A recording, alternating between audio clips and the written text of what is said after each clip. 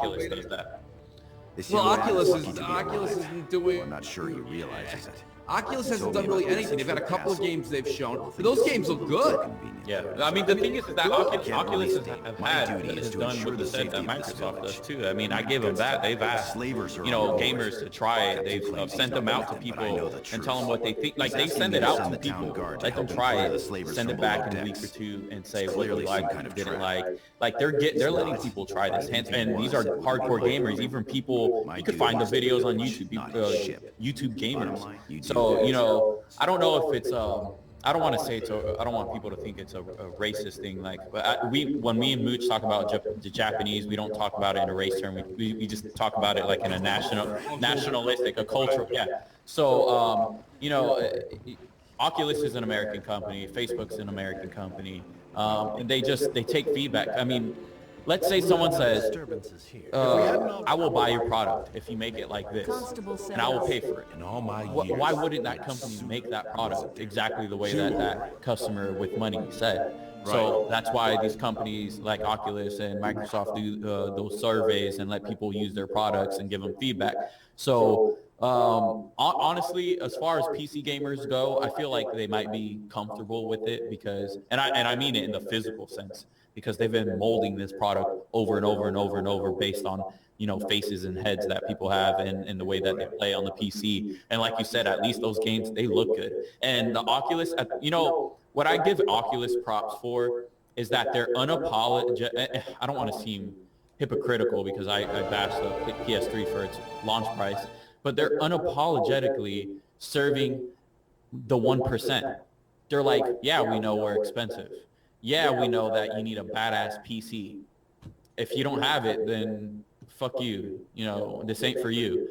If you have it and you want to play The Witcher 3 in VR, go for it. And you know what? The thing is that they can. Like, let's say any of the consoles today said, I want to play Witcher 3 in VR. They can't. You just cannot. You know what? The thing is that they can to display one on one side. Any of the consoles today said, I want to play Witcher 3 in VR. They can't. You just cannot. You know what? The thing is that they can to display one on one side. Any of the consoles today said, I want to play Witcher 3 in VR. They can't. You just cannot. You know what? The thing is that they can to display.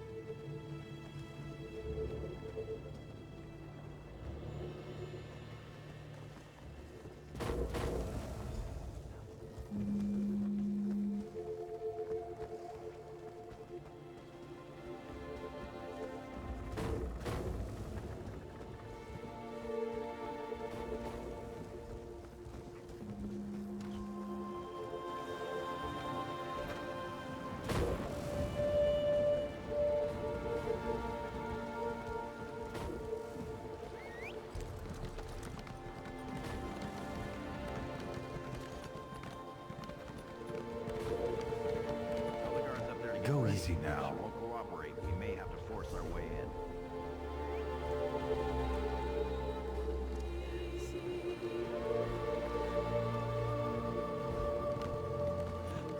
Go easy now. I'm cursed by Orky.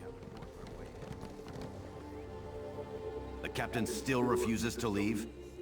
All right, then we'll do this the hard way. I'll call together the rest of the guard. You have the ship's ledger? The captain said it was lost below decks. The captain study this. I'll be honest, I'm extremely skeptical this will prove anything completely. No, I'm sorry, we just can't take that risk. I dreamed about all of this, you see. The captain said it was lost slavers, the ship, the night. They were all working together. I'll be honest, I'm extremely skeptical this will prove anything completely. No, I'm sorry, we just can't take that risk. I dreamed about all of this, you see. The captain said it was lost.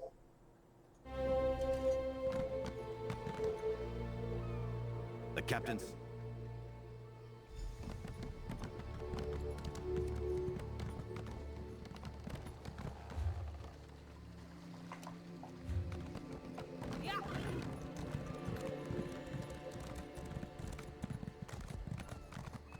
Greetings. Really believe that? She's a knight of the flame. There's no way she was working with the slavers.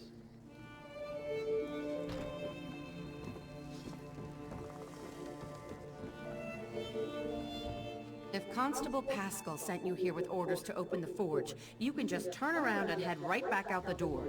That man has no right to order me around, and I'm not about to... Arrest me? That beef-witted bastard! To think I even cooked that man breakfast. What in oblivion's gotten into him? First he arrests a Knight of the Flame, and we were friends for years, and then one night... Well, I guess you don't need the details. For a month or two, I thought we had something. Then he just broke it off. Wouldn't even let me in his house to talk. He acted like... He did? He was having trouble sleeping. You know, I saw one of those weird cult members leaving his house. The Supernal Dreamers. You don't think that has anything to do with this? Don't know much about them, really. I think they're dedicated to some Daedric prince. They're crazy people. Someone saw a group of them in the hills to the north.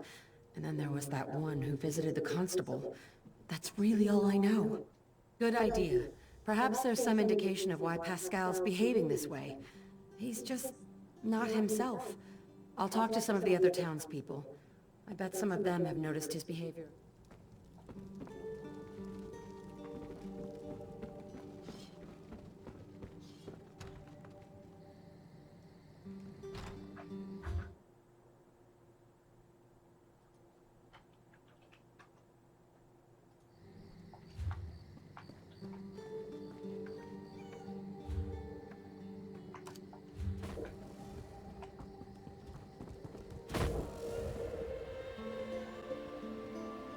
What have you done? Someone help!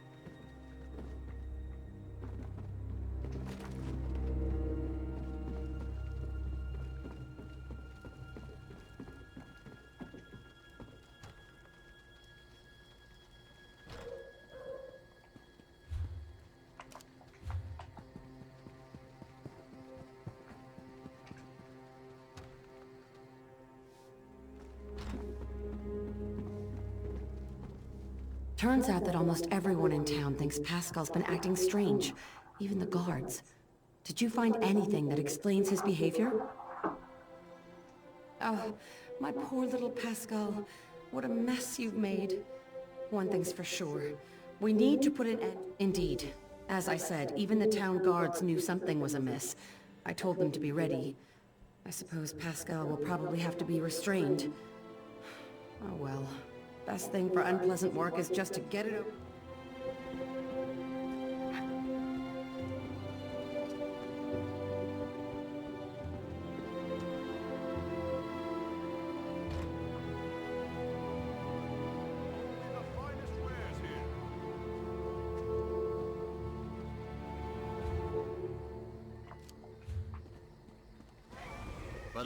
Take him to the warehouse. Give him to the slavers. Unit! We don't tolerate lawbreakers here.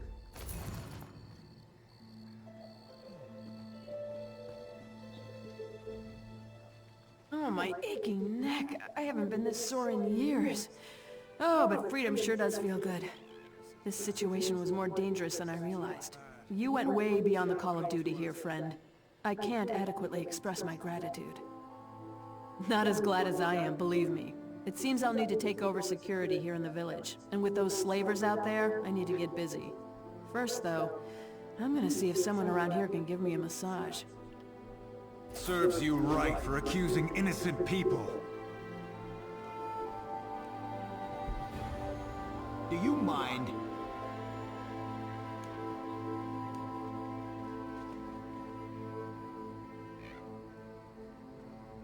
This is outrageous. I am your constable.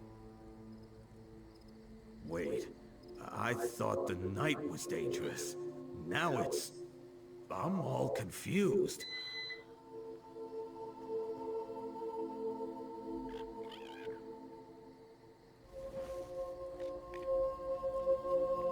I'm right, you know. You'll see. When they plunder our town. Not so fine, are you now?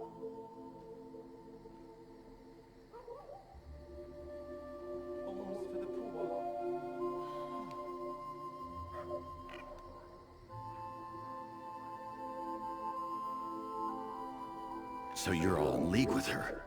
I should have known. Wait, I hate to say it. I thought the night was dangerous. You should have listened to me. Now it's... I don't care if the constable was brainwashed by some cult. I still say there's something suspicious about that woman. I wouldn't say it too loud if I were you. There's another set of stocks right there next to the constable. Why are you doing this? I'm your friend. Take him to the warehouse. Give him to the slavers. Hello?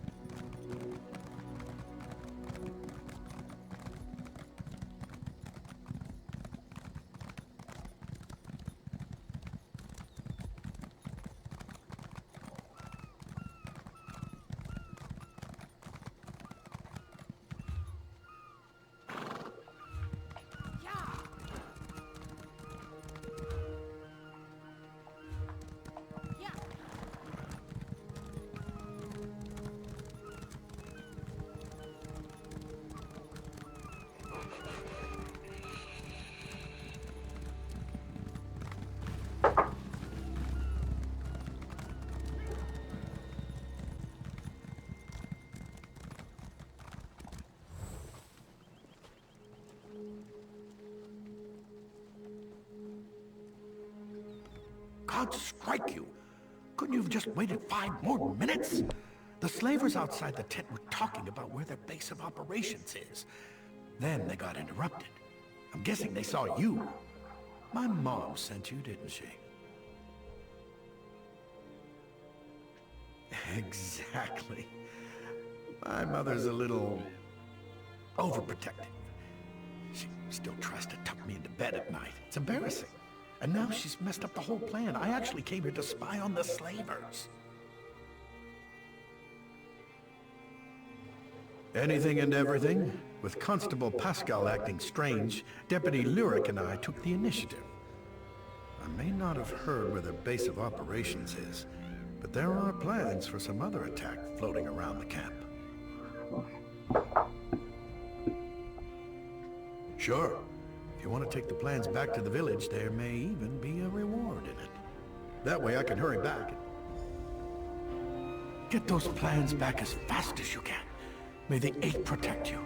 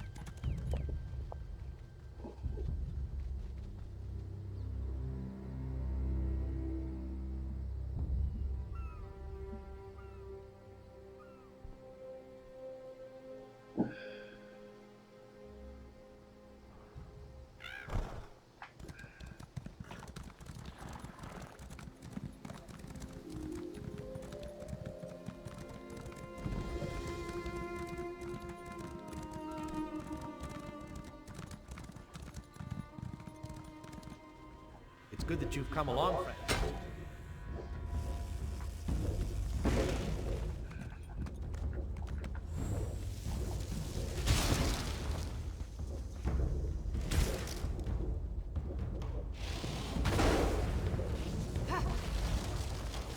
Could you please untie me? It's good that you've come along, friend. The Van family is in dire need of aid. If you could untie me, we could... The supernal dreamers.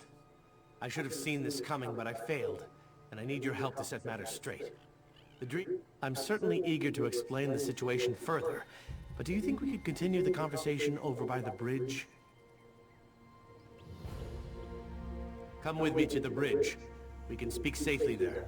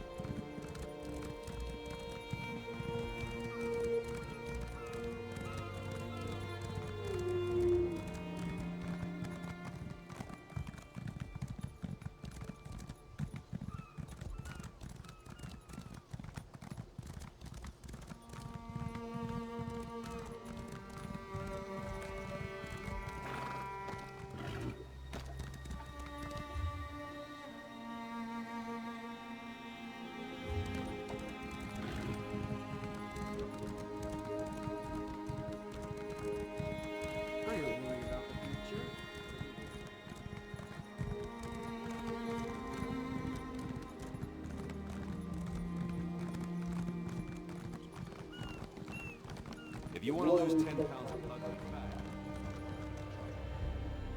You did it. You even got him home in time for dinner. It weighs heavily on a mother's heart to worry about her son. I can't thank you enough.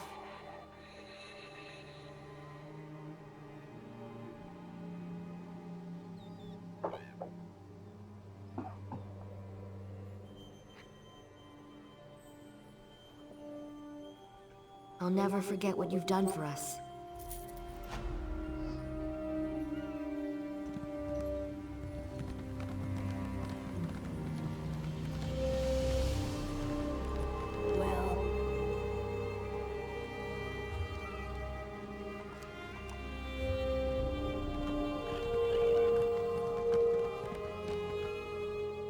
I heard someone was down there teaching the slavers a lesson. I'm guessing you're that someone. Any signs they're planning something else? An attack on the lighthouse, but why? That doesn't make any sense. Let me take a look at these plans. They're putting out the lighthouse signal fire so ships will crash on the rocks. Someone's got to warn the lighthouse keeper, Tyree. Damn it, if only we could spare the men. Thanks for at least letting me know. Safe travels, friend.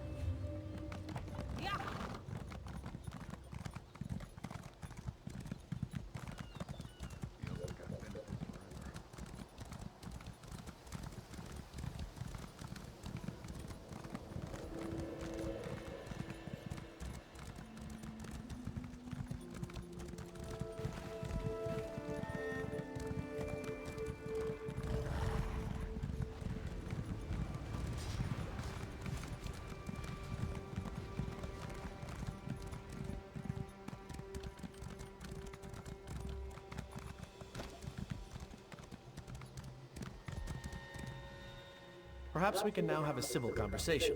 I'm Perry, Brother Perry, traveling through Alcaire on my way back to Pariah Abbey.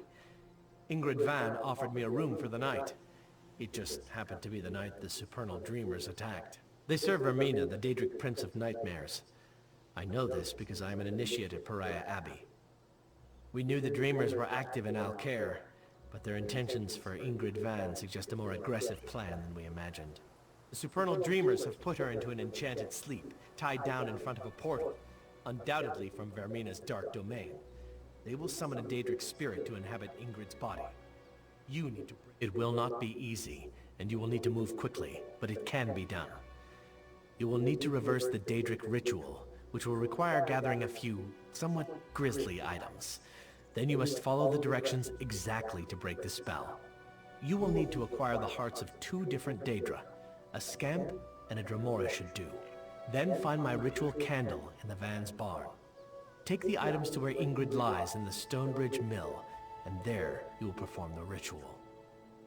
Offer the Dremora heart first to summon the dark spirit, then light the ritual candle to enchant it, and finally, offer the scamp heart to dispel it. Memorize this, for it must be done in this order. When one meddles in such dark practices, anything is possible. I suggest you proceed with care and make sure to enact the ritual. Offer the Dremora heart first to summon the...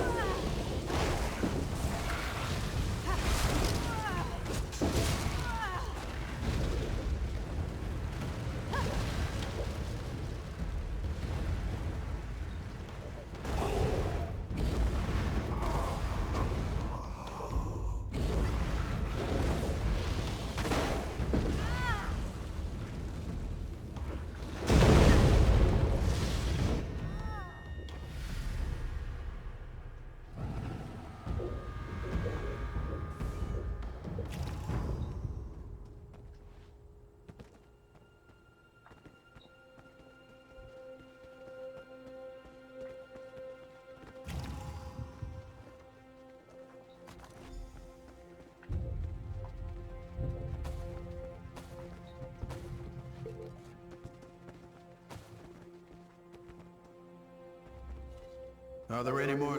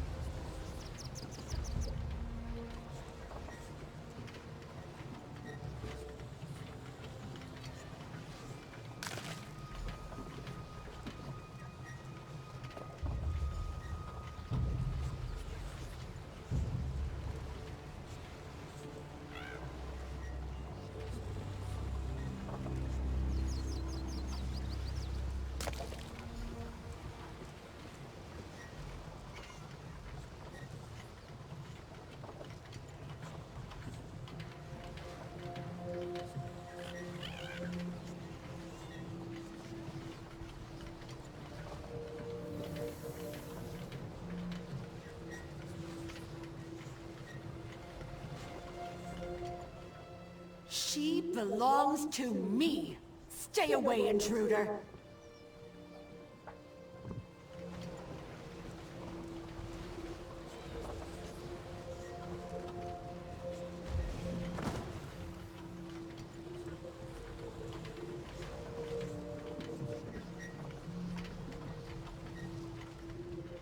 She belongs to...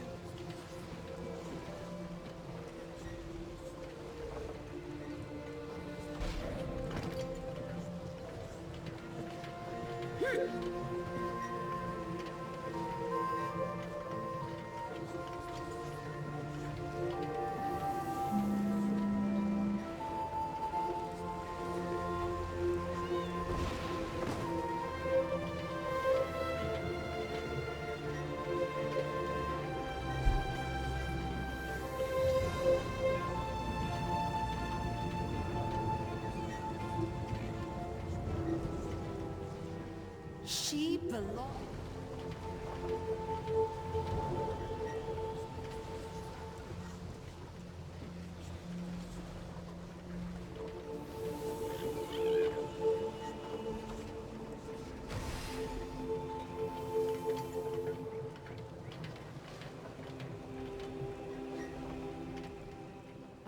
Is this the real world? Or is this yet another trick? I will not let the darkness in. Wait. This is real, isn't it? Then I am indebted to you, stranger. That nightmare. I thought I would be stuck there forever. Wait, what about Rosen? Was that real, or was it just a dream? Where is she? Do you know? I think... My daughter. And if they've harmed one hair, I'll salt all Tamriel with their blood. I just have to find her. There was something in the dream, a cultist standing over Rosen reading a scroll. It's on Nightmare Crag. Out of my way. And you have to go. They're doing the same thing to her they wanted to do to me, but worse. There's something about that scroll. Please, get that scroll and find a way to pull her back. You have to!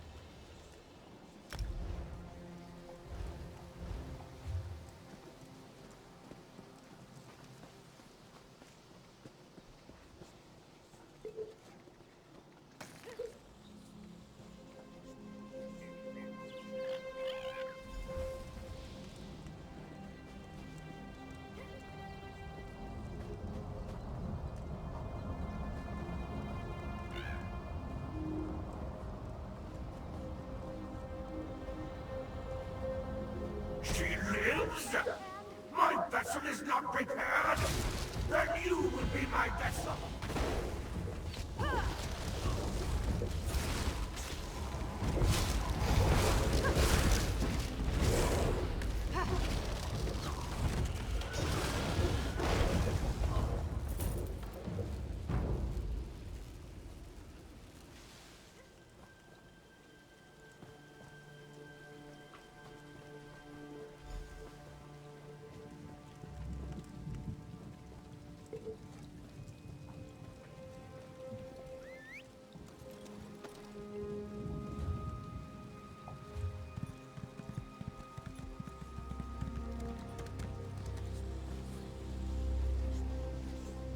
My mother. She was in the dream too. Is she... I have to get home.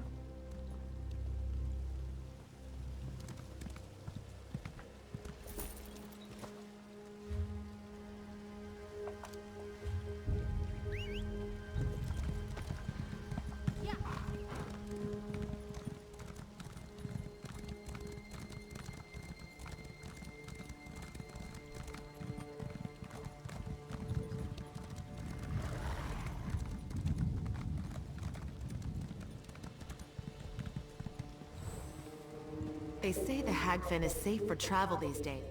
Surely the Eight sent you to save us. Me, my daughter, we owe you our lives. Do you always go to such great lengths to help people you don't even know? Well, I'm glad you decided to do so today. You will always, always be welcome at the Van Farm. Stay as long as you like.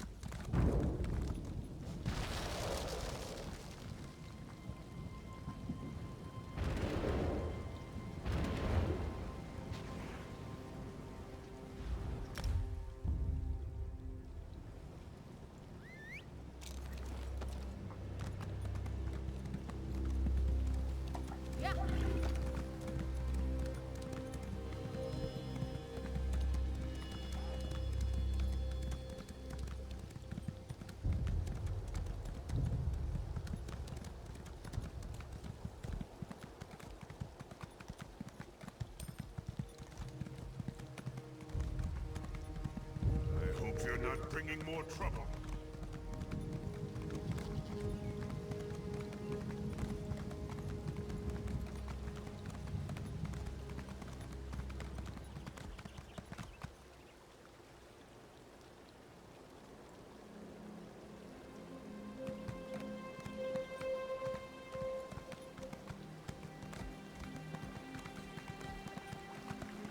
Stay out of trouble.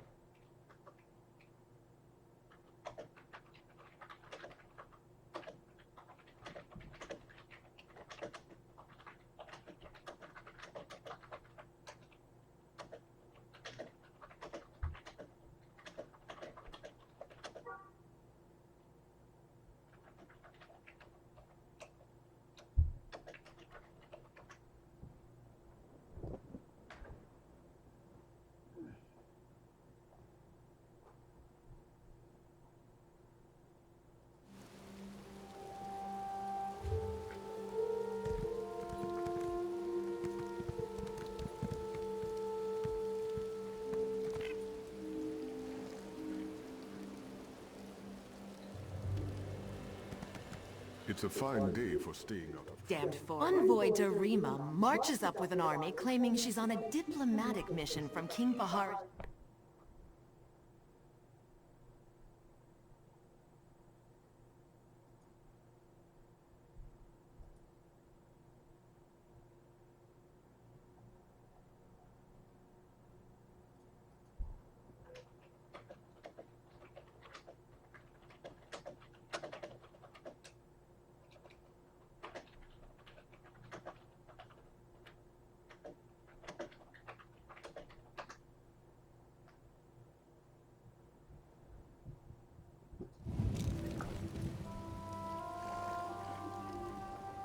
Damned foreigners. Nothing but trouble around here ever since the Duke married King Baharajad's daughter. And now there's a Red Guard army on our doorstep. Envoy Darima. My mission is clear. No one from the Red Guard camp allowed in the castle. I'm a Knight of the Flame, and I will enforce that directive to my dying breath. Sir Hughes is the head of our order. If you have concerns...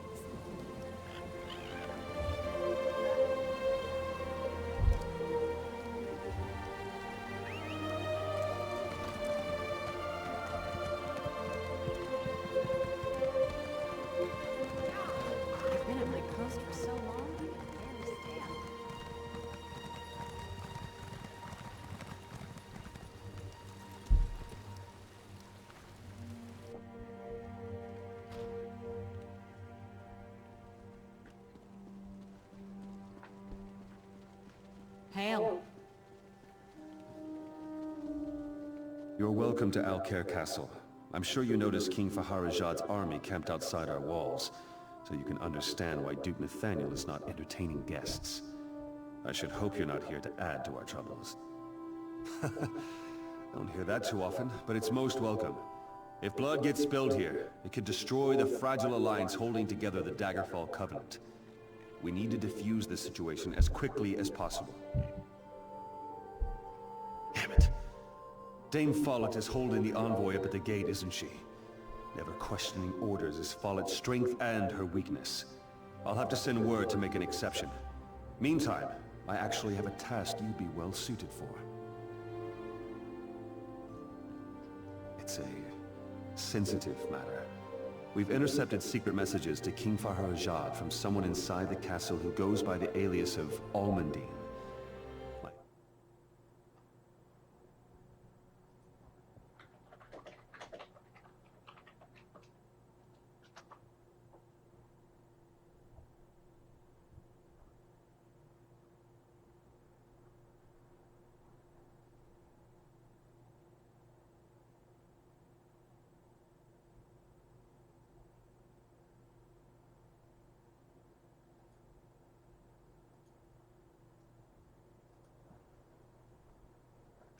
Unfortunately, the Duke requires that he personally approve all visitors to the library, and he can't know about this.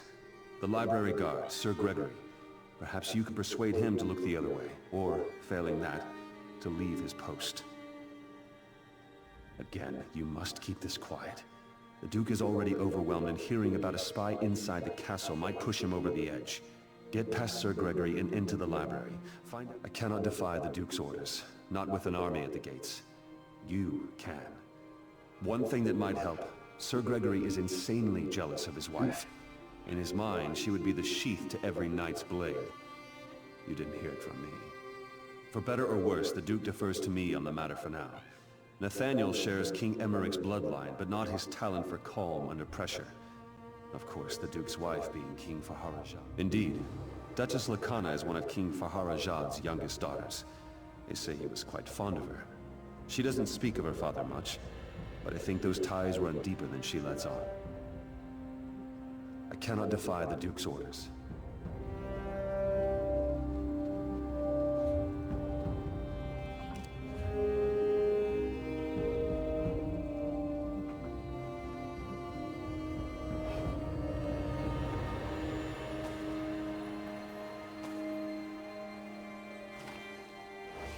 Stop there, I'm sure you hate hearing this. Oh.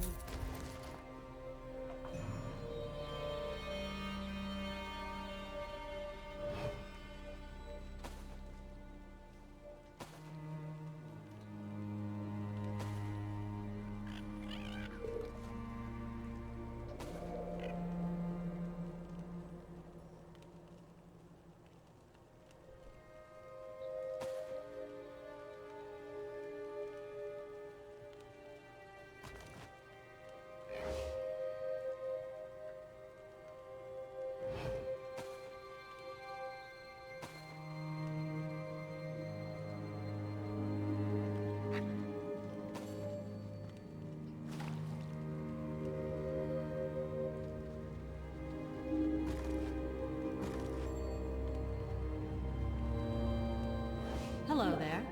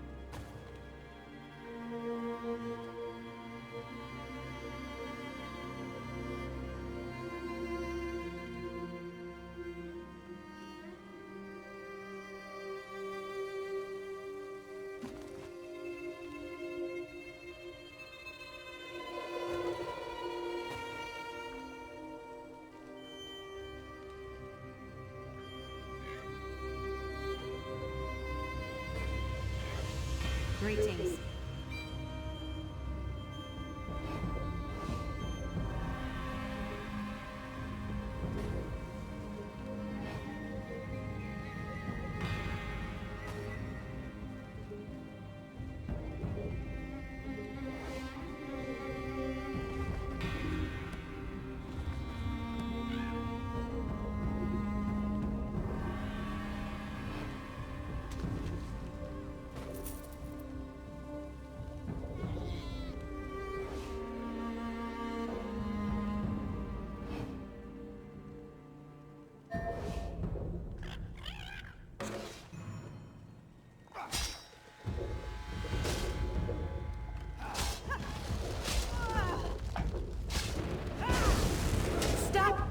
The law demands you pay your bounty.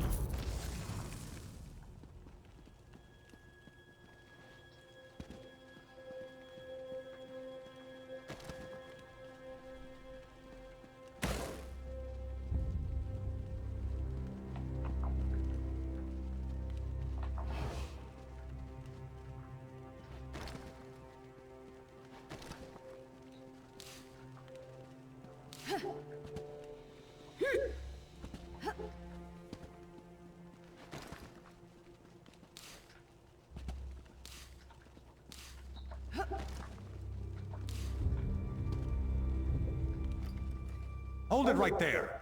This is Duke Nathaniel's personal library. No, if it's an emergency, you want the armory, not the library. No, I couldn't ask her to work. She wouldn't like that. She might even leave me. No, she spends most of her time in the market. Too much time, if you ask me. I can't stand the way all those merchants look at her. The other knights, too.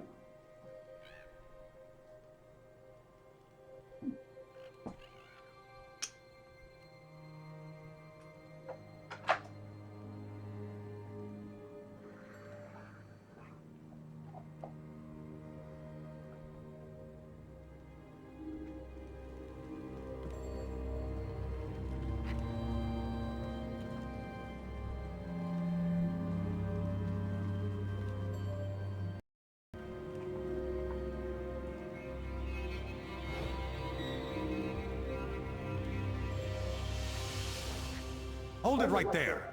This is Duke Nathaniel's person.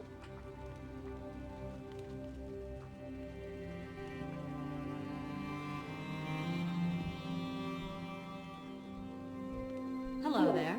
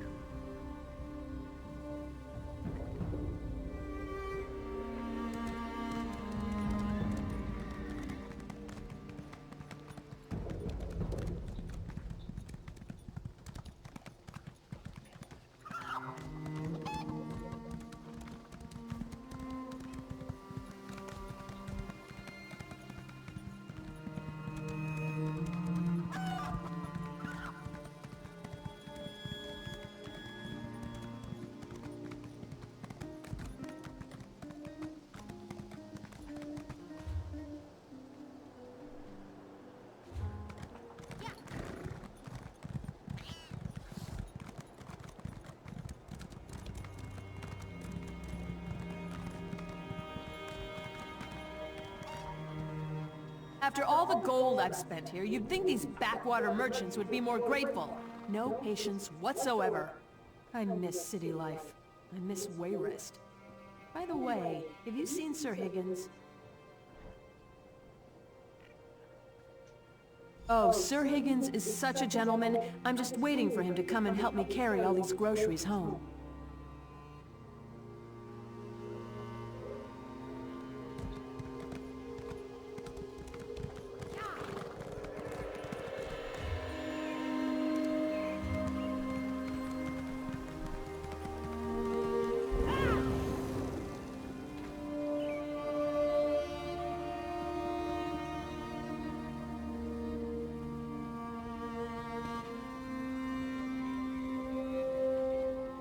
Unless the Duke himself tells me to make an exception, the library is off limits. If it's an emergency, you want the armory, not the library. It's just books in there. Honestly, I don't know why the Duke's so worried about it, but he is. Everyone does. That damn man gets away with murder. Sir Hughes has him patrolling inside the castle walls. He basically just lollygags around the market, flirting with women. Why do you ask? My wife? Vendi? That motherless louse! His escorting days will come to a swift end when I break his kneecaps.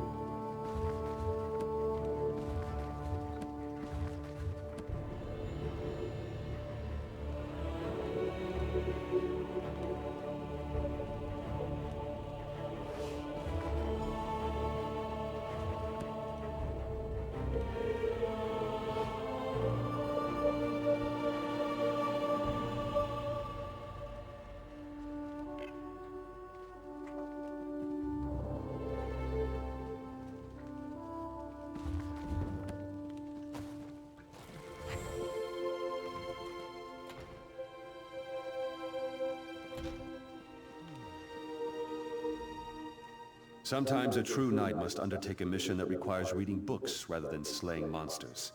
Such is what I asked of you. Did you learn anything in the library? I feared as much. We have to proceed carefully now.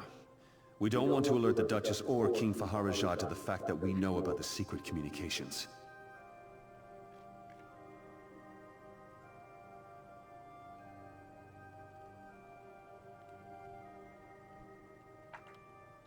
I hate to say. After speaking with King Faharajad's envoy, Duchess Lakana asked to go out and negotiate with the Redguard General herself. Clearly, we can't allow that. But the Duchess is refusing to let the envoy leave to deliver her message. My thoughts exactly. And in so doing, you would win her confidence. You already helped get the envoy through the gates, so Lakana will be inclined to trust you. Go speak with her upstairs. Remember, keep this quiet.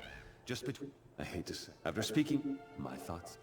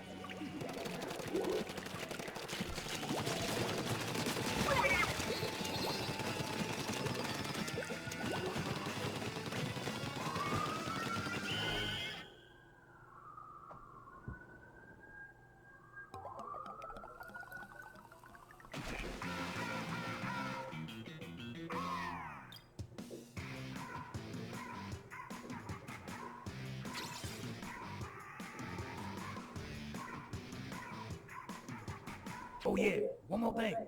Play Nintendo, fools.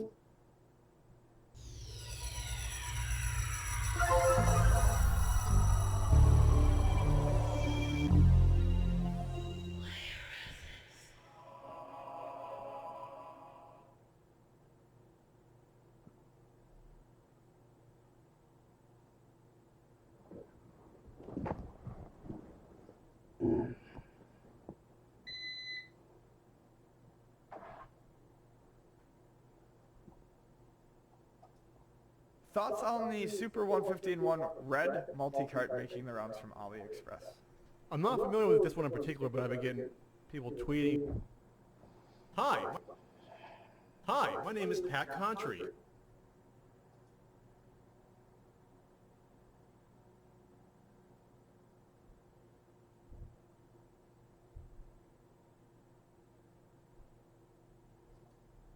Here's a kick in the pants.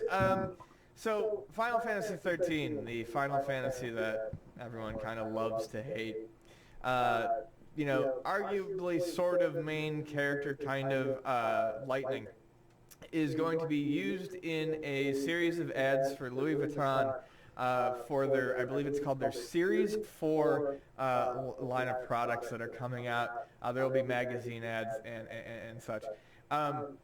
It's interesting to me because, you know, I find it to be very weird. 13 was not popular, or was not very popular here.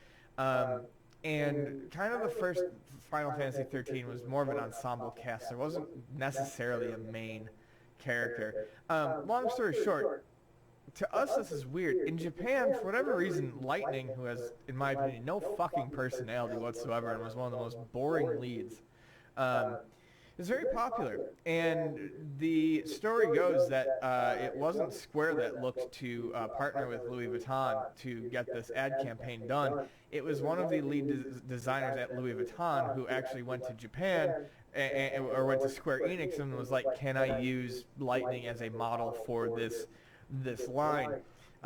It's interesting to note. I mean, I'm in the pictures now. I know this. Yeah, I mean, they Hold look the bag like this. They look right. And she has no fucking expression. I know. But then again, most models don't.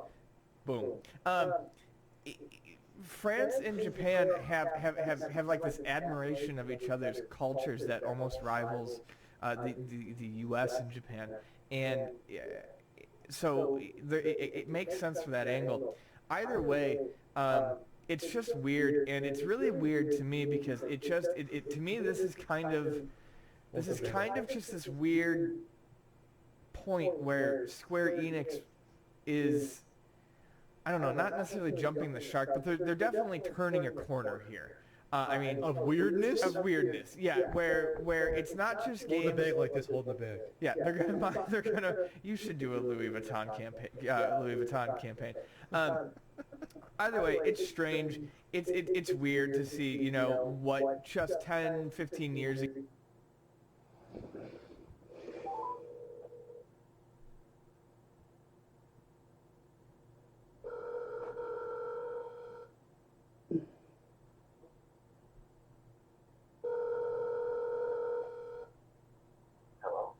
Hey. What's up? I'm alright. I just figured I'd call. Yeah.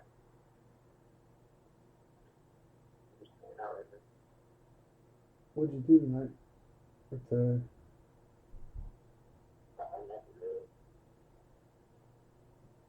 Yeah, same. I woke up late. I'm gonna try and, I don't know, stay up maybe, or go to bed. I don't know. Yeah, I gotta work early tomorrow, so. Gotcha.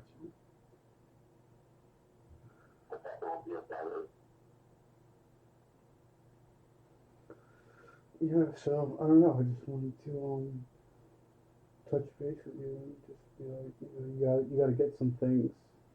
There's some things you gotta get. Yeah, totally. And then you'll be on our track. Simple as that.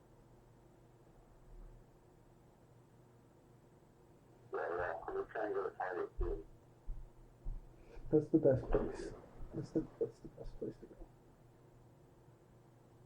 In my opinion.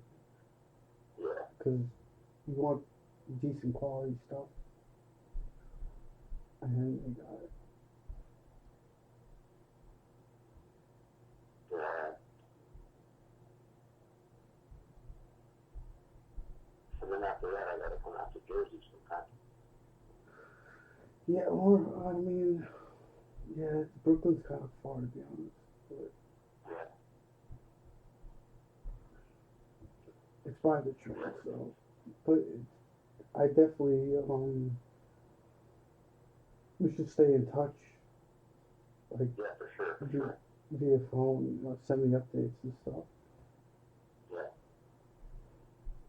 Yeah, I'll send you pictures next time I get you. When did you start dressing? Really just years ago. How'd you figure like it out? Like, whose clothes were?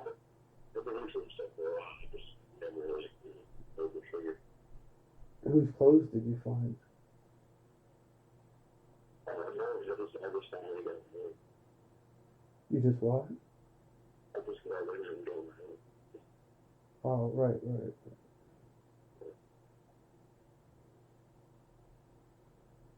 Yeah, I started getting my own years ago.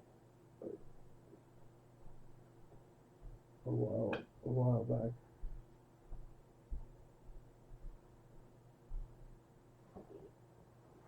And then just more and more ever since.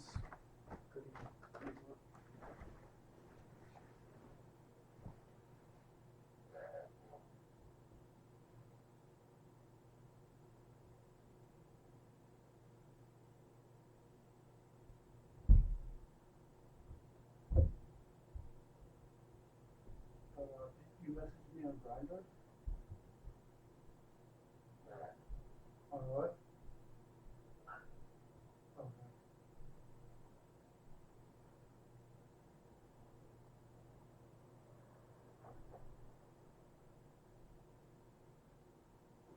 Yeah, I mean,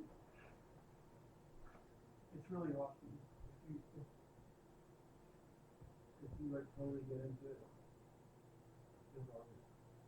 Yeah,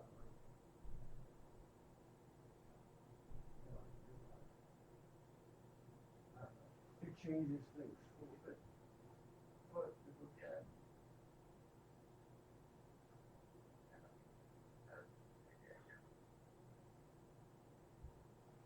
But it's probably what you should be doing.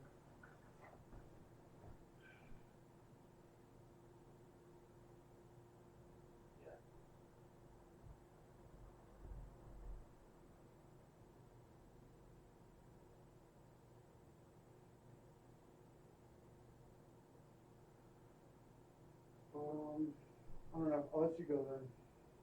Yeah, sure. I'll be in touch. Yeah. Send me text me. I'll update you. Nice. Yeah, because there's no reason we shouldn't see progress.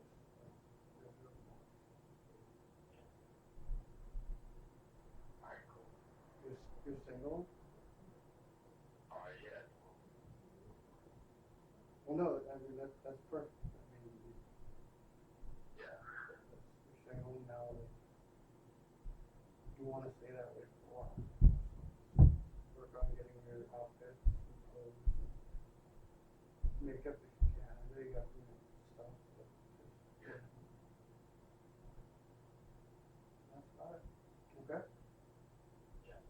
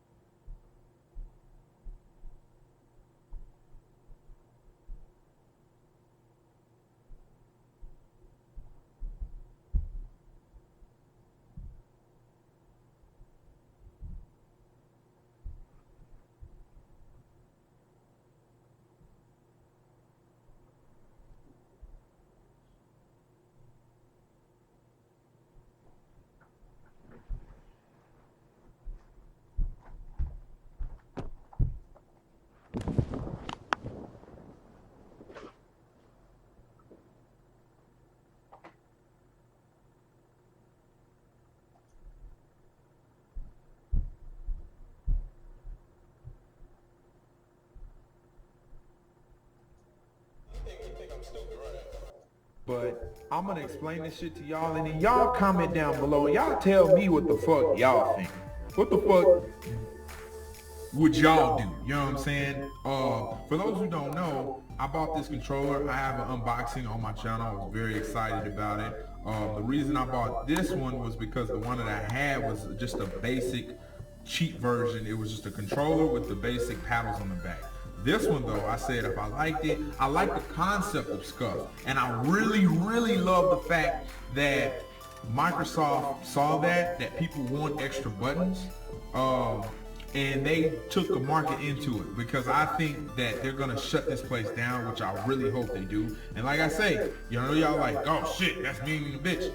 Listen to the story first, nigga. You know what I'm saying? All right, so I bought this controller. This controller was over 300 bucks with all the add-ons. Now, taking in mind, I got this button raised. If you look at this button, it's special. It's their special scuff one. I got custom LED. I got the blacked out lights. Then on the back, I got their custom skin right here. And then I got the custom scuff, whatever. It's like a custom gaming one, and then they have the scuff skins. These are two separate add-ons, okay? You could either get this one by itself, or you can get this one by itself, or you get both of them together, if that makes sense to you. And I got this red. This is supposed to be red, mind you. This is red. This is supposed to be red. And keep in mind, I have not had this controller a year. I have not had this fucking controller a year, okay? All right, so I got all these add-ons, and it ended up being 300 bucks. I like the concept. I take gaming very seriously, not to the point I'm like fucking religious about it, but I take it very seriously enough to like, I think I'm one of the best motherfucking gamers on this fucking planet, and I game that way. You know what I'm saying? Expensive ass controller, headset, gaming chair, shit like that. You know what I'm saying? I take the gaming very seriously. When I do it, I want to fucking feel comfortable. But I'm rambling on, okay? But I game hard and I play, you know what I'm saying? You see what I'm doing right now, playing fucking Destiny, you know what I'm saying? And my button in the back, the same thing that happened to my first one, which was, if you hear this button right here, oh shit, this button, you hear how it clicks? I don't know if you can hear that. It's supposed to click. It's supposed to go up and down. My jump button, the one that I use the most, it doesn't do that. The button went out. Simple fix, right? Simple fix. Haven't had the controller a year. Controller costs 300 bucks, you know what I'm saying? You spent good money on it. Haven't had it a year. Contact Scuff. Told them about the problem. Told them, and let me show you how the whole scuff technology works. Some motherfucker came up with a simple ass idea just to add two little buttons in the back. And these are just these little black, I don't know if you can see it, these little black buttons, and these paddles hit the black buttons that you can just hit on the back. Everybody should know scuff. But I don't know if you can hear that. It's like a little button sound.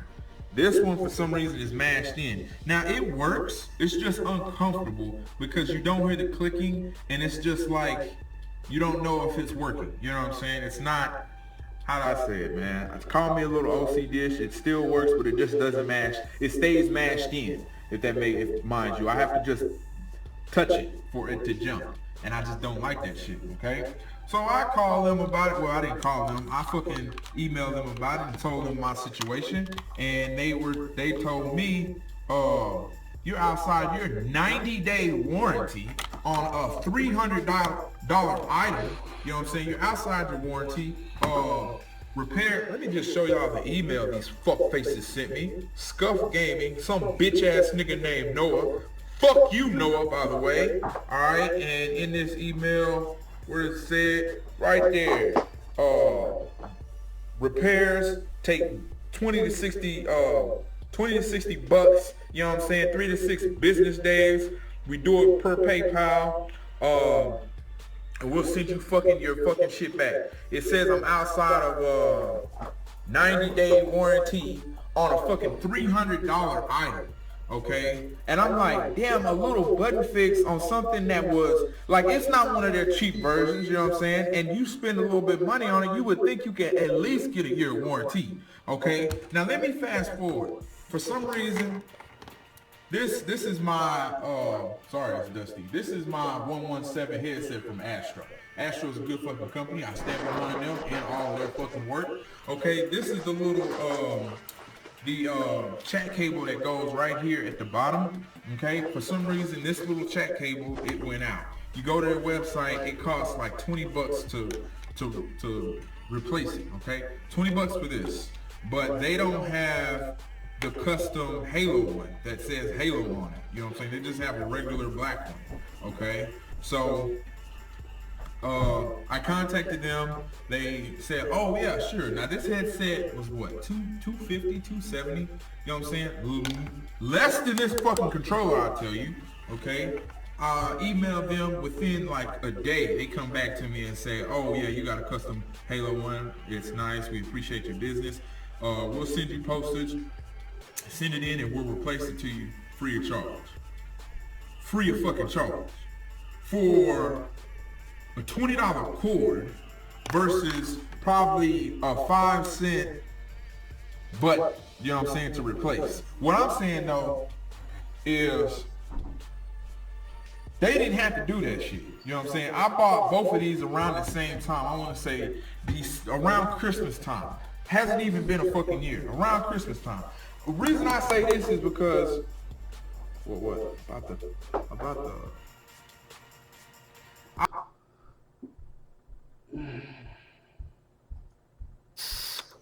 Before we move any further, I'm going to go ahead and tell you right now, this video is for you flavor chasers. It's not so much for the cloud chasers, but the guys who prefer to use RTAs, rebuildable tank atomizers. Like the K-Funds, the Squate Reloaded, got a full review on this bad boy coming very soon. The Typhoons, the Foggers, etc. Okay, it's for the devices where you have adjustable airflow at the base. But if you're the type of vapor you prefer to use a thicker viscosity juice like a 70 VG 30 PG blend or an 80 VG 20 PG blend or even something that's 90 VG with no PG, and those thicker viscosity juices may be a challenge at times vaping in an RTA because they're thicker. It doesn't wick as efficiently as something with more PG in it. And because those thicker juices don't wick as efficiently, you're more prone to dry hits and decreased flavor. Well, today I'm going to show you guys how to decrease the dry hits, increase that flavor using an RTA and a thicker viscosity e-liquid. Now I'm sure most of you guys already know this,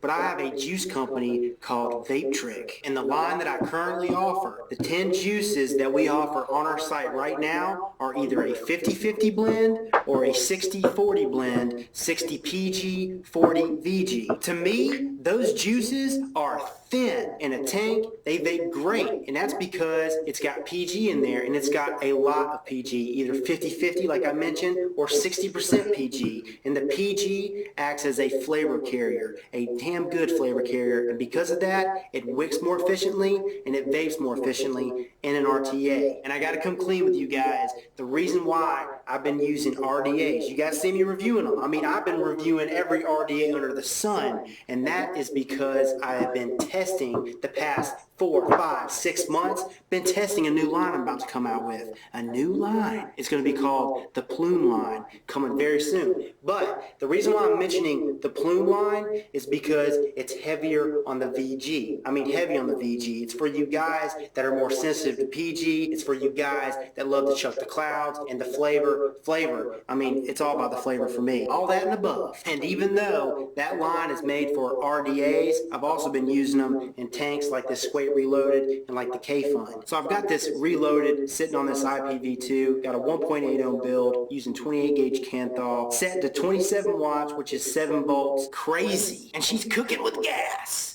27 watts at 7 volts. That is super extreme for me. Super hot vape, but I'm showing you this because I want you guys to see how well this method works. Proof is in the pudding. I'm gonna chain vapor until she goes dry. Ready?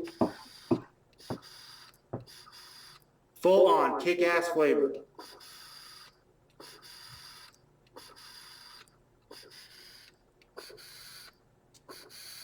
A little hot, but still kick-ass flavor. It's full on, no dry hit yet.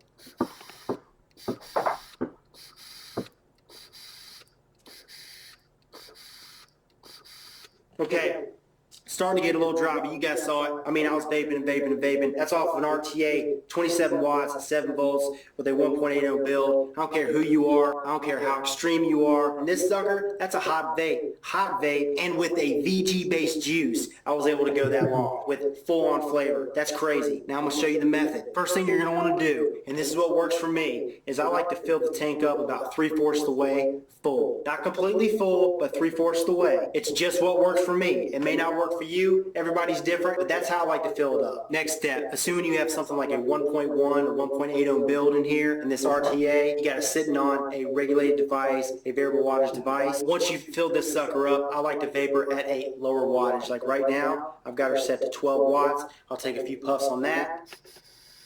It heats up those coils slowly, heating up the wick, allowing the juice to get to those coils more efficiently. And then once I've done that, once I vape at 12 watts, I jump up to 14 watts. And this is only with a thicker viscosity juice, guys. But once she's wicking to the coil more efficiently at a lower wattage, then I jump her up. Right now I've got her at 14 watts.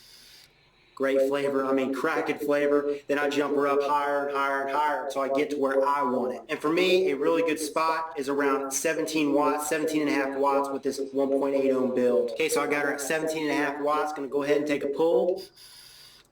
Okay, flavor's good, but it's starting to get a little dry.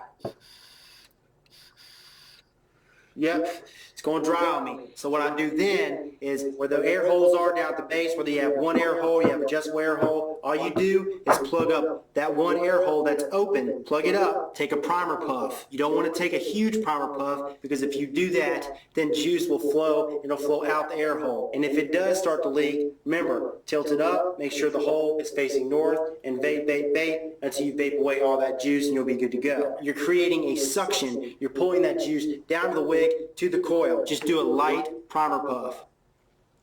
Just like that. And then you'll see where your juice line is. If you see a bubble or two or three jump up, you know juice is to the coil, to the wick, and then to the coil, and you're good to go. Oh yeah, you saw the vapor reduction, even more vapor reduction because there's more juice to the wick, to the coil. But you will find that doing this method, you may get a gurgle or two at first for the first couple pulls, and after that, it starts to go away. You get full flavor. You can go, man. You can go 10 pulls with heavy VG e-liquid in an RTA without getting a dry hit. Once you get a dry hit, you just repeat that process. Cover up that hole, take a light primer puff, and what that does, it gets the juice to the wick and coil. That's how it works. It's kind of like auto dripping mode for your RTA.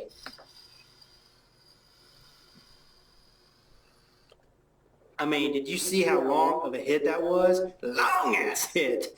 And I could go on forever like that using this method. Japanese cotton, baby. Kogendo. This stuff is the shiznat. Okay, I've been using this exclusively in RTAs, been using it in RDAs, really don't notice that much of a difference between this stuff and organic cotton in an RDA, but I can tell you right now, in an RTA like this, like the K-Funds, like the Typhoon, the Fogger, this Japanese cotton, it wicks so much more efficiently. It seems like it holds more juice longer than the organic cotton. And the flavor, I noticed the difference. It's not a crazy difference, but the flavor's better. This stuff is great. In the description below, I'll post a link on where you can get this and the price. Price is, I mean, it's affordable. It's very affordable. It's not like organic cotton. Here's the price right here. You get like massive amounts of sheets and sheets and sheets of this stuff. You just cut a sliver off at a time when you're using it. I mean, it lasts forever, and that's a whole box of this stuff. Whole box of goodness. So if you're the type of vapor, you've tried tanks in the past with your higher VG blend juices and you just did not like it, go back to the tank, give it a shot, try the method I just showed you. This is Rip Trippers, and remember, smoking is dead, vaping is the future, and the future is now.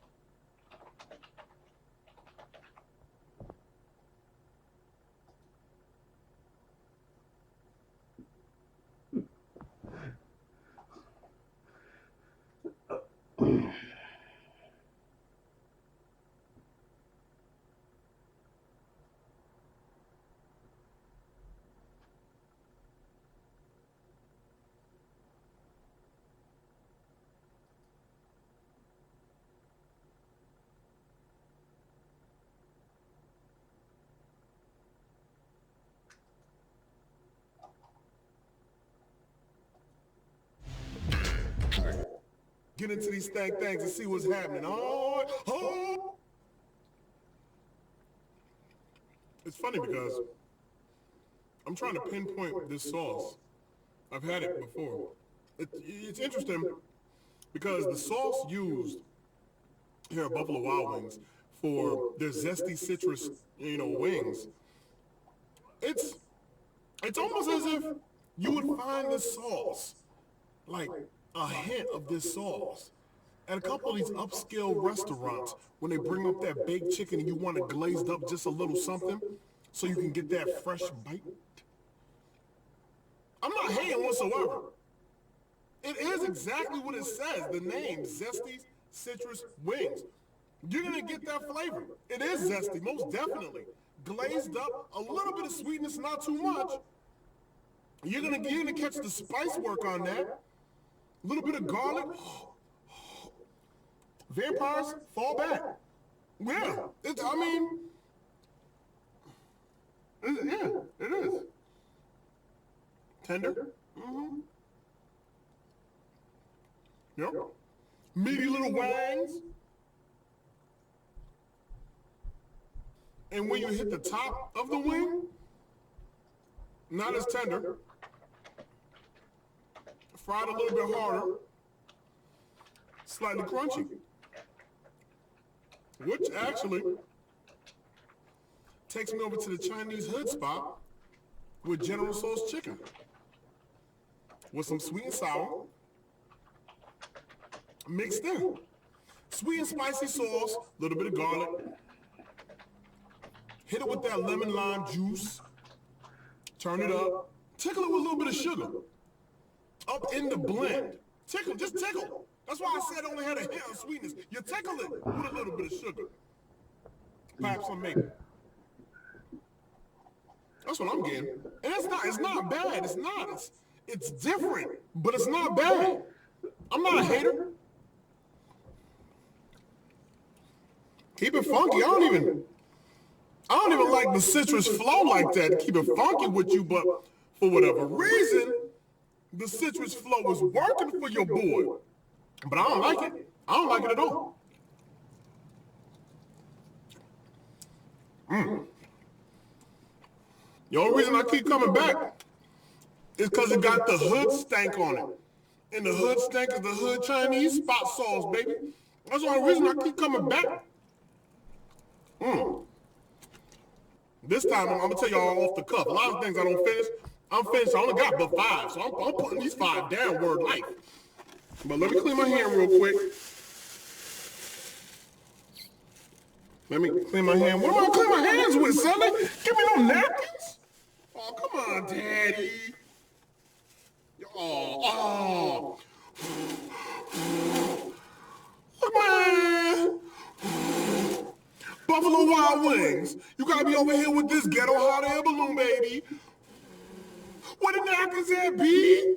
I hate licking my fingers, I really do, but I gotta clean myself up. All right, man, don't look.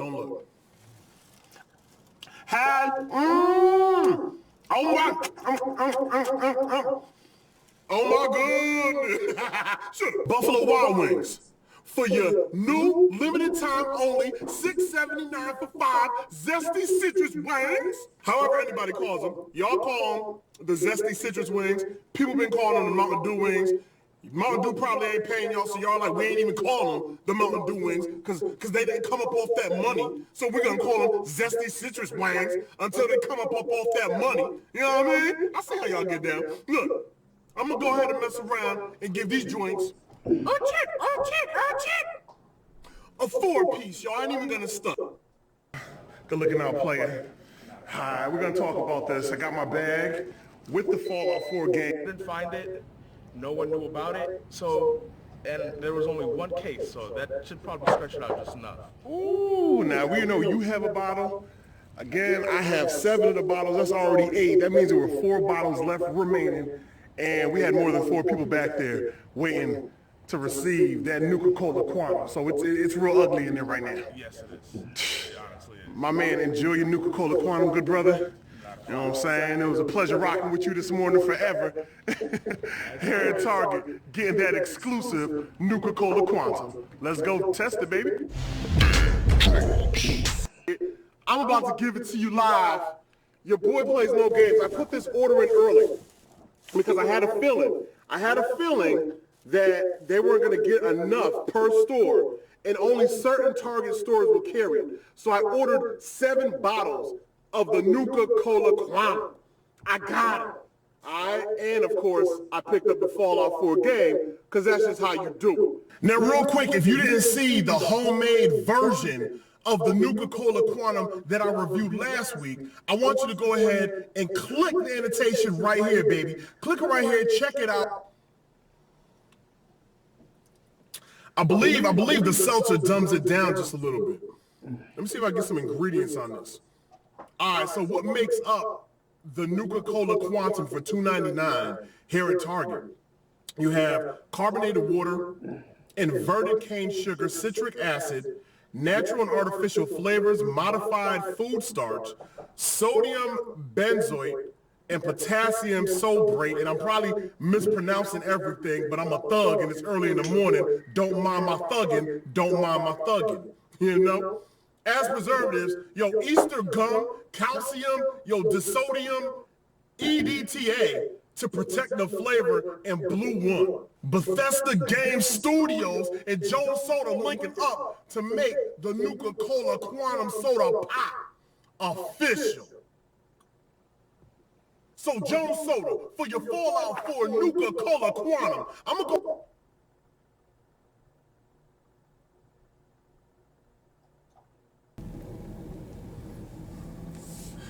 What's going on, Ro? Oh, that's okay. All right. As you guys asked for all up in the comment section of the Wendy's piece, you said, Dane, slide the BK. They got a 5 for 4. Stop playing with my emotions. I got you covered, baby. What up? So let's see what's happening here, man. And of course, we're on a cut family. I'm going to bring you in for the madness. I'm going to just take everything out and kind of put it right here on my armrest so we can see what we got going. Ooh, okay. What up? Word? Oh, son. They went all out like that for your boy? Oh, sniggly snaps. Hold up, that looked like a 5er instead of just a 5 for 4. Let me bring y'all in. For this. What? All right, bang. We got the drink. The drink game is popping up over here. All right, so drink action, French fries, bacon cheeseburger, thugged out cookie, and chicken nuggets. Why'd they call it the 5 for 4 when I got 5 items, baby? 1, 2, 3, 4, and 5. Y'all should just call it the 5 for 5, BK. What up? All right, as always, guys, I can give y'all like a little review of the joint, but we're just going to get into it because this is all still basic off the menu. It's nothing new. You already know about the bacon cheeseburger game. You know about Burger King's French fries. You already know about the drizzink. And I hope you know about that cookie. You don't know? If you don't know about the cookie, I can put you on the game. Good looking out, player. Hi.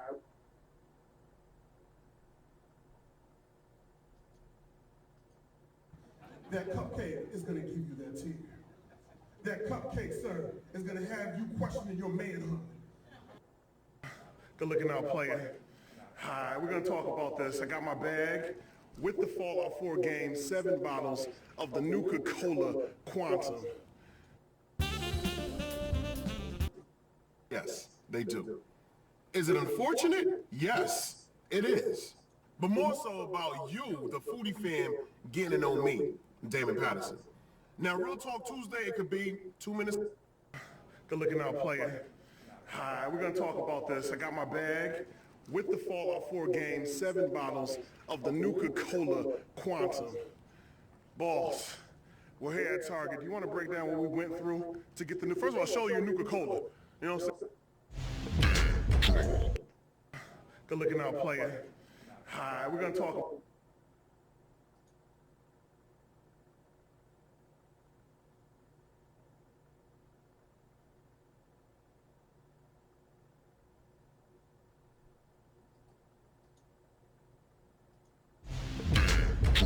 remember, I did like one other review a couple months back of one of the breakfast sandwiches. So now they have the breakfast brisket sandwich. Off the strength, I love brisket, so I'm dying to see what their brisket game is all about. Open this thing. It smells good. It definitely smells good. So far, so good. Ooh. Ooh. Alright, edited fam. Yo, y'all see what it is? The everything bagel. Oh, look at that little bit of gangster sheen right there. Oh, she trying to get my lens all foggy. Oh, don't get my lens foggy. Now, I ain't gonna stunt. That's a lot of horseradish sauce right there. You see that right there? A little dab will do you, but look, oh, look at the cheese holding on for dear life. Looks like someone's trying to push it over a cliff and it's like, please, no. All right, plenty of onion. Y'all see that egg? The egg is right. I'm loving the fact it's not in that little nappy rubbery egg. Loving the fact your egg is right. A little bit of that cheese. Okay. The brisket is tender. I was looking for that. I was looking for the fact that can I get that barbecue style brisket, or I'm gonna get that risket brisket, that risket been there brisket. The brisket is actually decent. The best brisket ever knew, but it is actually decent. So maybe next time, to kill off the other flavors so I can appreciate the brisket a little more, Brugers, like I gotta take away the onion. And I gotta take away the egg. The egg is good, but I have to take it away and just let y'all just do me this solid.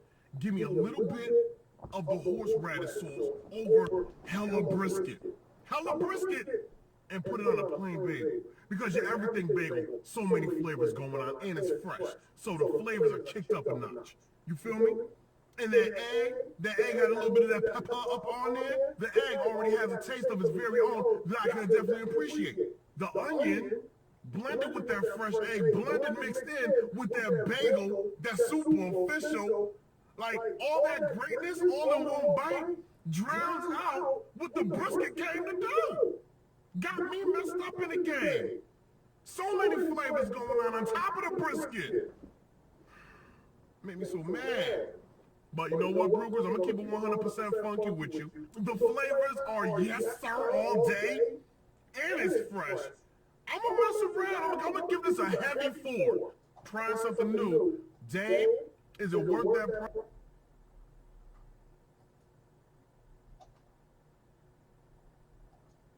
Well, not everybody wants to admit this, but we've all looked in our refrigerator, maybe found something spoiled or... But he doesn't keep hamburgers in their coat pockets, Mark? Well, this guy did, and it was just because he was out doing a presentation selling a dietary supplement, and then when he was done, he wrapped the hamburger back up in its wrapper and in the bag and put it in its pocket, and that's where it stayed for a good long time. July 7th, 1999. 1999. The budget is balanced. Bill Clinton was president. Genie in a Bottle was #1. And the looming Y2K disaster had the world worried. It's also the year this hamburger was born on a grill in Logan, Utah. I bought it for 79 cents. David Whipple kept the burger around for a few weeks as a prop to sell diet supplements. I mean, it looked as good a month out as it did the day I bought it. He soon forgot about it, wrapped up, right there, stuffed away in this coat pocket. The family, with burger tagging along, moved to St. George, where the coat sat in this closet for years. Well, I thought there'd be some mold. Until one day, Whipple's wife checked the pocket and couldn't believe it. No fungus, no mold, no smell. Besides the pickle, color looks great. It looked the same. It freaks people out. They absolutely can't believe it looks that good. They put it on eBay once. It went up to something like $2,000. But decided not to sell. Good morning, campers! Even when a radio station offered $5,000. They wanted to buy it, have a disc jockey microwave it, and then eat it at some kind of promotion they were going to do. Where do you keep a 14-year-old hamburger safe and sound? Inside a Big Mac tin, of course. Good thing you keep it in a little sarcophagus because you got the King Tut of hamburgers here. To find out what's behind the hamburger that just won't die, This is a mummified hamburger. we asked Executive Chef Paulo Blazer at Dixie State University. It dried so fast that there was no way that the bacteria or mold could grow into it and make it nasty. With the mystery solved, we still wanted a little fun at the campus cafeteria. Diners had a hard time guessing its age. Maybe like, how does it look 14 years old? About a week or so. A month old. But had no problem expressing their disgust. That's so wrong. No thanks. That's just too nasty. Like, why would you keep that? We don't know what's going to happen to this thing. Whipple says he's not getting rid of the perfectly mummified King Tut burger anytime soon. Maybe I'll take it on vacations and travel around the world showing it off to everybody. Whipple says he has no plans to sell or eat, of course, that 14-year-old hamburger. And you know, Mark, we've been here tonight grilling hamburgers for dinner, and we've enjoyed them. I'm still going to eat hamburgers, but I have no inclination to put this hamburger in my pocket and let it hide there for a good long time. Back to you. All right.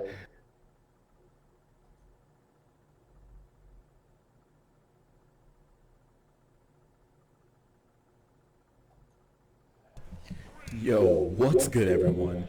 It's your boy OJ here, and I got some more Sheik the Online Warrior gameplay for you guys in Super Smash Bros. For Wii U.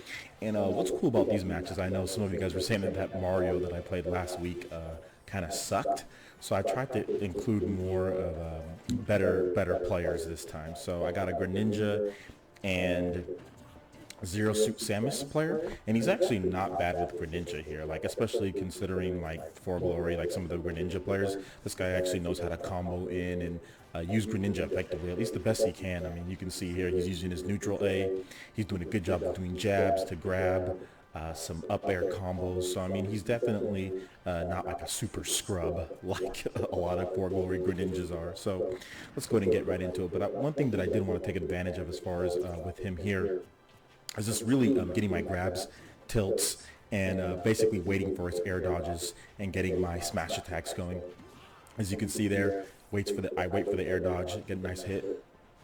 But I swear though, I mean, he does a really good job as far as using Greninja. That's a hard matchup for Greninja versus Sheik. Even though Greninja's really fast, it's just still a tough matchup for Greninja just because his frame data is not the best compared to Sheik's. Sorry, I'm just doing a little bit of edge guarding. And one thing I hate about Greninja, his freaking recovery. God, I hate his recovery. That's the one thing why I don't play Greninja. I actually think he's good in some instances. He just doesn't have anything that's crazy about him good. His power's good, but it's just his recovery's stupid. He has some good defensive tools though. And that down air is actually not bad. You can combo in. So really, it's somewhat of an even match. Greninja can survive a little bit long, but so can everyone versus Sheik. I just get him there. He just made a common mistake where a lot of players do. You just get a little too aggressive towards the edge. I just do the roll recovery and forward smash him. Although Sheik's forward smash sucks. I hate Sheik's forward smash. I mean, against certain players, he doesn't even connect on the second hit, like in crucial times. Like, gosh, there was like this nest that I was playing. Doing the same thing, would not connect on the second hit, and that's the powerful one. You can see here, like I said, he's doing a good job. I mean, he's doing nice little jab, down tilts. Look at that. But I read it that time with that one. I knew he was going to come in with the 2 jabs and try to grab me.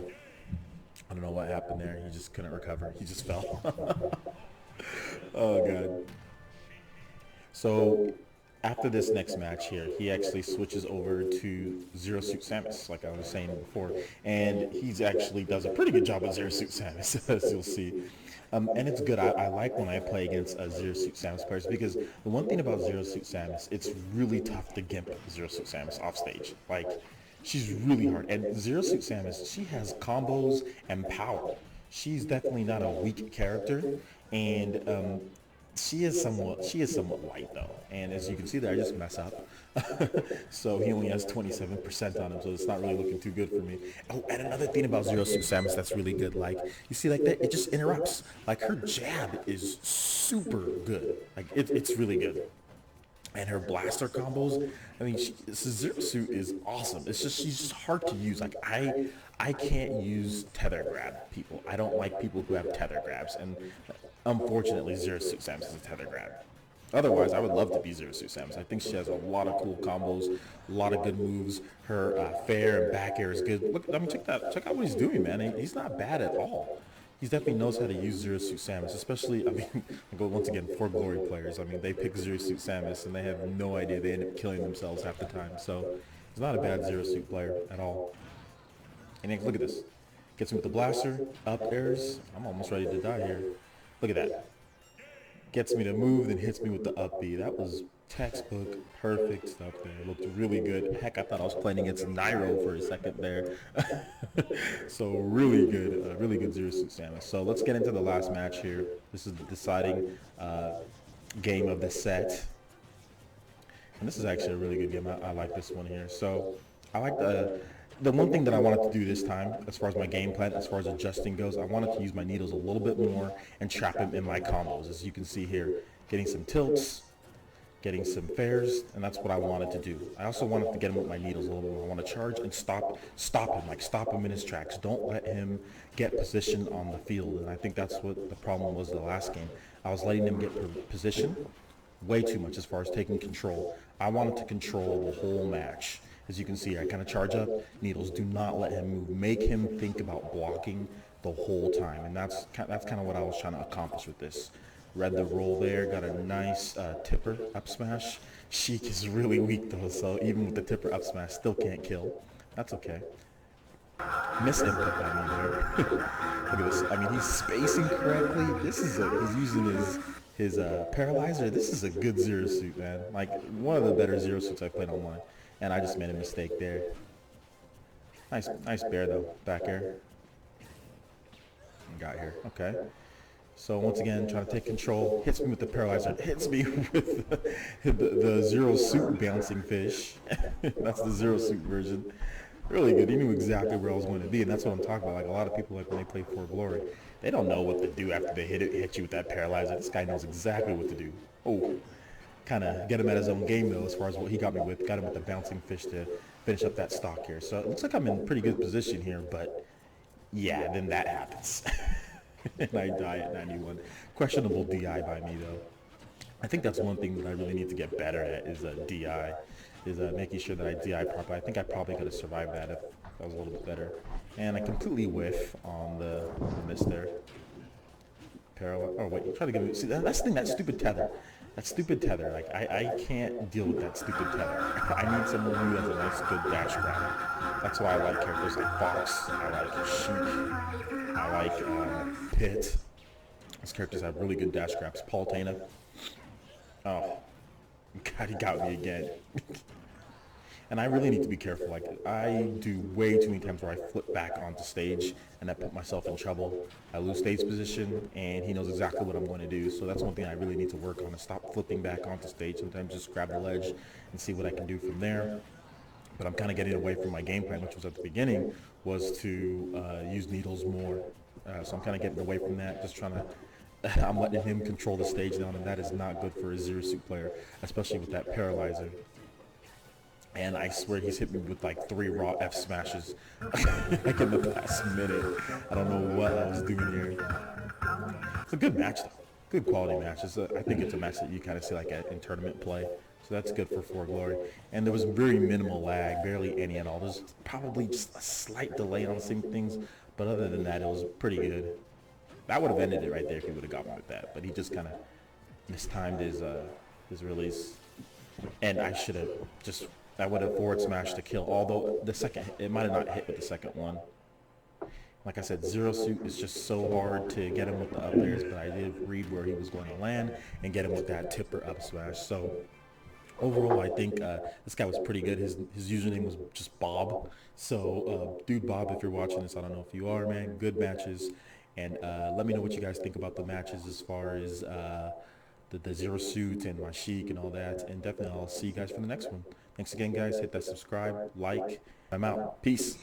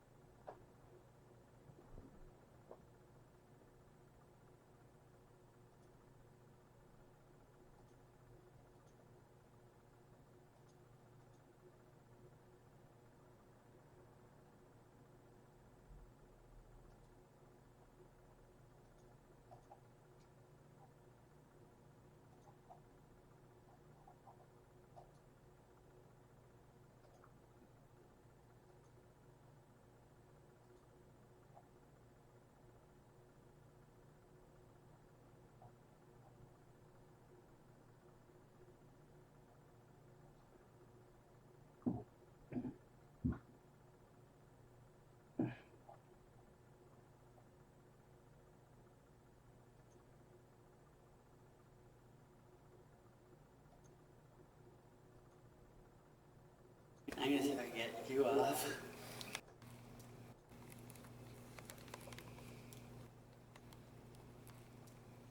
Really new at this.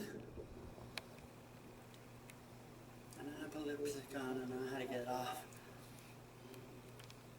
I'm gonna see if I can get you off.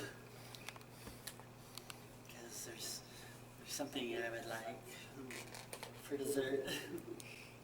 Because dessert's always the best.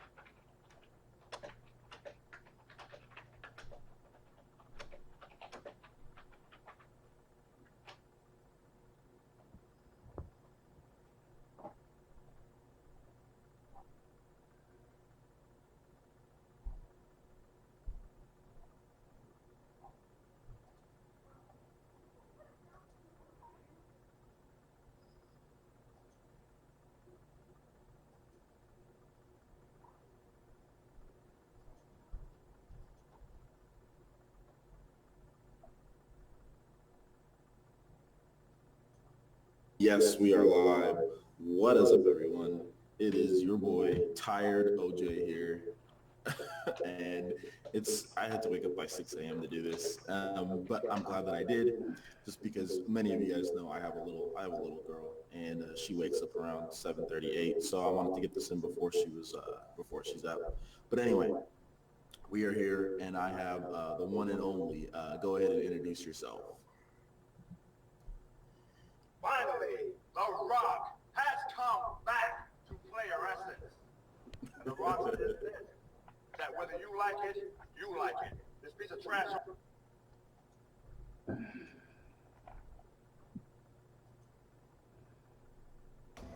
Talk about this is because we just found out that Hitman, a AAA title, is going to be released in episodes. Now, a lot of people are mad, a lot of people are angry, and there's some people happy about it. And that's why this is such an interesting topic. This is definitely not the first episodic game. You have all the Telltale games, Walking Dead Season 1, Season 2, Game of Thrones, Tales from Borderlands, and then you have the Final Fantasy remake. So that's just a few of the games that have been released in episodes. The Wolf Among Us, a lot of Telltale games do this.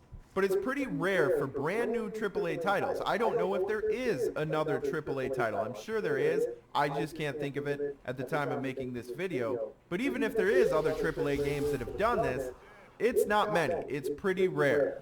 So I want to talk about this because it's pretty much 50-50 from what I see. I see people saying, okay, I completely lost interest in Hitman, and then I see people kind of excited about it. And I think the people that dislike it are the people who have the money, you know, they buy their games up front and they enjoy it that way. Now, they're saying you can buy Hitman up front for $60, but then obviously you just have to wait for each episode to release. The day one intro pack will be $15. Then after that, you can choose to buy each additional chapter or location separately priced at $10 each. Or if you get the $15 intro pack and you like it, you can pay the $50 for the rest of the game, the season pass style upgrade for all the content. Are they doing this because they're lazy and they just haven't got done what they should have done by now on Hitman? I don't know. I'm not a developer, but it could just as well be that they want to make this game absolutely amazing and focus on one episode and release it when they feel like it's 100% finished and it's the best it possibly can be. That's completely possible.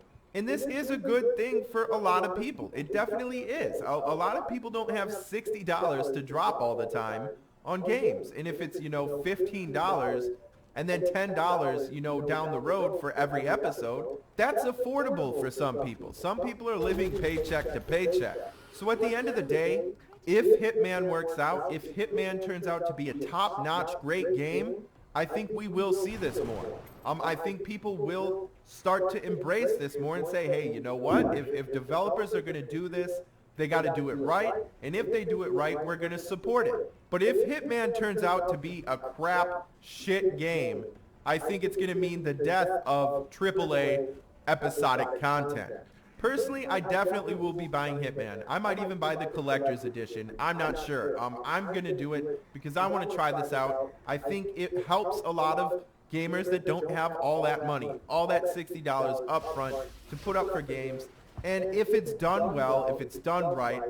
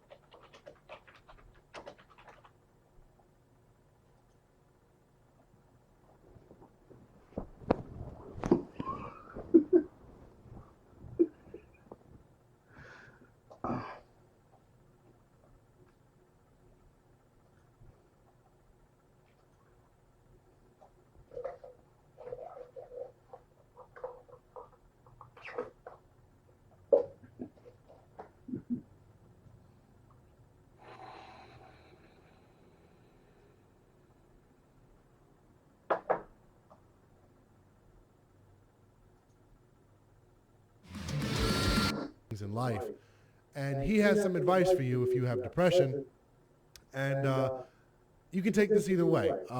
Has it helped me? Not really, you know.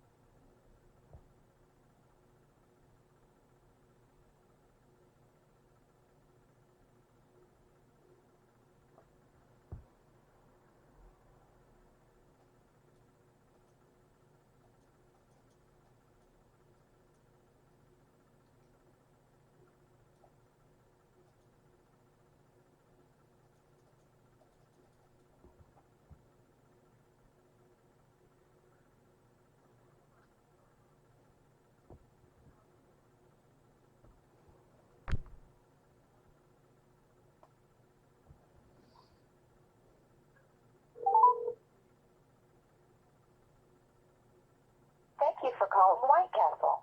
For immediate assistance, please select from the following menu options.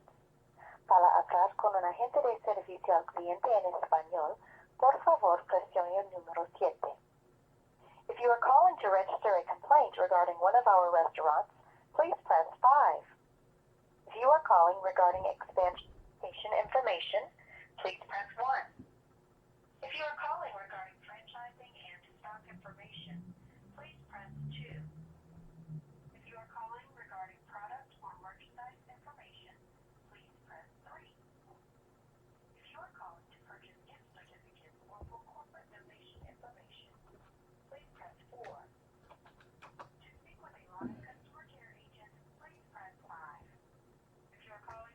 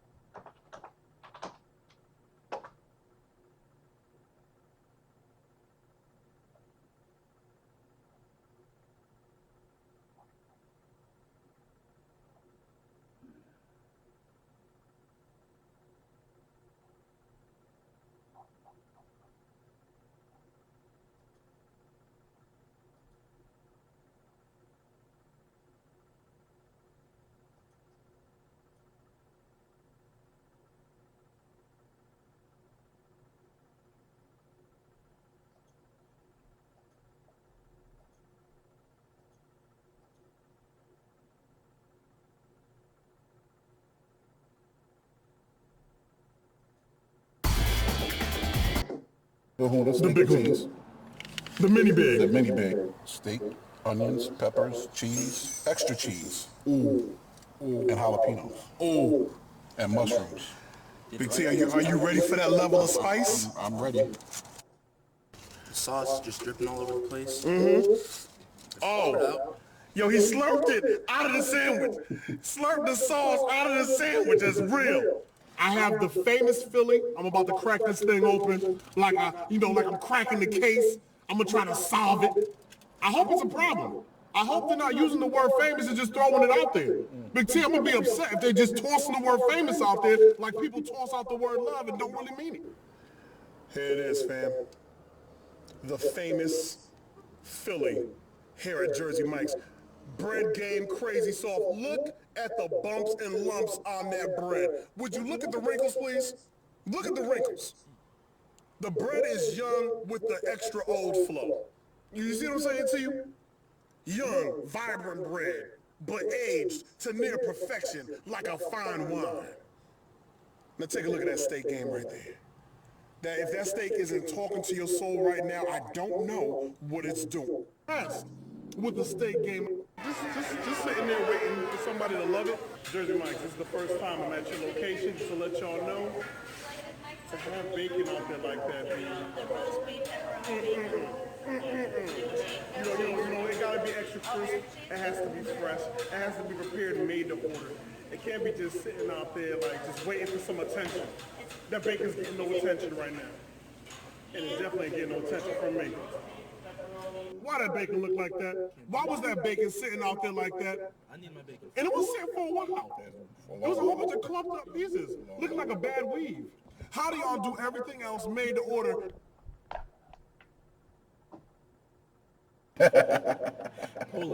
Nothing against you, Steve, but stop it with that pre-cooked bacon, B. Stop that. You weren't raised like that. Stop that. Our mamas didn't give us no pre-cooked bacon, B.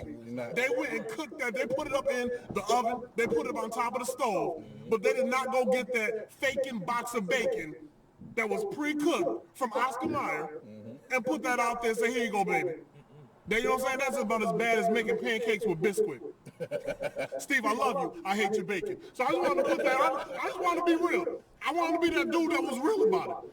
Steve, you having a bad week, but you want to come up. You want to come up. You want to come. We love you, man. The big Kahuna. Tell them again how you feel. 5 all day. Bomb.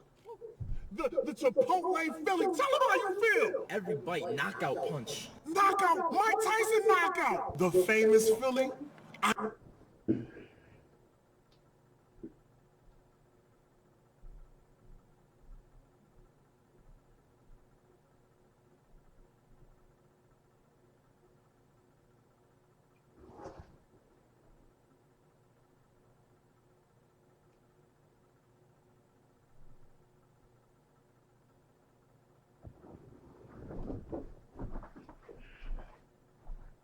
He's going in. He should be.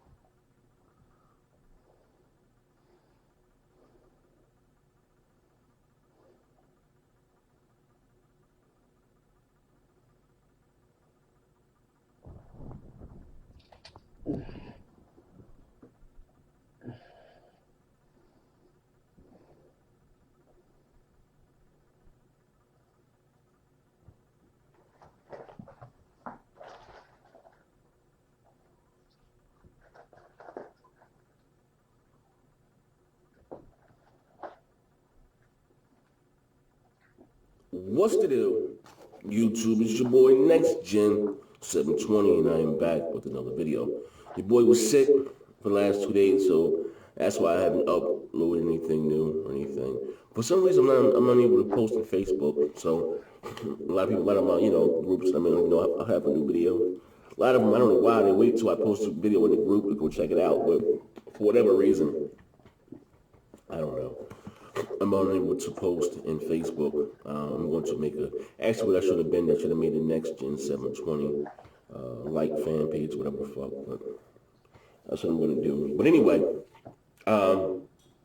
also too, if you're interested in owning your own Big Gamer Small Talk hoodies or t-shirts, I'll leave the link down below for that.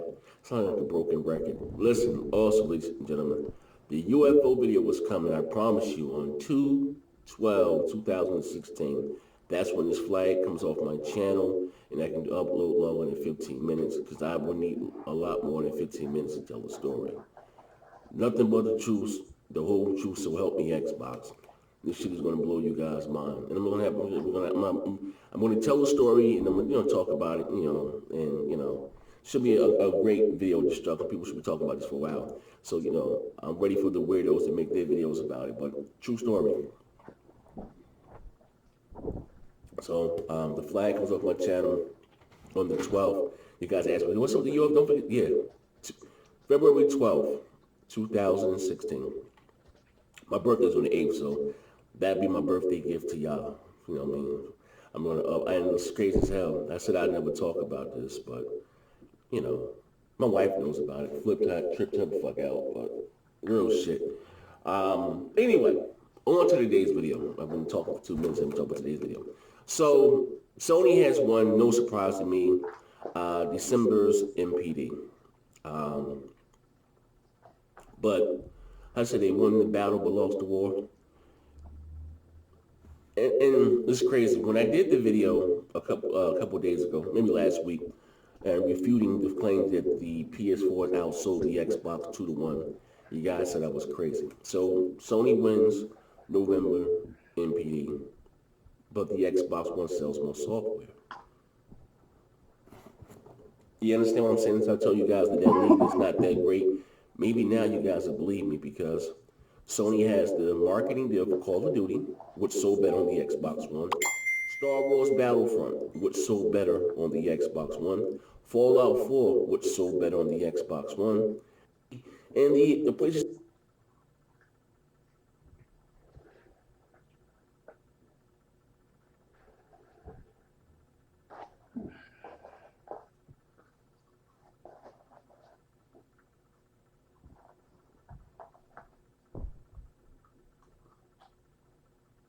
PlayStation 4 is outselling the Xbox.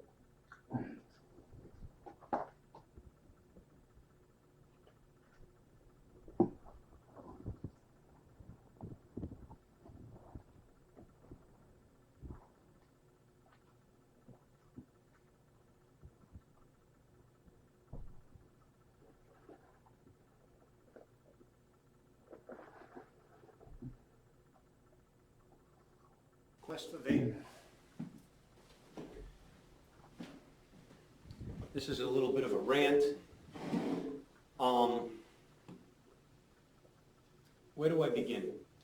These are regulated devices. These are unregulated devices. In order of priority, which one do you think is the most scary, badass, nasty, fearful of all these devices on the table? Which one, if you had to guess, which one would you say is the scariest? Oh, let me introduce you. Here's the Red Dragon, single copper tube, unregulated mech mod 18650 battery. This is the Mutant, that's authentic, with a Doge atomizer and a 0.45 ohm build. This is a Mutant clone, 26650 sized battery, copper mech mod, unregulated, with a Doge competition. This is an iStick 30 watt, this is a Jellyfish 53 watt, this is a Sigoli 150, this is an IPV 150, not upgraded. This is a unregulated box mod from Smokestack Mods using dual 18650 series unregulated box mod with a MOSFET. This is the variant at 260 watts. And this is the Borsche, otherwise also known as Simayu, same company from Shenzhen, China, 260 watt box mod. Now I sit at local vape shops, I build for people, I love hanging out with my vape peeps. Now I've heard some really ignorant shit lately, especially when I'm walking around with this guy. Because of the videos out there. This is a very comfortable vape, by the way. This is an excellent, excellent device. It's intelligent. It will not let you vape outside of safe vaping ranges.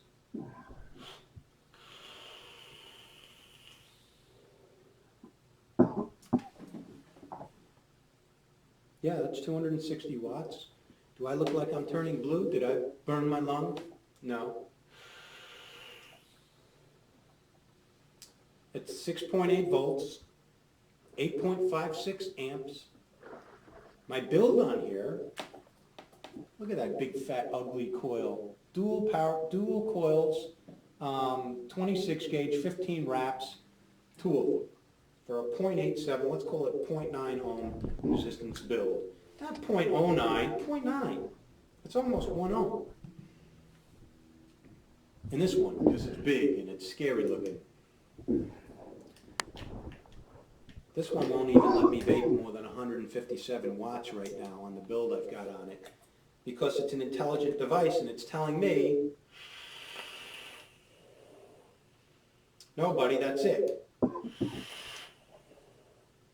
That's actually a very hot vape at 154 watts. 9.5 volts. This guy is scary. Everybody sees this and they're like, oh, yeah, well, you know, 7.2 volts.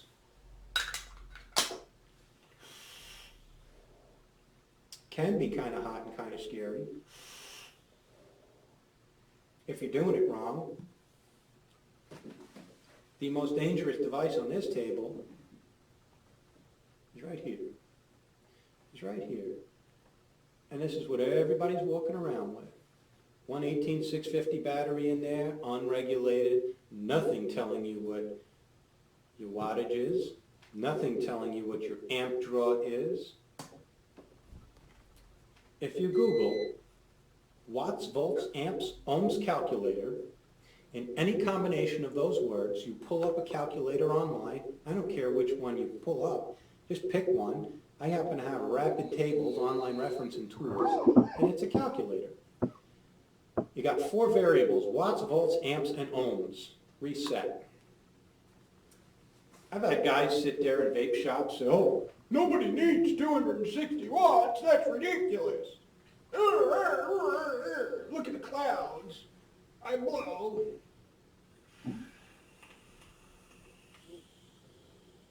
Dude, look at my cloud. Nobody needs 260 watts, really? Well, what kind of build you got on there that you're winning all these cloud competitions? Oh, bro, I'm vaping on 0.06. Oh, 0.06. 0.06. Who told you that that was safe? And you got a fresh battery in there putting out 4.2 volts, right? Because all batteries fresh off the charger put out 4.2 volts. Excuse me, but if you do the calculator, that's 294 watts. You just didn't know it. Does ignorance protect you from doing something fucking dangerous? No. Here's what's even more scary, 70 amp draw. To power this device at 0.06 resistance requires a 70 amp draw off a battery. Now we'll all agree the purple E-Fests are one of the best batteries out there on the market because they say they have a 35 amp draw. That's a pulse rate. They're really designed for 20 amps continuous. All day long it'll do 20 amps. You'll even go to 35 occasionally is what that top rating means. That battery doesn't want to perform at 35 amps all day long, and it certainly doesn't want to be performing at 70 amps.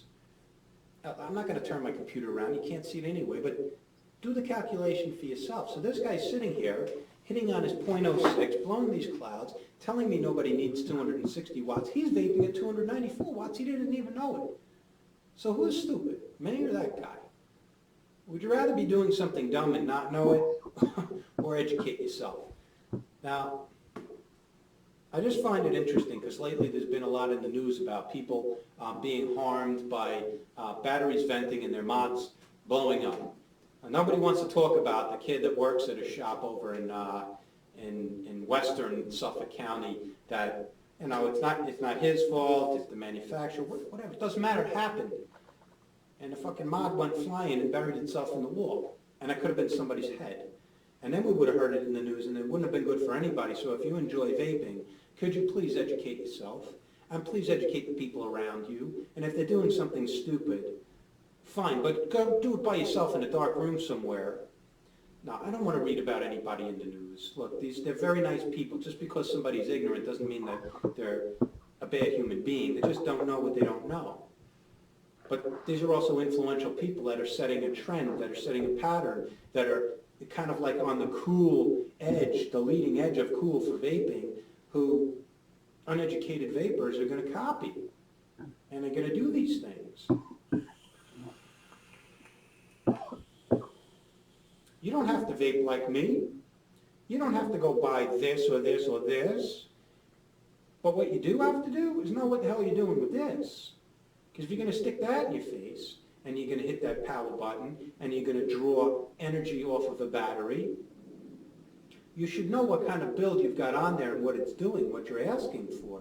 Because that battery is not meant to discharge at that rate. You're asking for it to dump out power at twice its maximum rated power.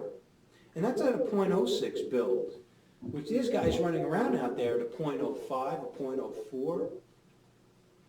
And that's not smart. And they're going into cloud competitions and they're hitting that thing for 5 seconds. This cold is reading at 0.05, 0.06. As it heats up, the resistance goes down, the amp draw goes up. You understand? Power output is going to be constant and decreasing. However, resistance is going to be decreasing, and amp draw is going to be increasing, and wattage output is going to be increasing. So just because it's unregulated and I can't ask it for a certain specific amount of watts, doesn't mean it ain't putting it out. And that's the dangerous part about it, is guys are hitting these things and they have no idea what they're doing.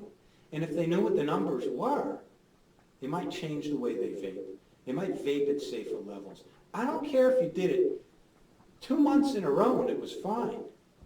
Tomorrow might not be fine. And I don't want to read about you in the newspaper. You're probably a really nice person. But you're going to hurt yourself. You're going to hurt other people. You're going to lead other people into a false sense of security that that's okay to vape. Don't you ever be recommending people vape below 0.2 on a single 18650. If you want to vape below that and get bigger clouds, fine. And here's your tool. And even this is not meant. Because the maximum rating on this battery, here I have another E-Fest sitting right here. This battery, just because it's twice as big doesn't mean it's twice as powerful. It will only put out 4.2 volts also. It is, however, rated for 4,200 milliamp hours, which means it can hold a charge longer, so you don't have to recharge this as quickly as that. But it doesn't mean bigger is double. This is only rated for 20 amp continuous and 50 amp pulse. And if you put a 0.06 build on this, you're still asking for 20 more amps than this battery is rated for. You're still asking for trouble. So if you absolutely, and there's a reason why this won't fire at 0.06 and this won't fire at 0.06, because it's fucking retarded to vape that low on the resistance when after all, what's your goal? You want to produce clouds. Fine. I'll produce way bigger clouds at 260 watts on this thing if I build it right than you will on that thing. Right? People are going out and buying AV mods that cost $250. Cost more than this. You can get one of these for 150, 160 bucks, 130 bucks. I'll sell you one for $110 just to get my money back. I have a bunch of brand new ones that nobody seems to want to buy because they're scared. You're scared of this and you're not scared of that?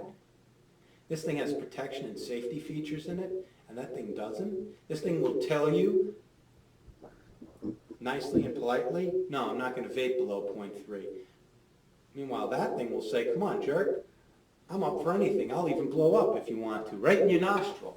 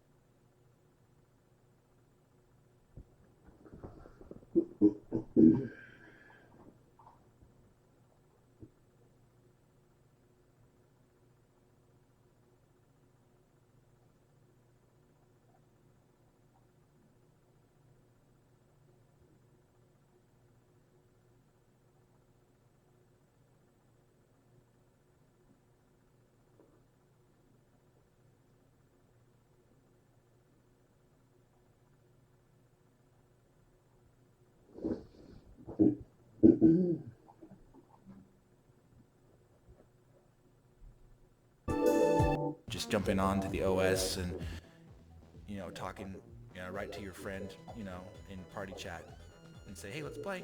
And that's all you gotta say. And he's, all right, let's go.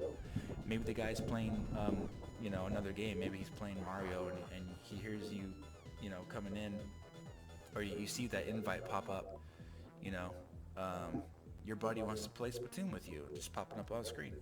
It's not that hard, right? So they gotta have that built into the operating system.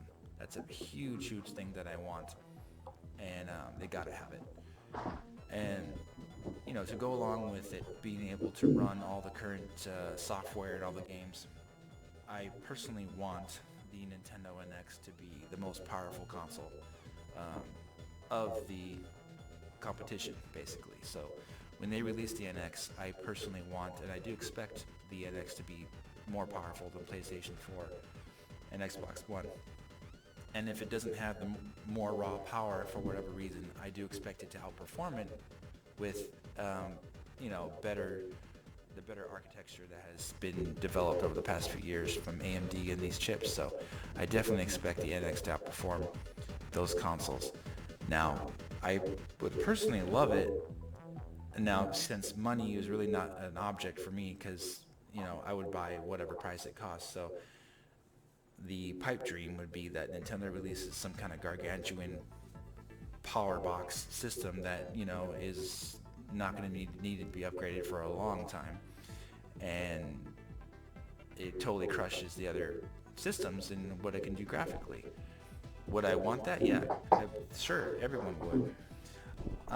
You know, I have a PC for that right now, which totally crushes PlayStation 4 and Xbox One. So for Nintendo to jump on that bandwagon would be cool, but you know, I don't see it happening, but it would be cool, I have to admit. Now, we have seen those patents about the supplemental computing device that could potentially increase graphical performance of the NX down the road. So there's that to consider too, that you could have a cheaper alternative than to buying a new console down the line. So that is something pretty cool that I think would make sense for the NX. Now, for the controller of the NX, I really like what I've seen so far from the patents with the touchscreen controller and the controller with the scrollable wheel shoulder buttons. What I do want them to do, and I don't know if they'll do it, I do want them to release the console, NX console, with a standard type controller without the touchscreen, and just have the scrollable shoulder buttons on the standard type controller, and have the handheld version of the NX be that touchscreen with the stereoscopic 3D and all the different features that we've seen in that patent. I think that would be a really cool idea to have both devices be more like a must-have. You know, if you have that innovation in the regular controller without the touchscreen, and then have all that touchscreen innovation in the handheld device of the NX, and still have them be able to play the same games together. I think that would be a really cool idea, and I think they could do that, and that's what I want them to do. So, because what that would do is make the console itself, and you know, it comes with a controller, and possibly maybe it plays like cartridges or whatever, or game cards. It would keep the cost down, so it'll make it more like a mass market price. They may be able to get away with a $249 or $299 cost for the console if you're just getting the console itself and a standard type controller with some of those innovations that they patented already. So that's what I think Nintendo should do, and that's what I want them to do. And it's actually looking like that's a really good possibility. You know, personally, I do believe that Nintendo is in a frustration mode right now. Like deep inside, they're angry and they're frustrated, and they're gonna come out swinging in the next few months here. You know, Satoru Iwata passed away, and I bet you guys, I just have a feeling that they are really, really determined to come out swinging hard with this NX, and they're going to be having quite a bit of a push with this system. The Wii U didn't have that push. It had maybe a couple commercials, you know, when it was released, and that was it. They knew that it was done pretty much in early 2013. You could tell. With the NX, though, they're going to put their best foot forward, and the new president of Nintendo has said the NX is their future. They never talk like that about the Wii U. The Wii U is more like, here comes the Wii U, and you're going to buy it. That's it. So it's a little bit, it's actually way different with the NX. So I'm thinking you're going to be seeing a really aggressive Nintendo, and an aggressive Nintendo is best Nintendo in my opinion. I think they're going to come out really strong with this system, and I can't wait to see exactly what they're going to do with it. So we will wait and see when that is. I'm thinking as early as March, and then the E3 will be the huge reveal, and of course the holiday for the actual system itself. So that's what I want, guys, from the NX. Let me know what you guys want in the comment section. And again, thank you so much for listening. If you've enjoyed this, please like, comment, and subscribe to this channel. I can't wait to see you guys in the comment section. Talk to you soon.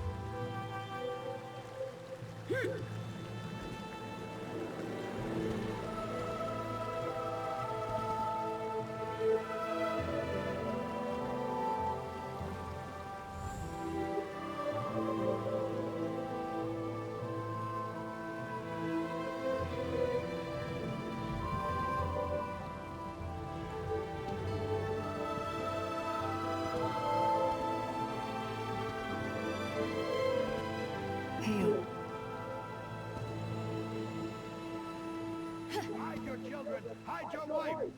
The Red Guards could attack at any moment!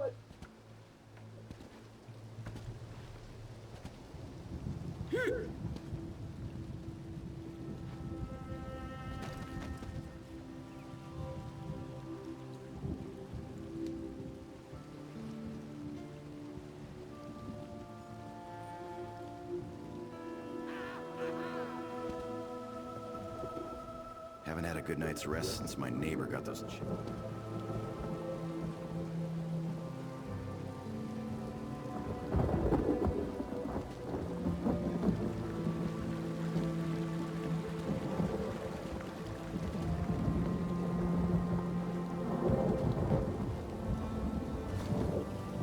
Expect the worst, and you can only be pleasantly surprised.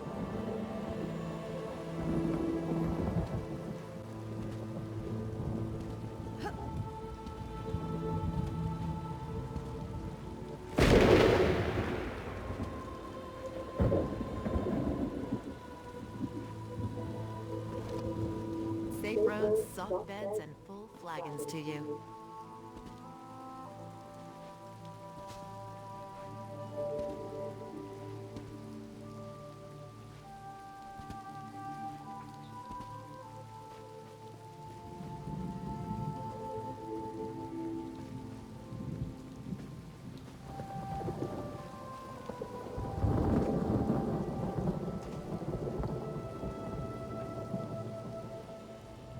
I've got a little of this, a little of that.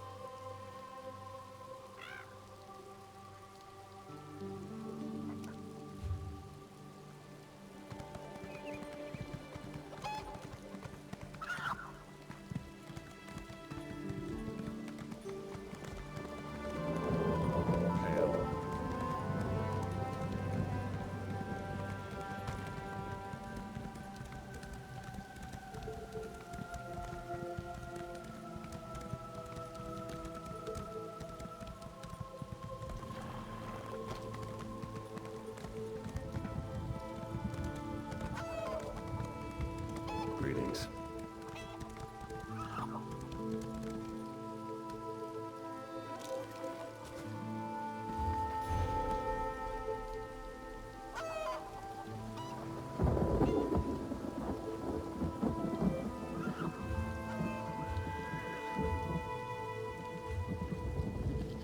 If you question authority, we'll have some questions for you.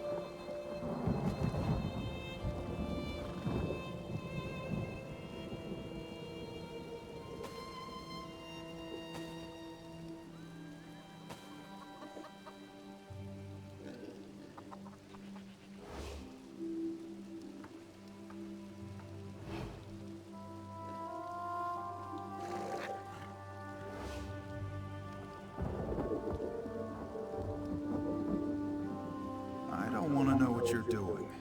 I just want it to stop.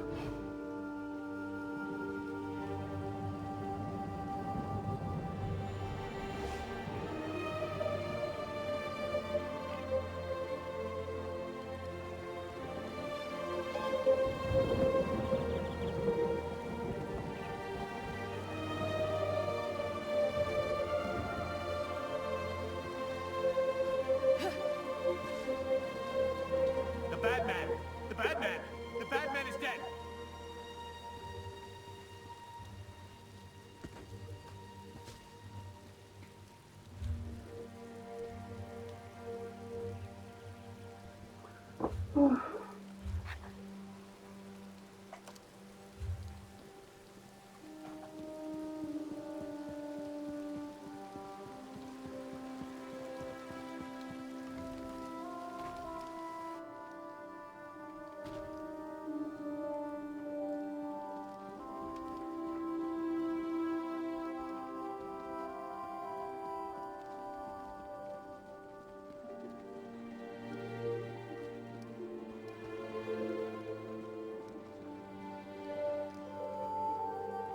like to crush skulls and eat sweet rolls. And I've no more sweet rolls.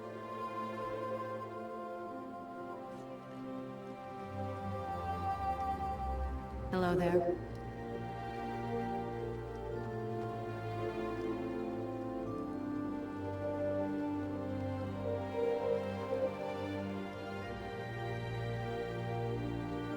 Hail.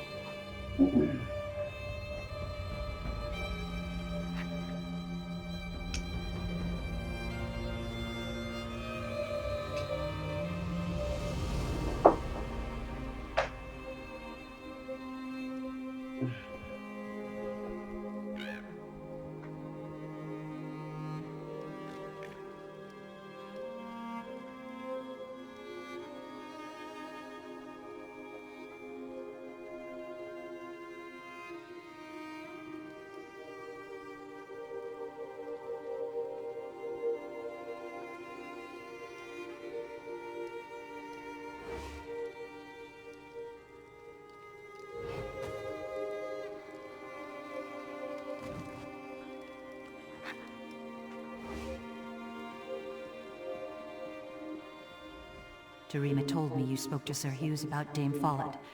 Thank you. You don't know what a relief it is to have her here. I am an outsider in Alcaire Castle, with no one I can fully trust. Sometimes I even wonder if I can trust the Duke.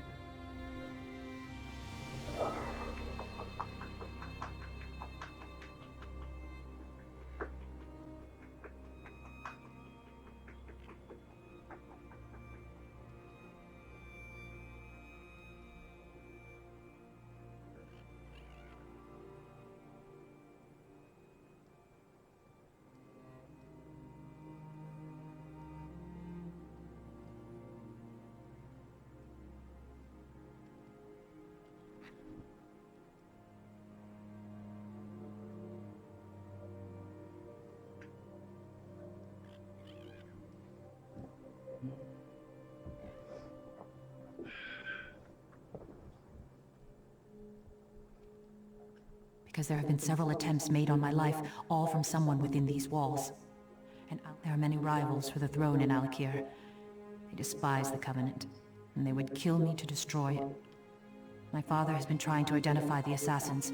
I must speak with General Thoda at the camp outside, but I am forbidden. Can I trust you? You did intercede on our behalf with Sir Hughes. Very well.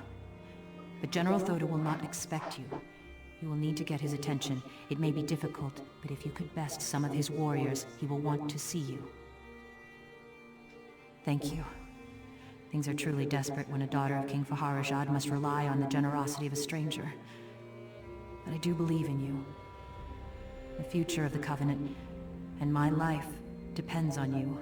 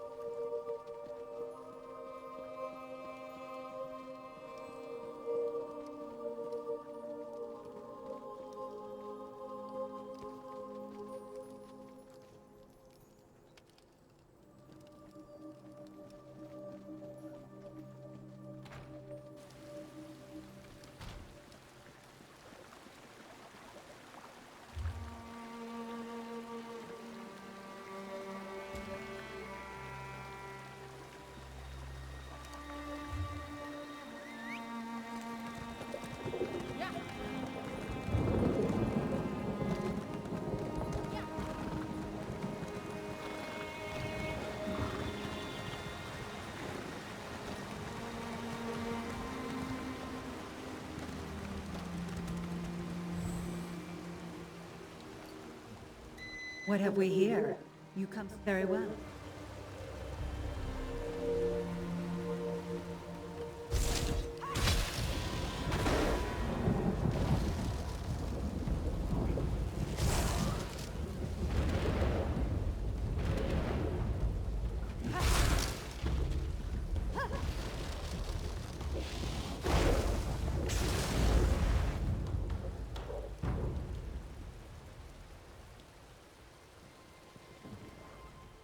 My sword arm.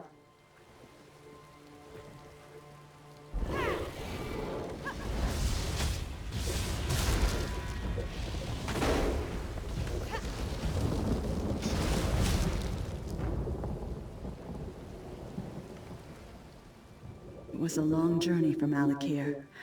I'd rather... These Knights of the Flame.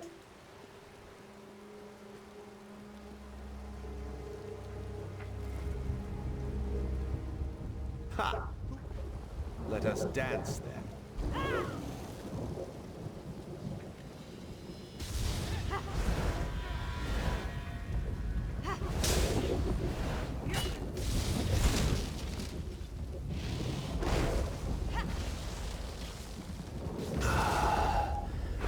Not bad.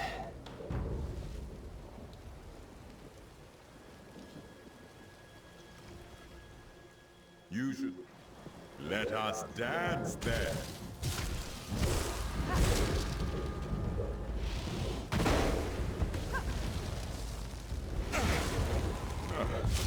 Not bad.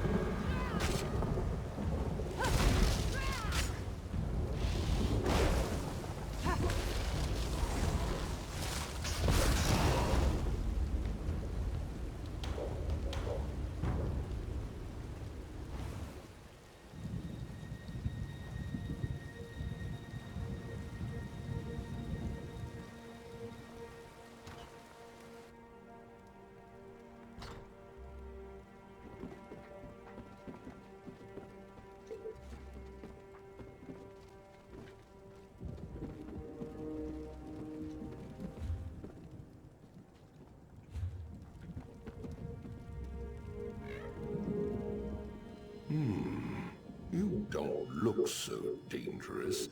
Yet you waltz into my camp and pick fights with my soldiers. Tell me why I should not simply cut off your head where you stand. The princess? She is all right then. That is good. King Faharajad sent me to protect her, but there is little I can do from out here. I do not wish to start a war, but I will if my king... Ah, yes, indeed. The poison maker was quite stubborn, but he spoke a name with his dying breath. It means nothing to me, though. He said, follow it.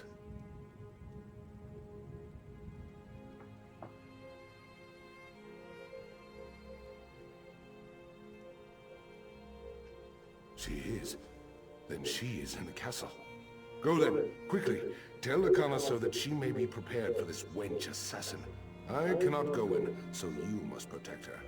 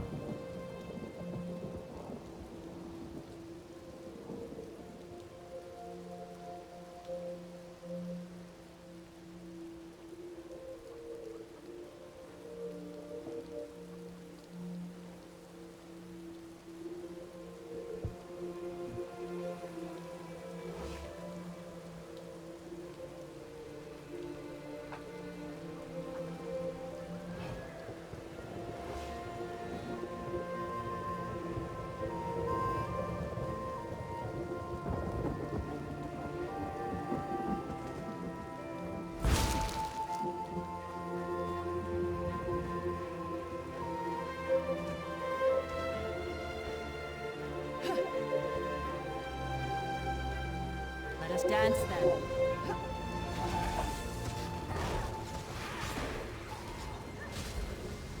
Well fought.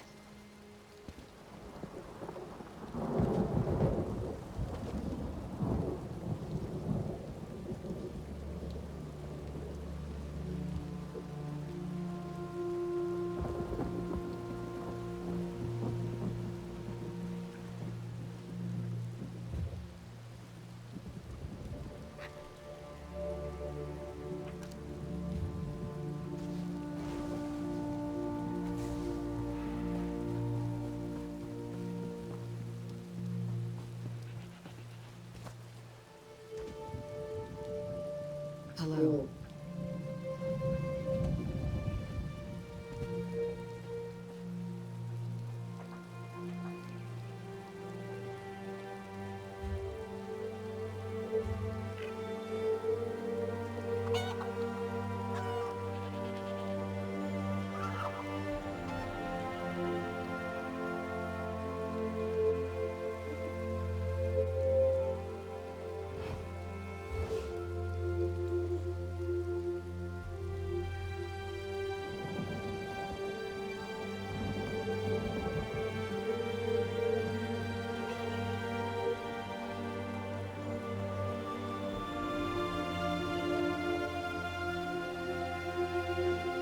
Hail.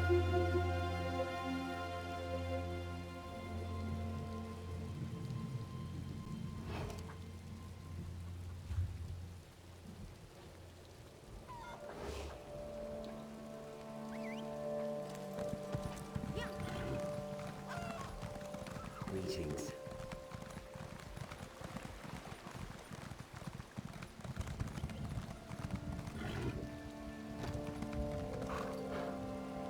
Arcase beard, it's been a long day.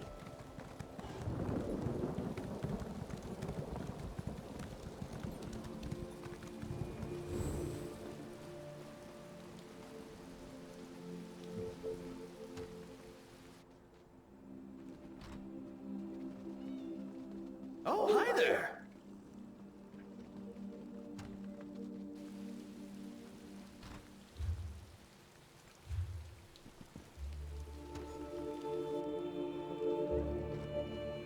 Hold still! I don't just drink. Leaving. I have to admit,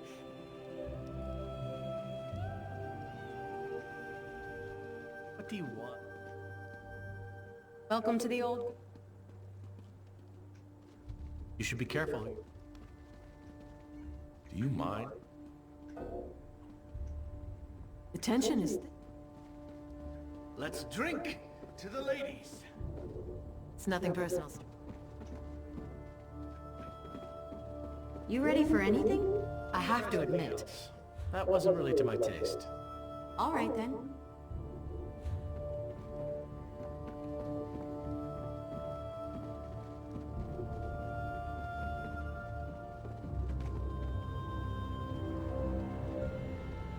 I don't just drink. Never a dull day and all.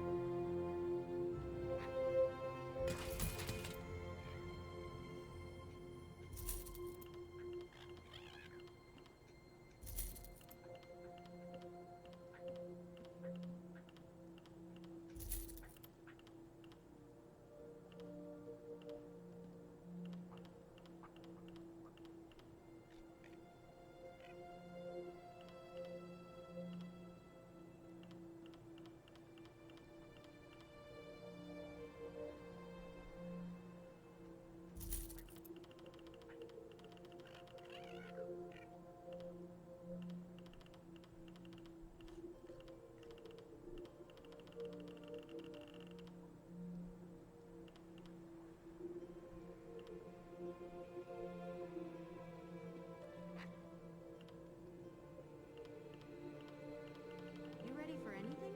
Absolutely. All right then.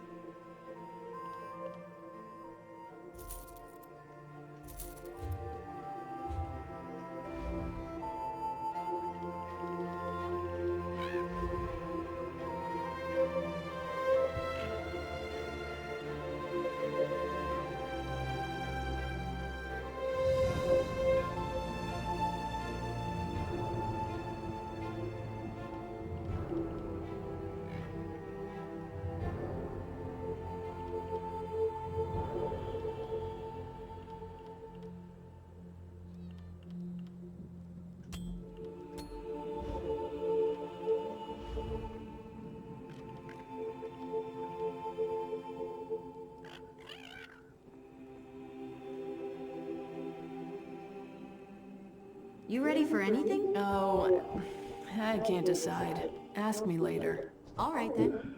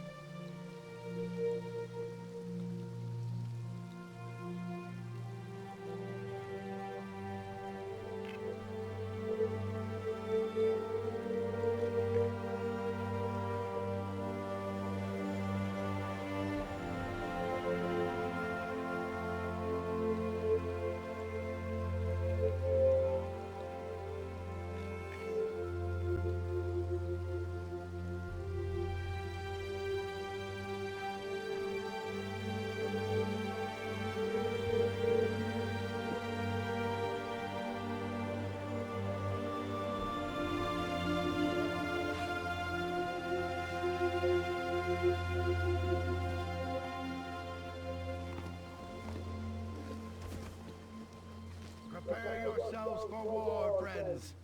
King Faharazad's army won't leave without a fight. If you question authority, we'll have some questions for you.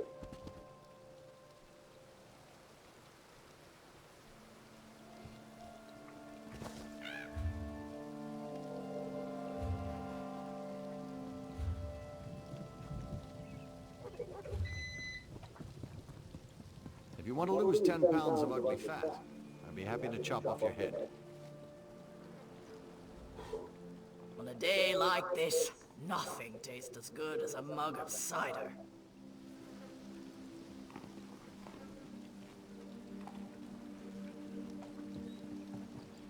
Greetings.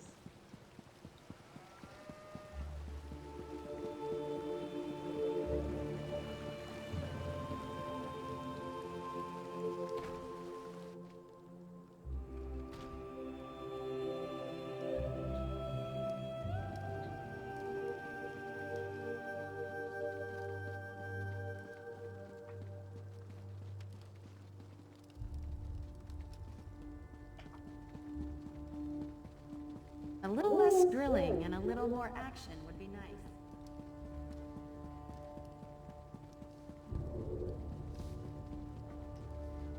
It is a relief to see you returned. I fear I might have asked too much. Tell me though, did General Thoda have any new insights into the source of these assassination attempts? What? The Knights of the Flame are sworn to protect me. Why would one try to take my life? I know Dame Follett spoke out against my marriage to the Duke, but I can't imagine how that could motivate her to murder.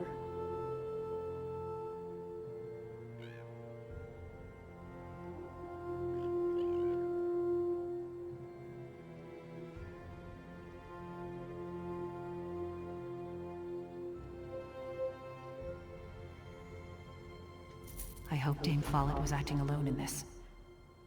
If there is a wider conspiracy, I fear for what that might mean for our future. No, this will not do. To run would be to surrender to this madwoman's hatred. Follett is the one who must pay. Though I don't always agree with him, Sir Hughes is a good man, and I trust him. Tell him of Follett's betrayal, he will see I can't believe my suspicions were so far from the truth, because it has greater potential for destroying the Daggerfall Covenant. My choice to go to my father for help rather than the Knights of the Flame only made matters worse. I'm sorry for that now. Indeed, But perhaps it would have been better if Sir Hughes had uncovered that truth. No time for regrets, though. We will do this properly now. Let Sir Hughes handle it. It is what's best for the Covenant.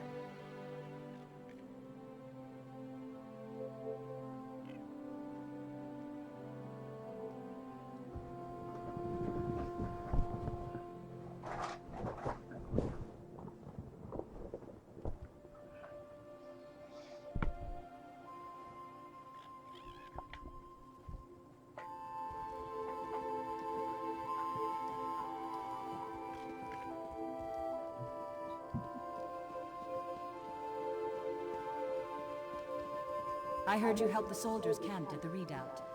Thank you for that.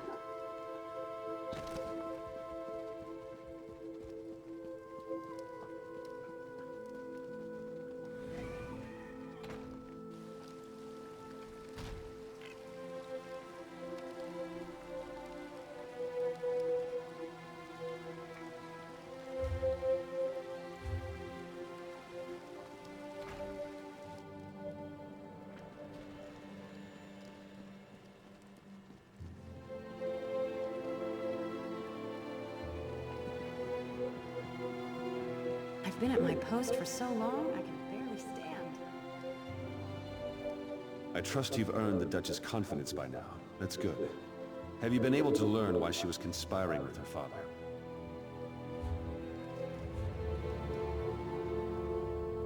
I trust you've earned the Duchess' confidence. After the attempt on her life, that makes sense, but why go to her father?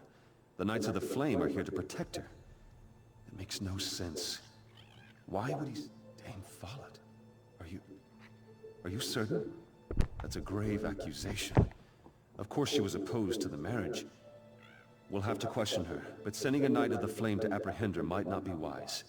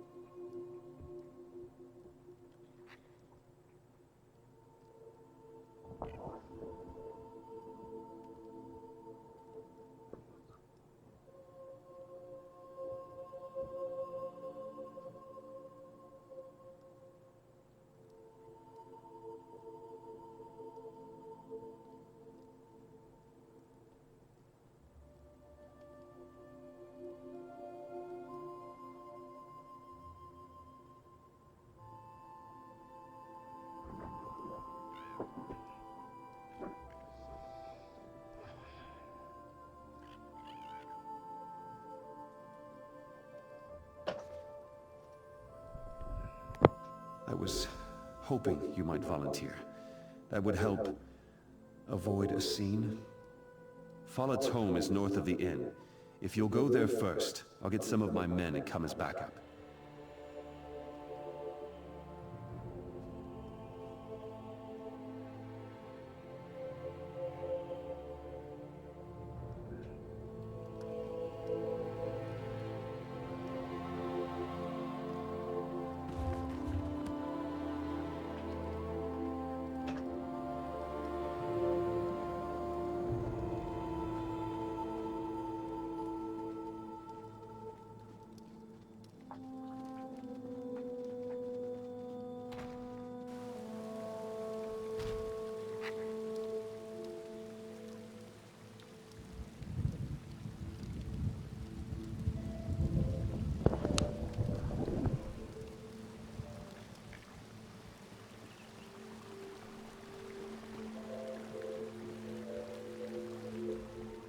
You!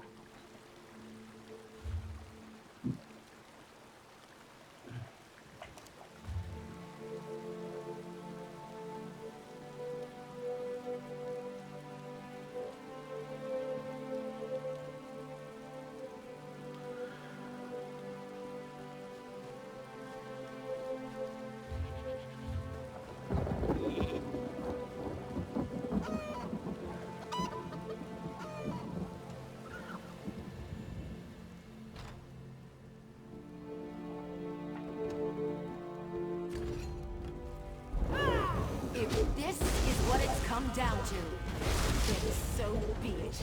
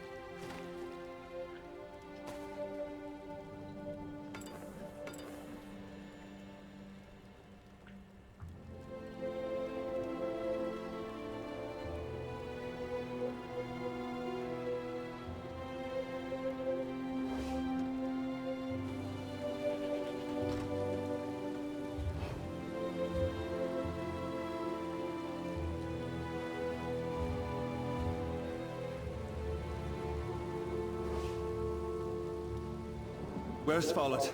Did she run? I'm sorry to hear that. You did what had to be... I wish I could say there was no longer cause for concern. Somehow, though, I just don't think that's the case. Something about all this just isn't adding up.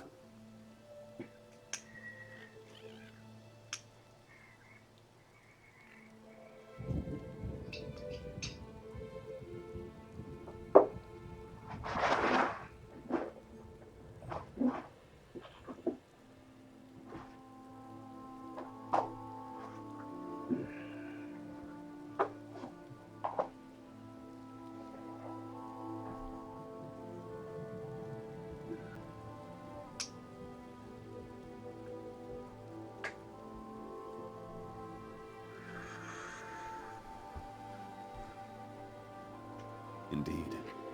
I would very much like to discuss this with you further, but not inside the castle. My home is past the market.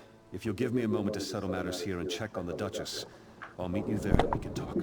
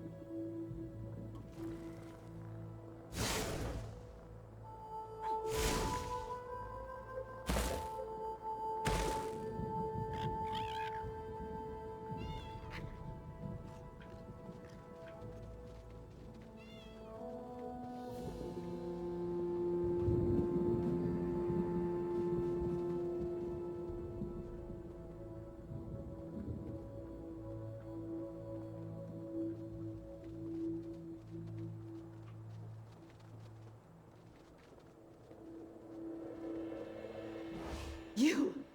Did Sir Hugh send you to kill me? You're not here to... Oh, merciful Stendar! Lakana! No, she's not safe. Hughes is going to kill her. He's crazy. Something about his dreams. If you don't believe me, check his journal. He was writing all about it. First, though, untie me. I have to get back to the castle and warn Lakana.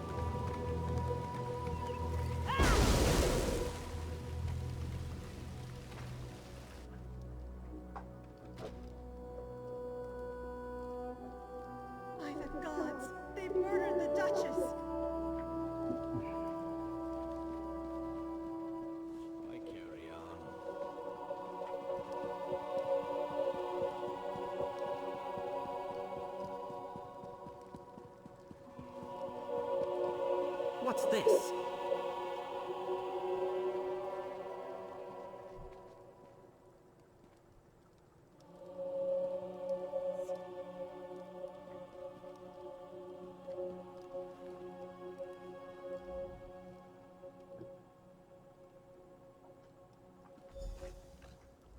She cannot be dead.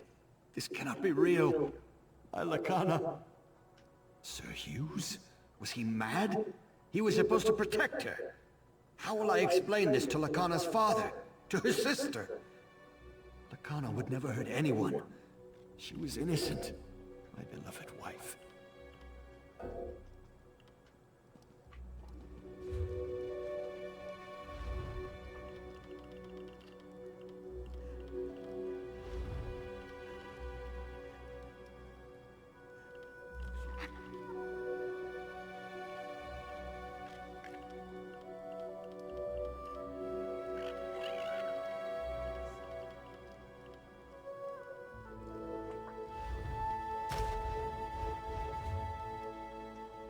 She cannot be dead. Sir Hugh? I don't understand. Sir Hugh served me for so many years. Loyally. Faithfully. dreams? That maniac murdered my wife on the basis of a dream? He will die for this! You must help me find him. He's probably gone to Firebrand Keep. Please, do it for Lakana. Find Hugh.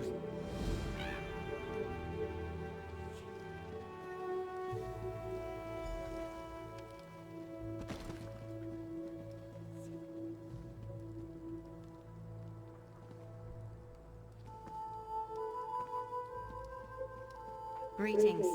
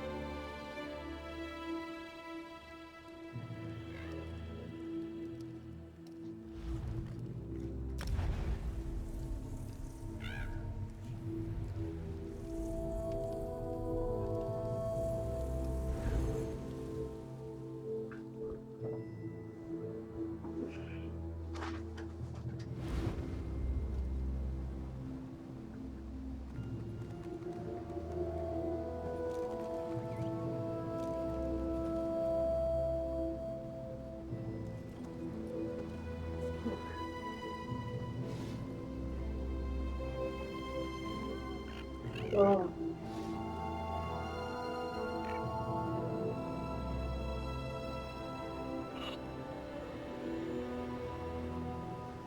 Oh, shit.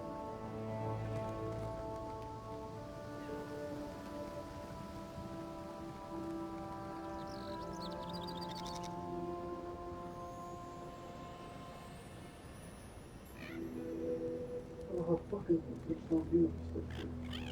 Oh.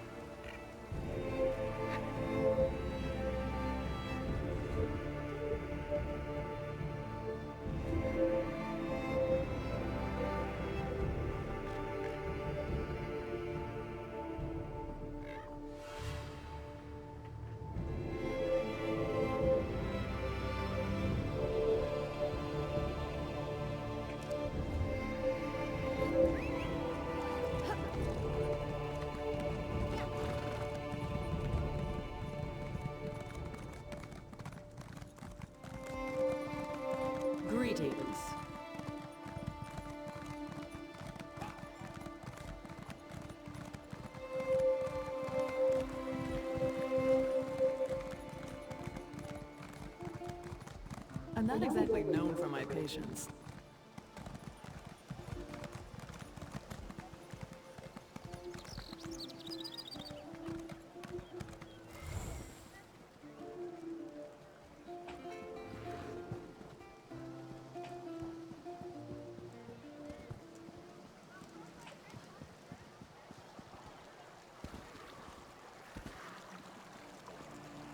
Hello there.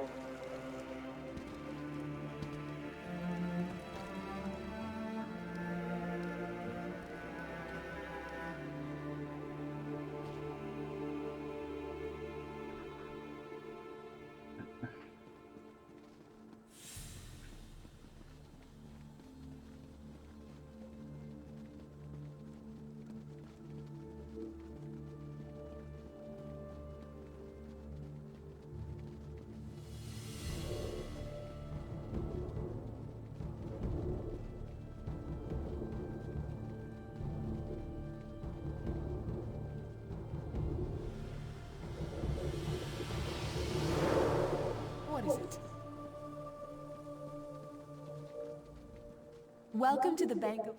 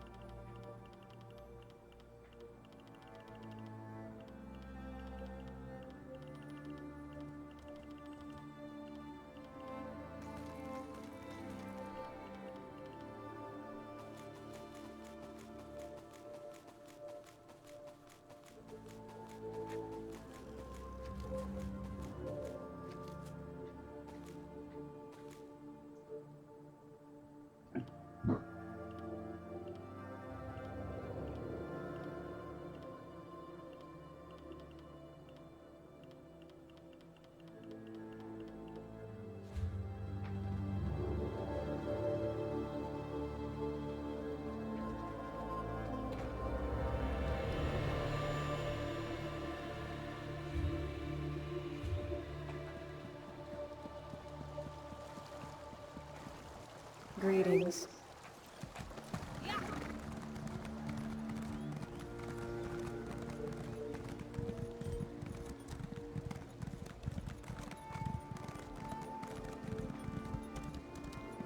Hello.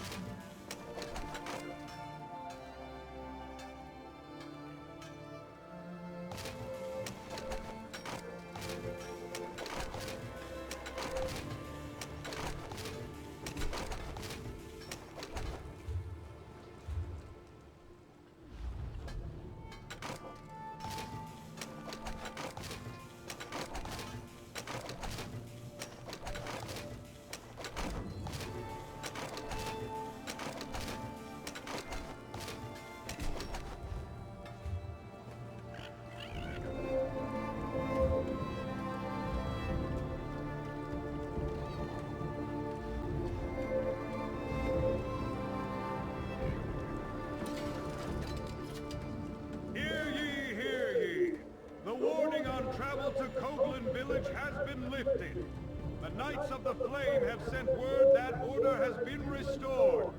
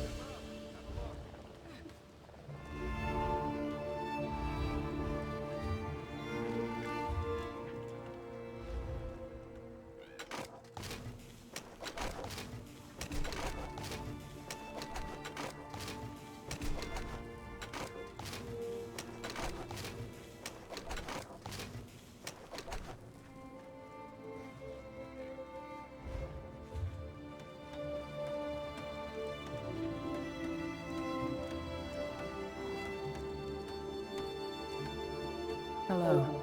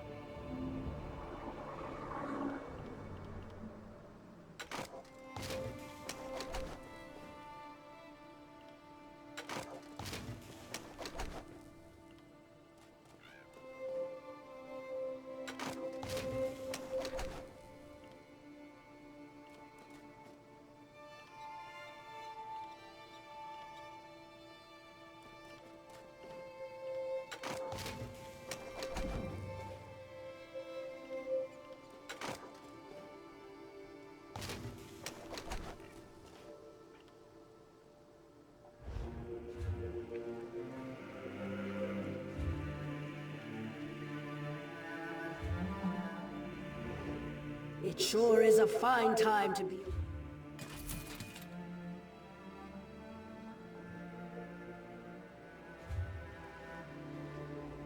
It sure is a fine time...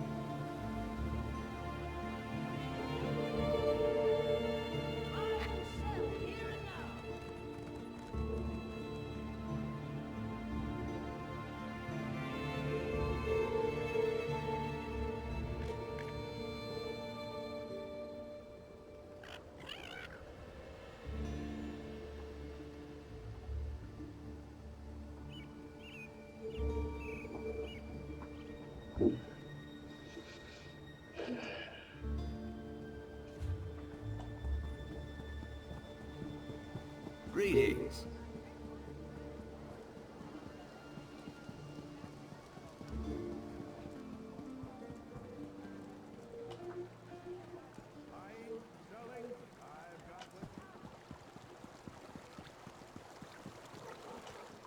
After all said and done, more said than done.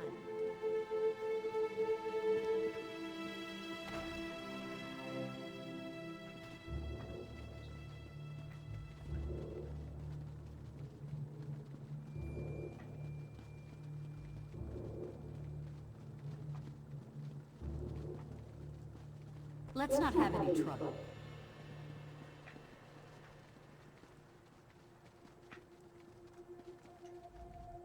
Welcome to the Bank of Wayrest.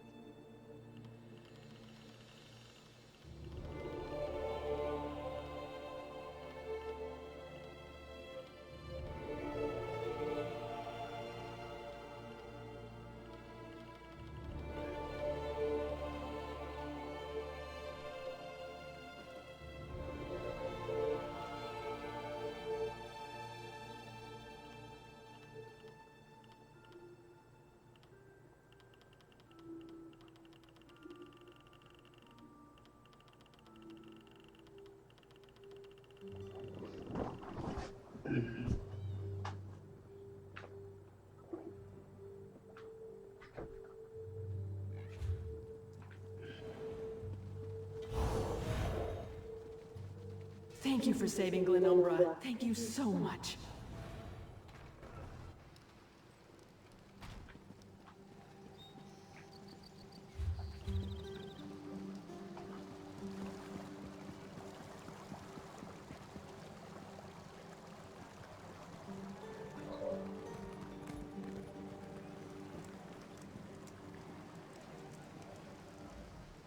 No one knows what you need.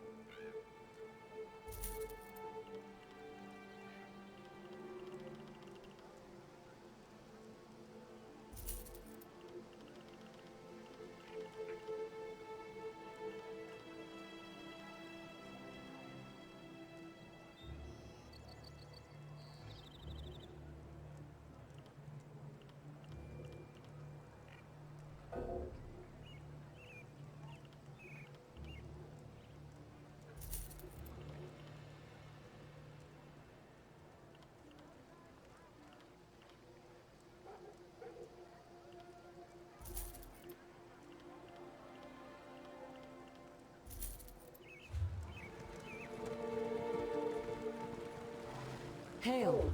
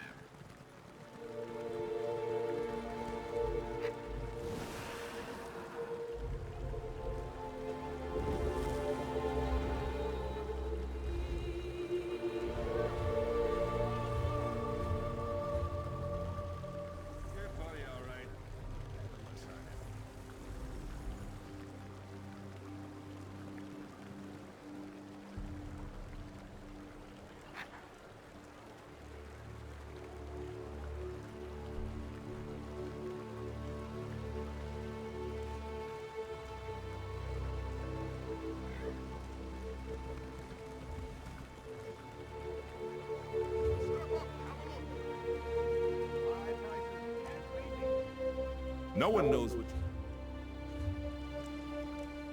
No one knows what you...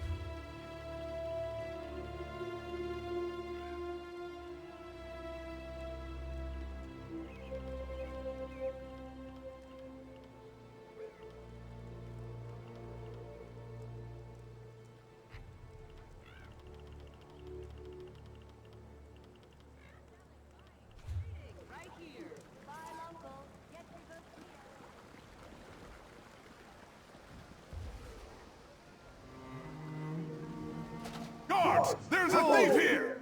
I don't like this any more than you.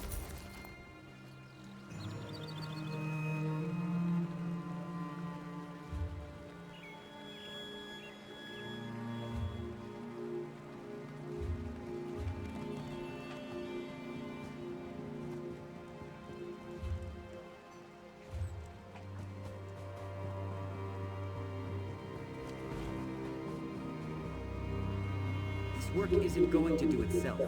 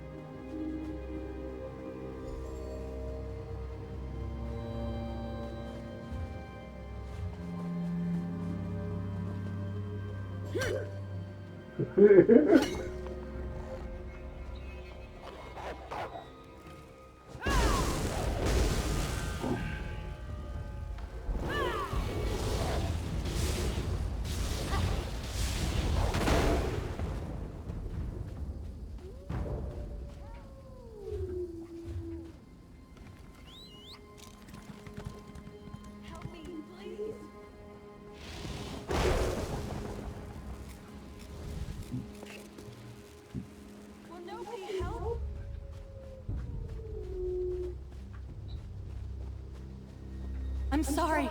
They forced me to do it. I had no choice. You today.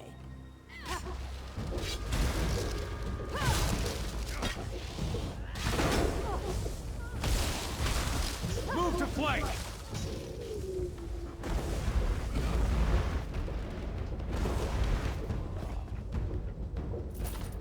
You did it. I'm free.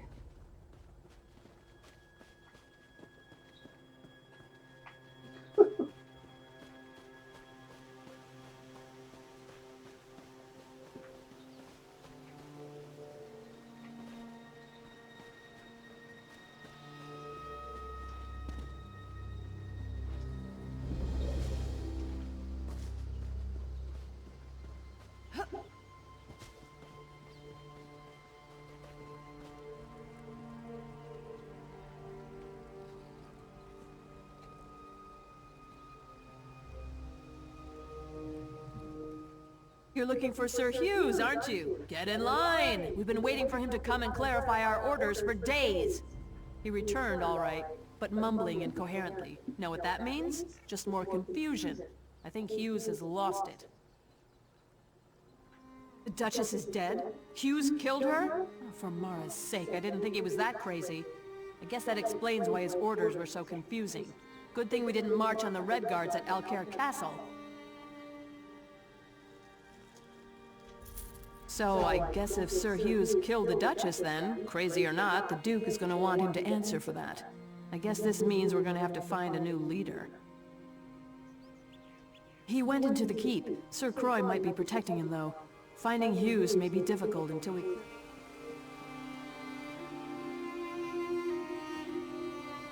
Taking a stand for what's right is never easy.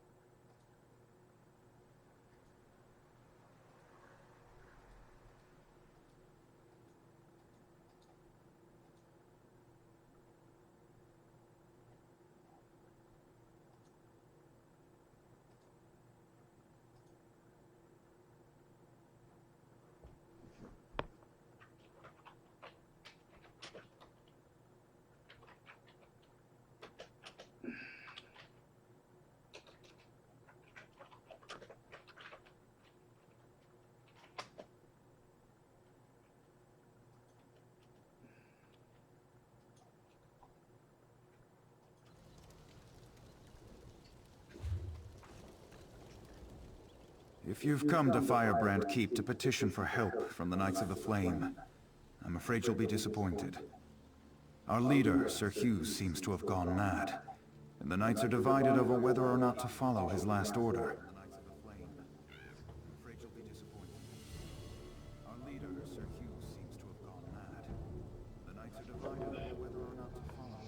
This is far worse than I thought, and makes our cause all the more critical.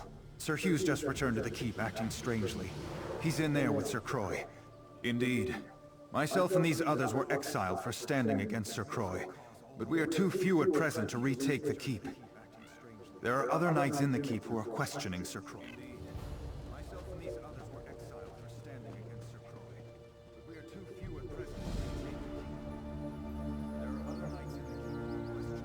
Sir Croy. Preparing the entire order to go to... You're right. This doesn't...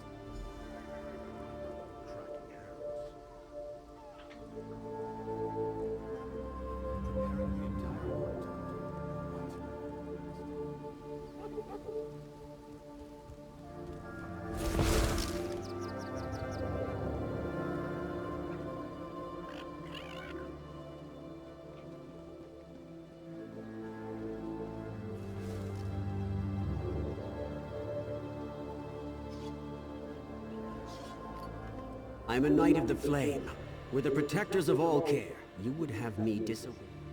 Defend yourself, then!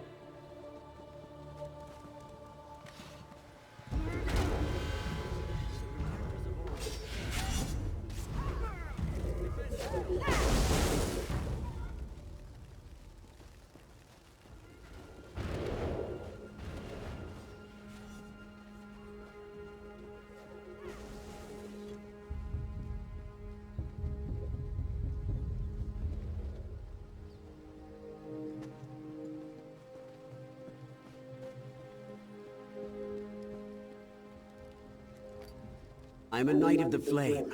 We're the protectors of all care. You would have me disobey direct orders and turn against Sir Croy? You sound like that coward Sir Edmund. Defend yourself, then!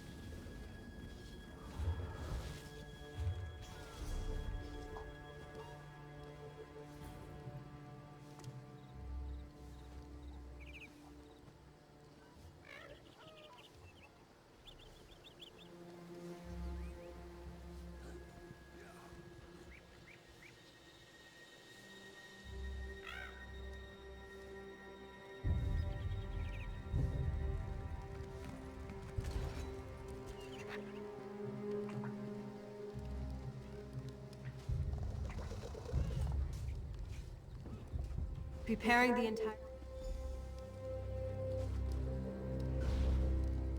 I hear King Vaharajas. You would have me disobey direct orders and turn... Defend yourself, then!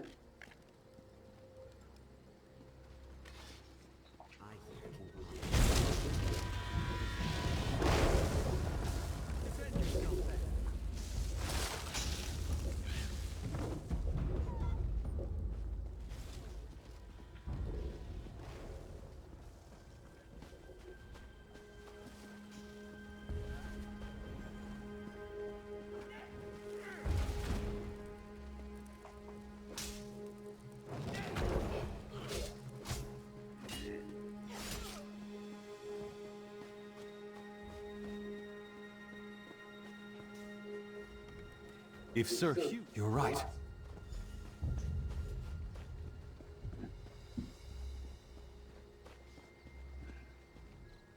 Preparing... You're right.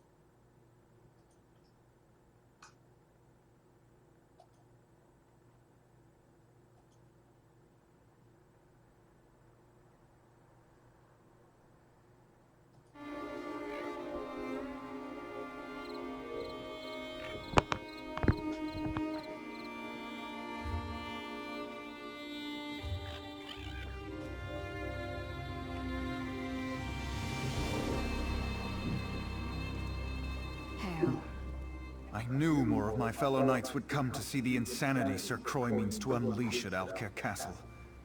I think we have enough knights now to retake the keep. Indeed. Taking up arms against our fellow knights is something I know none of. I've told the knights positioned around the castle to attack on our signal. There's a siege horse.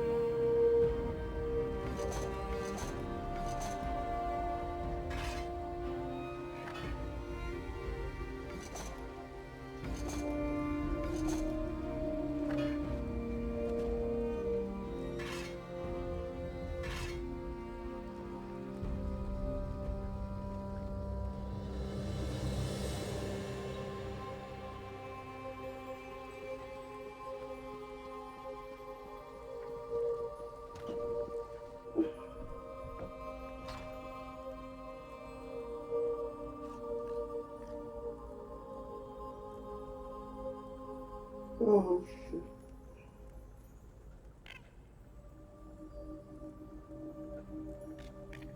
Oh shit.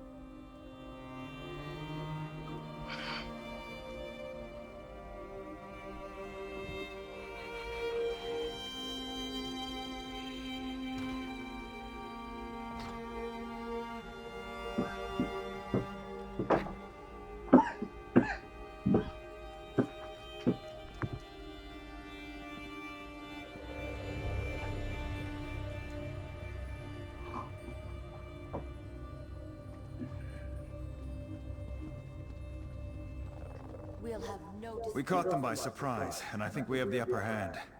I've been wounded, though. I don't think I'd be of any more use in the battle. I've done what I could, but I failed to find Sir Croy. Now I fear he would best me quite easily. I need you to do this. I believe the other knights will stand down if he's in the eastern garrison. Kill him. Put him...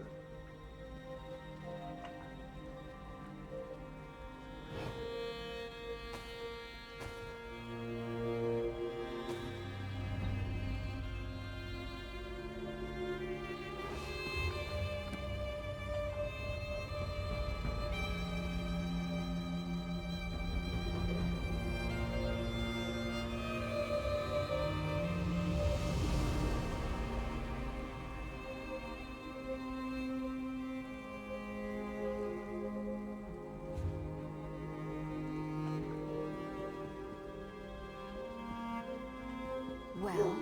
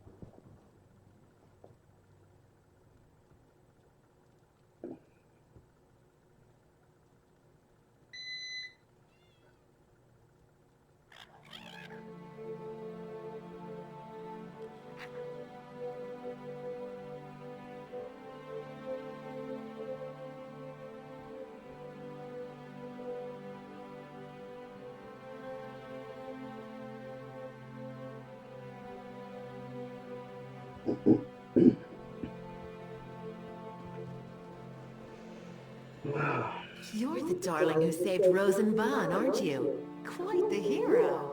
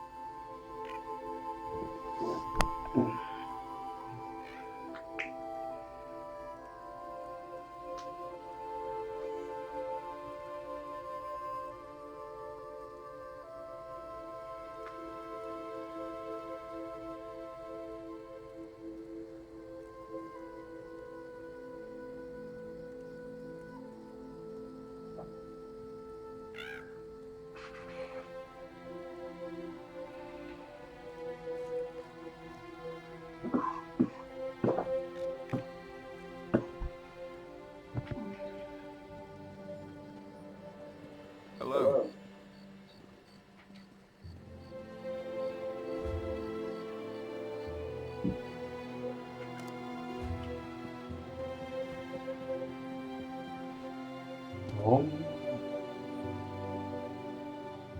Hello.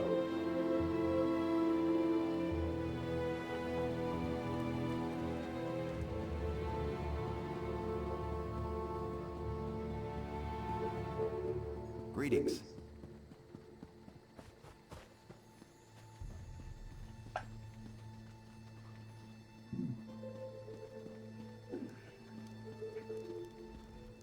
I grieve for Sir Croix and all those who died fighting for him. But there was... Indeed. With Sir Croix slain, killing my fellow knights to restore order was hard enough. But this matter with Sir Hughes is unthinkable.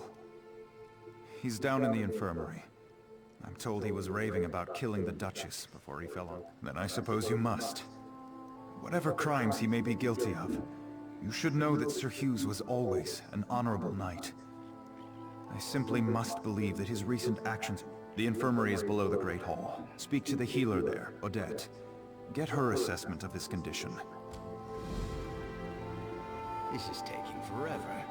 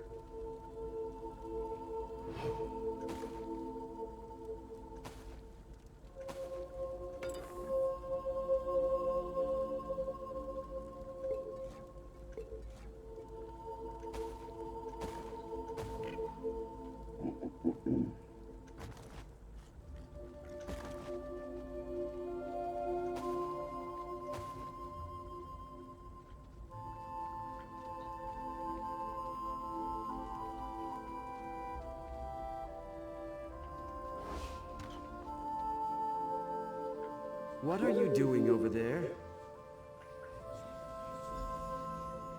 If you are wounded, you may take a bed in the corner. I'm sorry to say that Sir Hughes is in no condition to talk. I tried to help him, but this is simply beyond my ability to... I do not think you could cause his condition to be any worse, so you are welcome to do what you like. I warn you, though, curses like this are very unpredictable.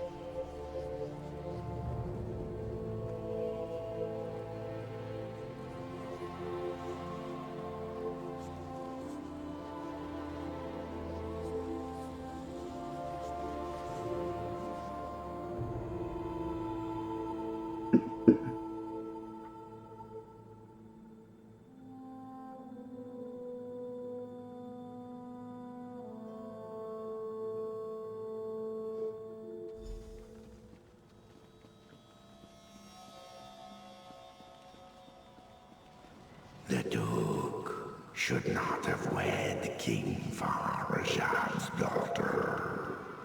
The Duke's marriage was a mistake. He's put us all at risk. Farajad is planning to invade Alcair.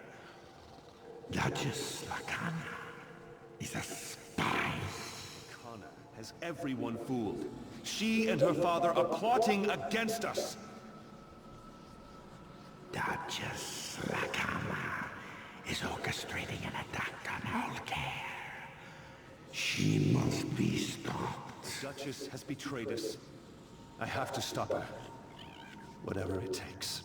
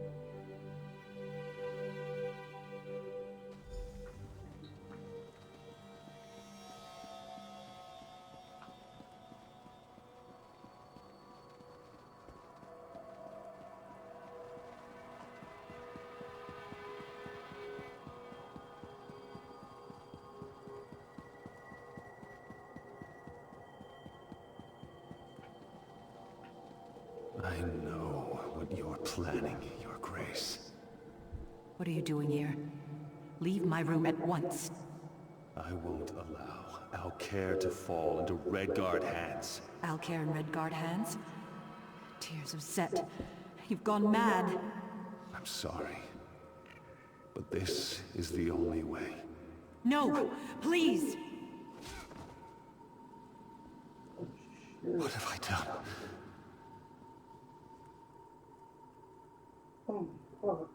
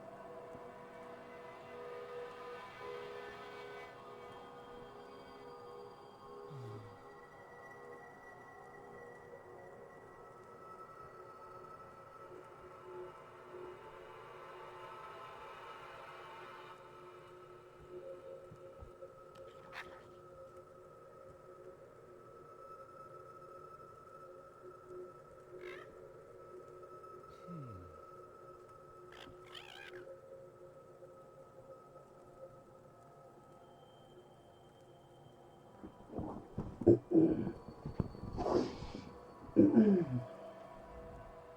killed her. She deserved it, didn't she? No. It's a never-ending nightmare, whether I sleep or not. I killed Duchess Lacana. The omen of fear. Always with me, always whispering, telling me about the Red Guards, about Lacana.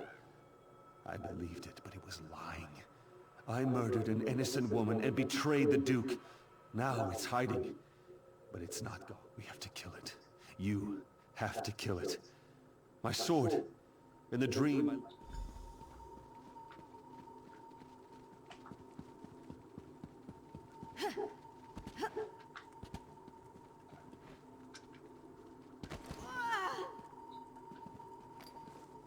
I can see your fear.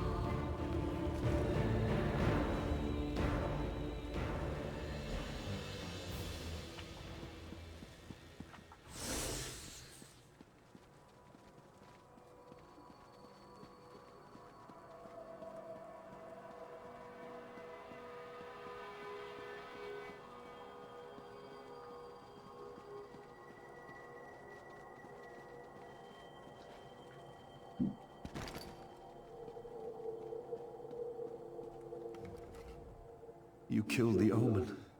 May the Eight bless you. Yes, I'm all right. But not absolved. I ordered the Knights of the...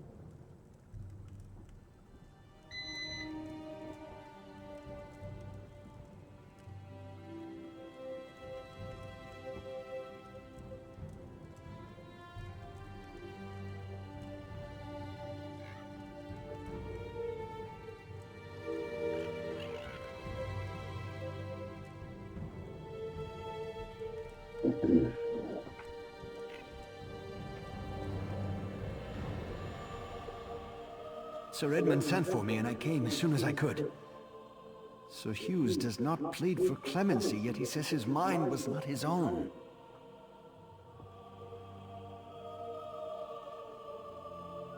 As strong as my anger may be, I sense truth in your words, and some change in Sir Hughes's character. But he murdered my wife, and for that, I can find no forgiveness. He asked me to take his life and restore honor to the Knights of the Flame. But my emotions are too strong. I cannot trust myself to make the right decision. You were in his dream. You saw... Very well. Thank you for your counsel. Rise, old friend. You will not die this day. Then my punishment is living in disgrace.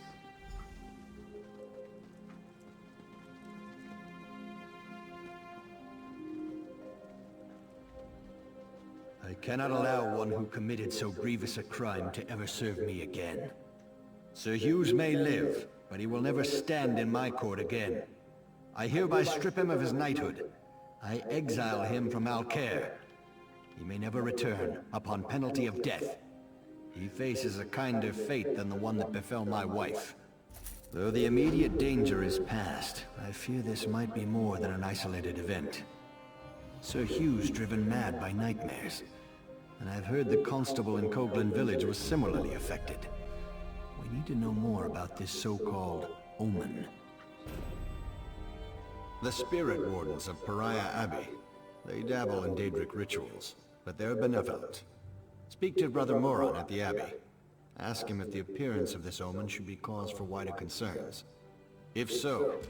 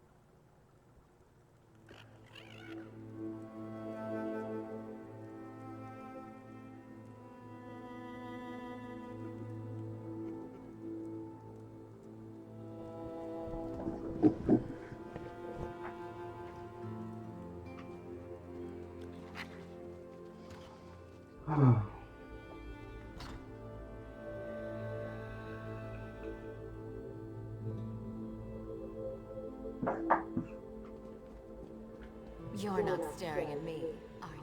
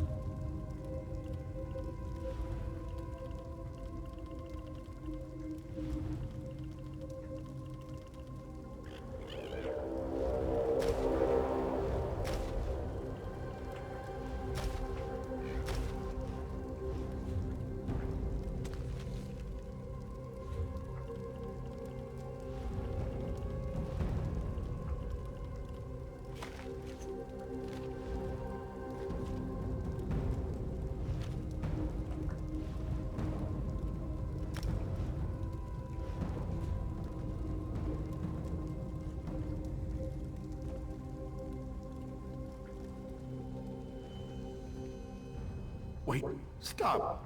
Please don't hurt me.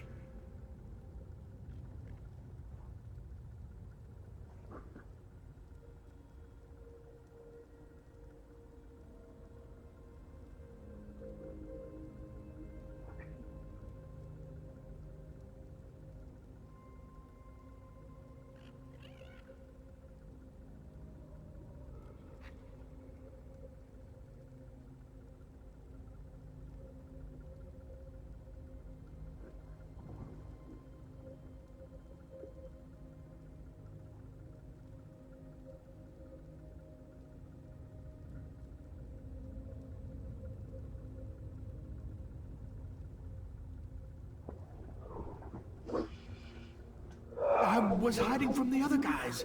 All they've done since I joined is pick on me. Being a bandit isn't anything like my brother and I thought it'd be. Please, it's too late for me. But not for him. Take this to Theron Berard. He'll know what it means.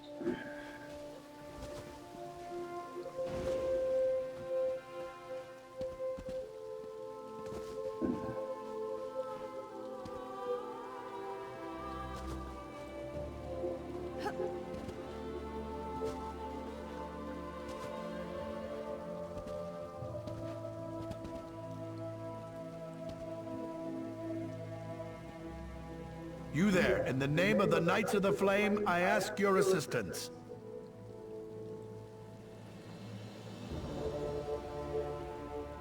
You there, if you respect the name of the Knights of the Flame, you can steal from the bandits that which they stole from us. The motherless swine somehow.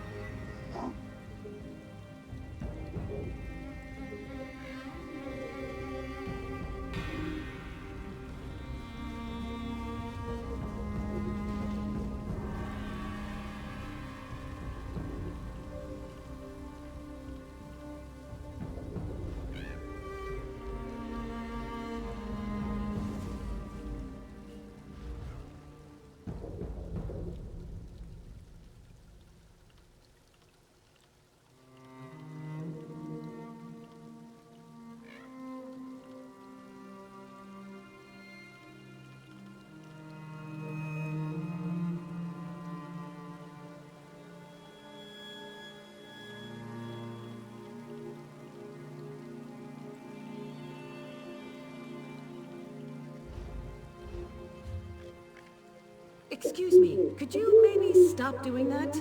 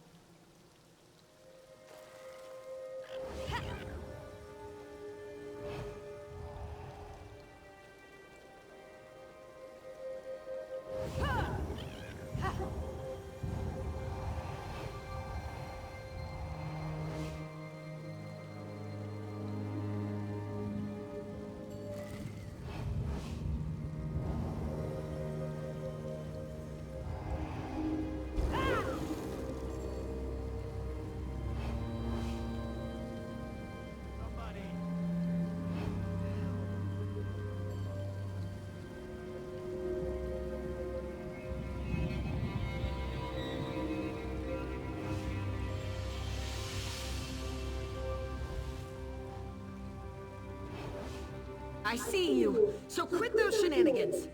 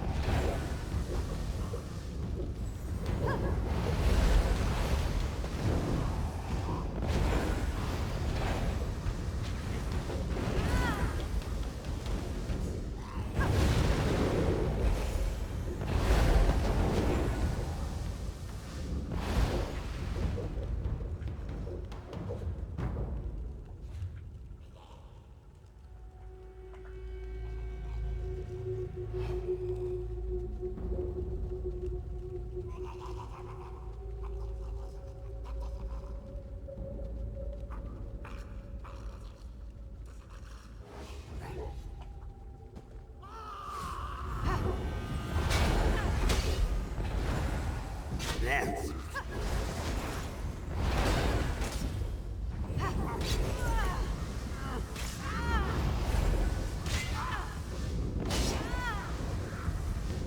That's...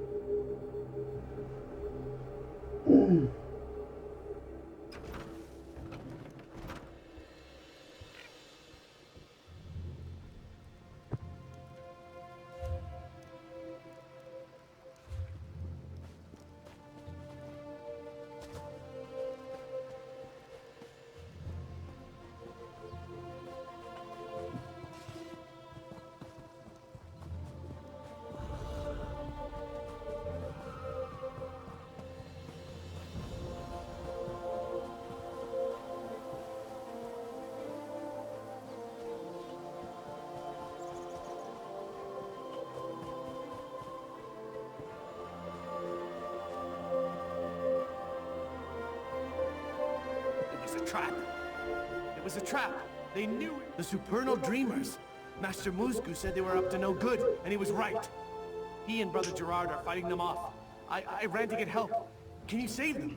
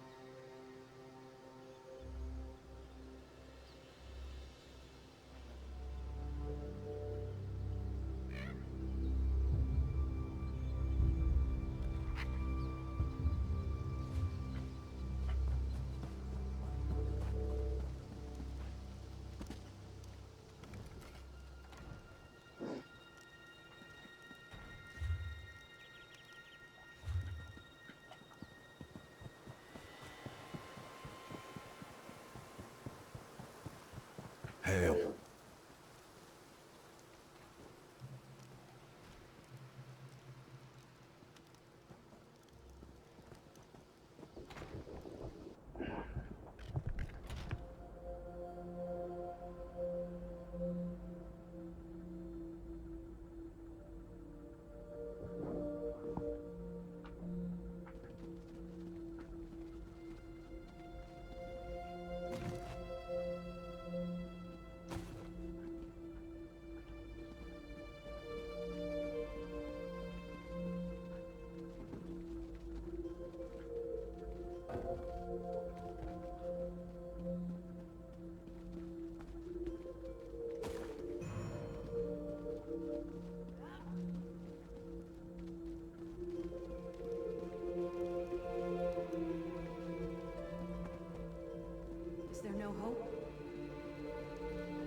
got it all wrong. Say, I heard you recently arrived from Alcair.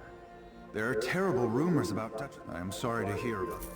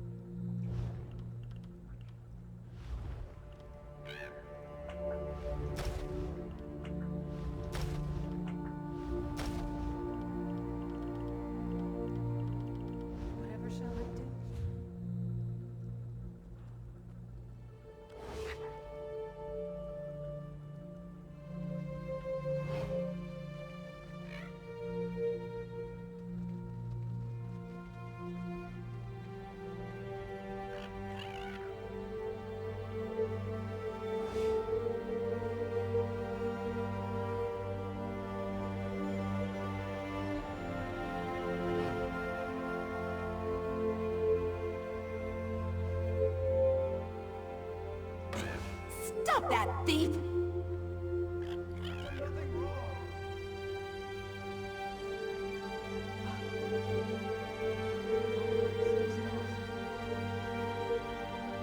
You dirty scoundrel!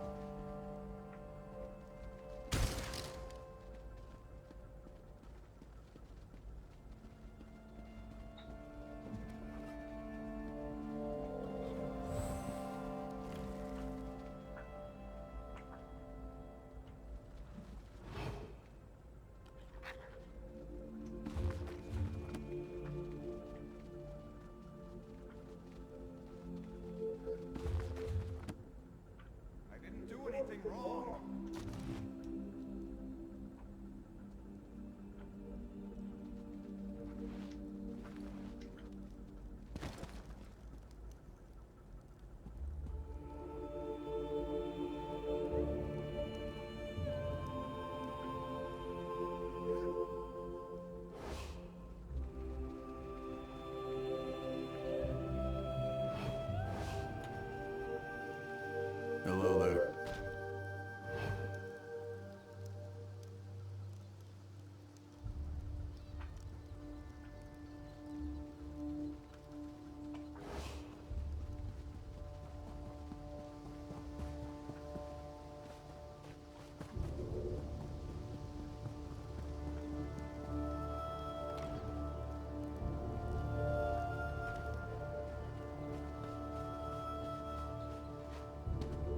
There are wounded to tend to.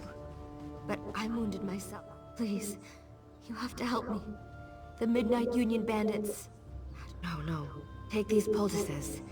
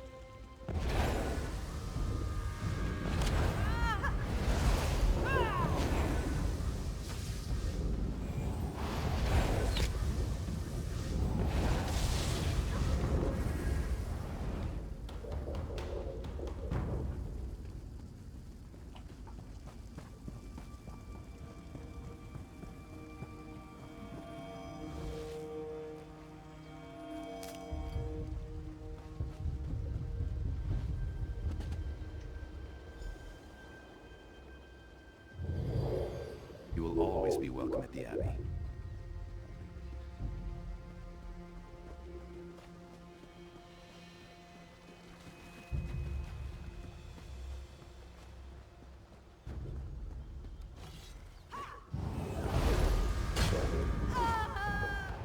From the sides!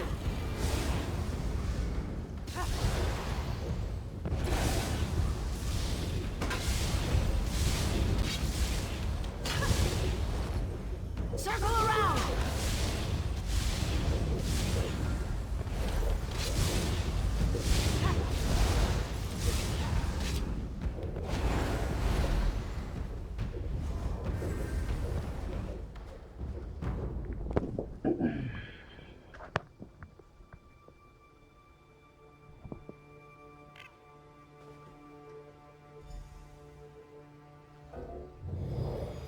May Azura bless you for all your days.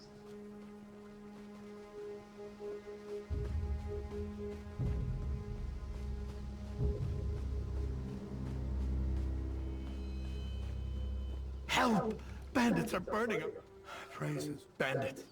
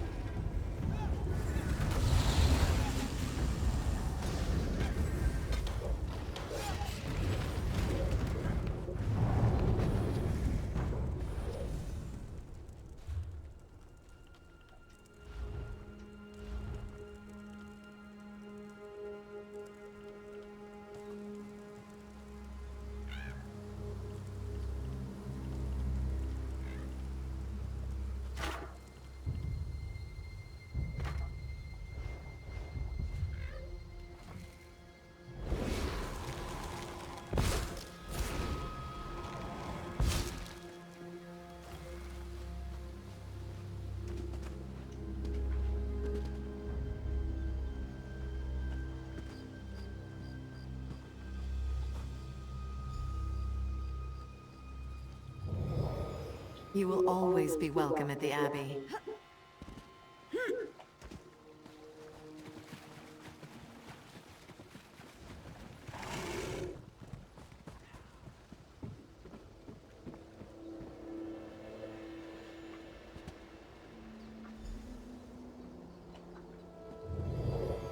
May Azura bless you for all your days.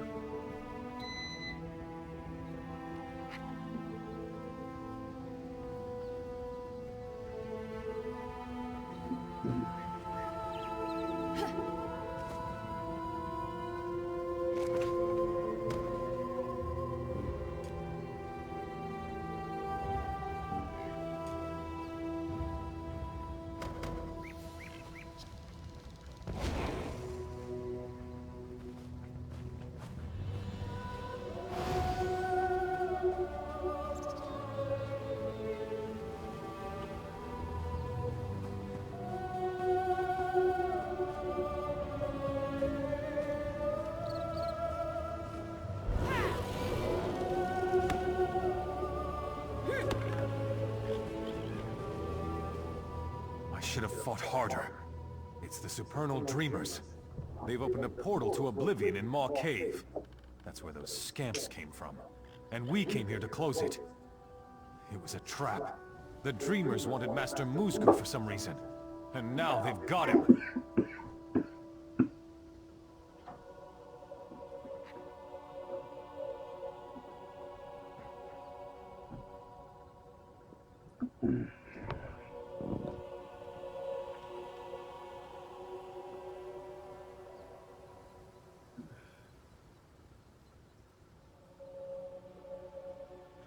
They're trying to open more portals here and there. I'm a spirit warden. From Pariah Abbey, just west of here. We protect Stormhaven from unseen threats. Nasty things. It's simple transliminal metaphysics. The scamps just came here through another portal from Quagmire, Vermina's realm, so they're still charged with positive creation. Got that? So, to open their portals, the Supernal...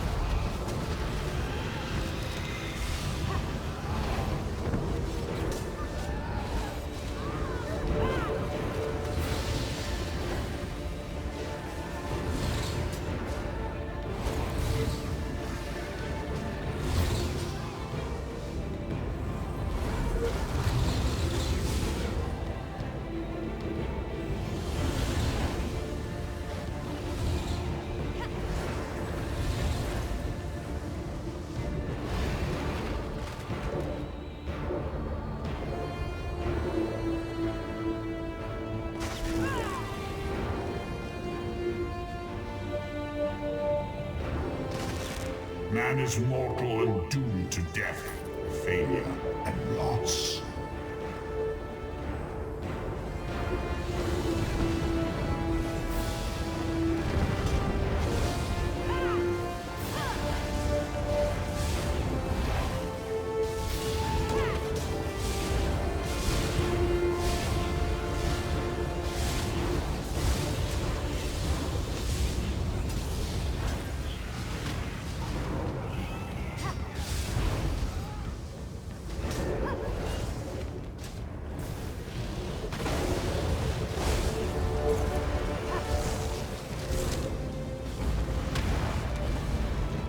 wretched mortals. Worms.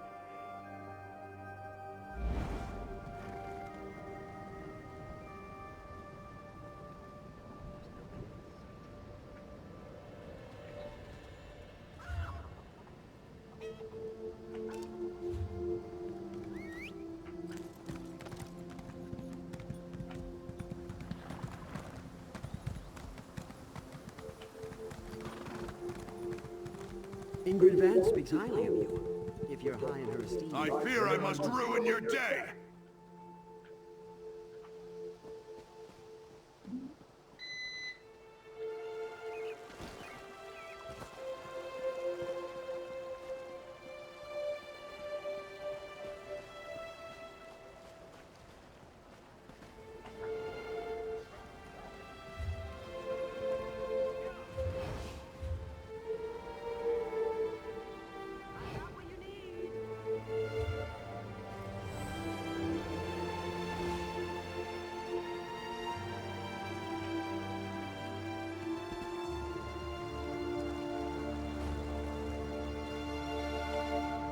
What an exhilarating chase.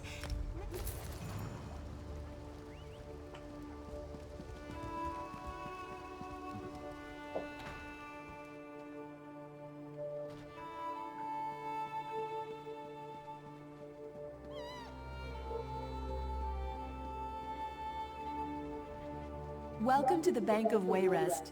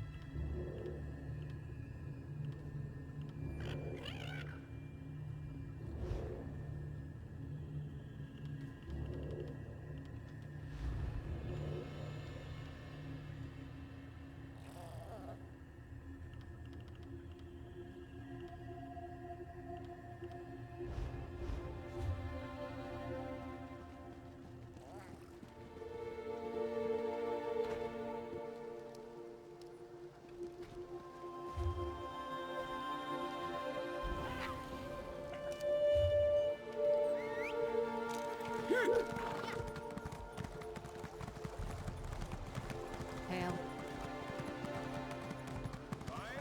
Selling? I've got what you need.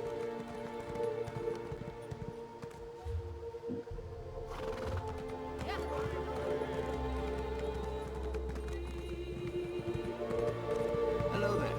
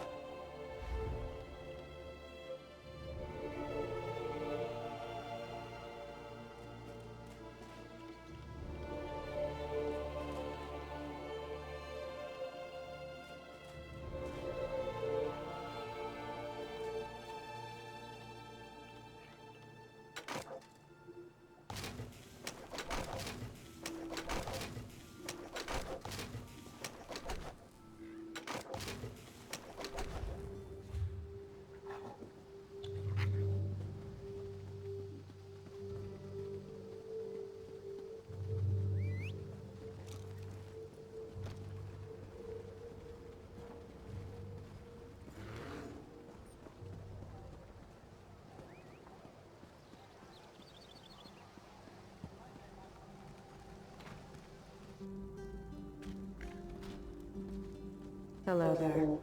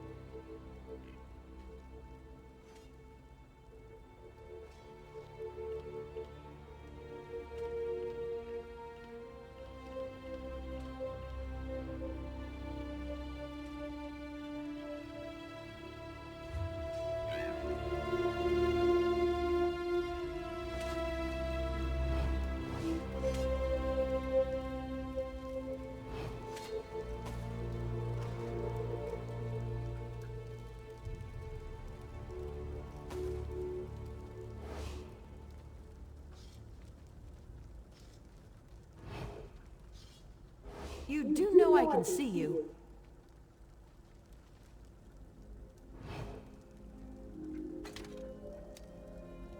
That was wrong, and it's against the law!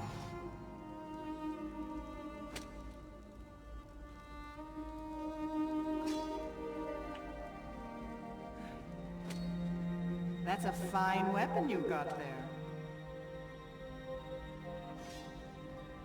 Oh! We will not deviate from the prescribed...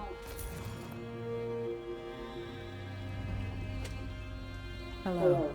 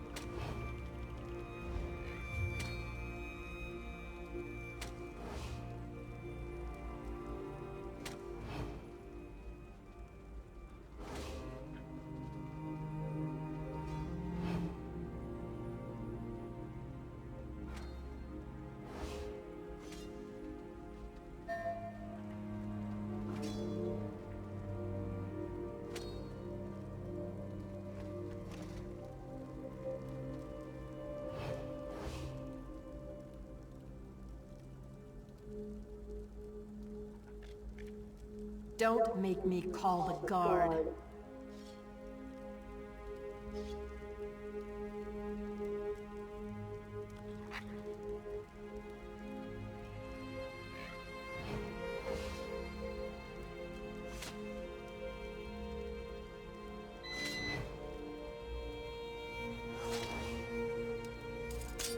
Guards! There's a criminal running free! Hello? There is a protocol that must be followed in these matters. It starts with you paying your bounty. Halt! Halt, I say!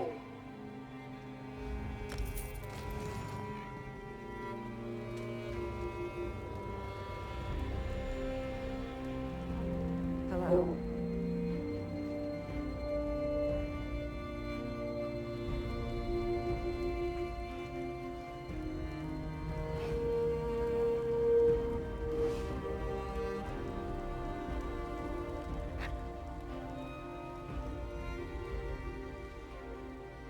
You look like you could handle yourself just fine.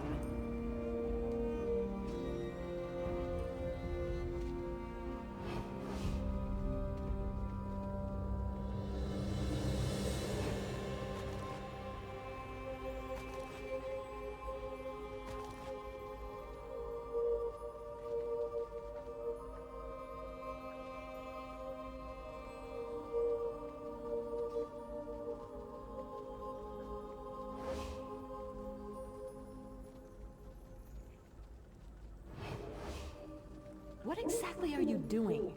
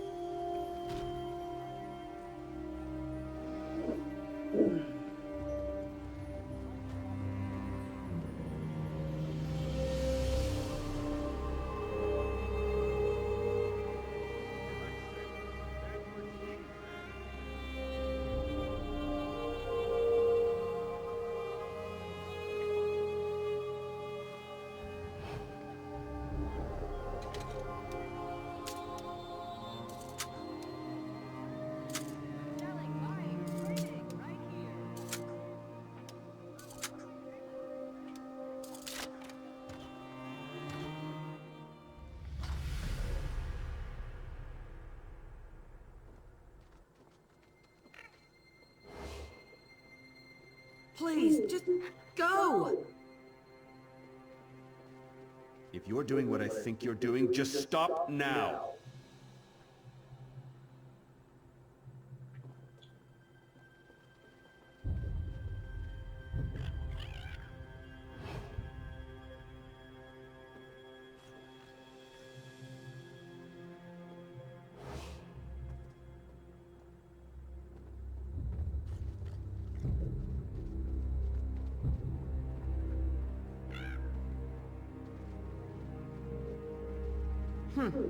This behavior...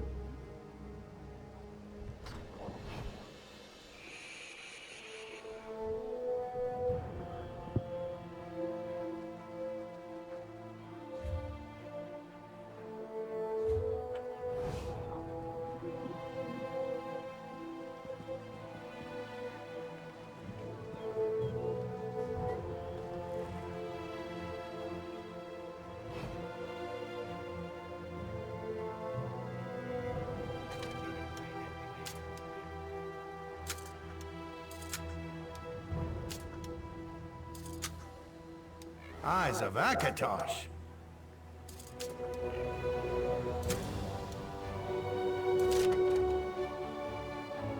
There's a thief here! No, there's not.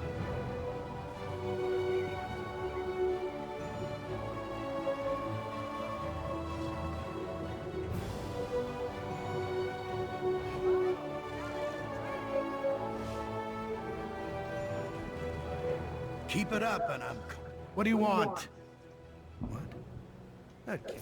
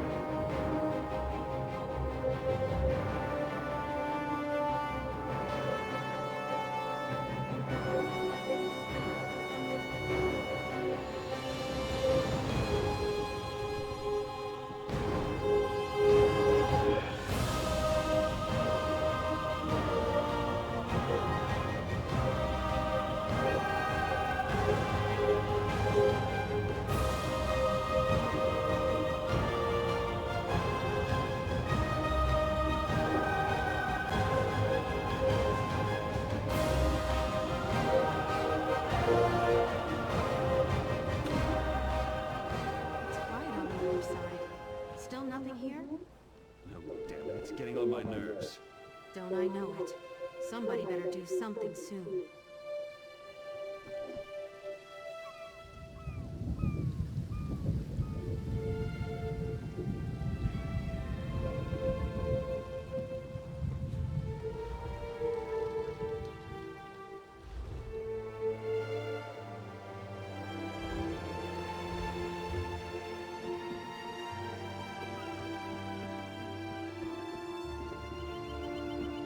Hello there.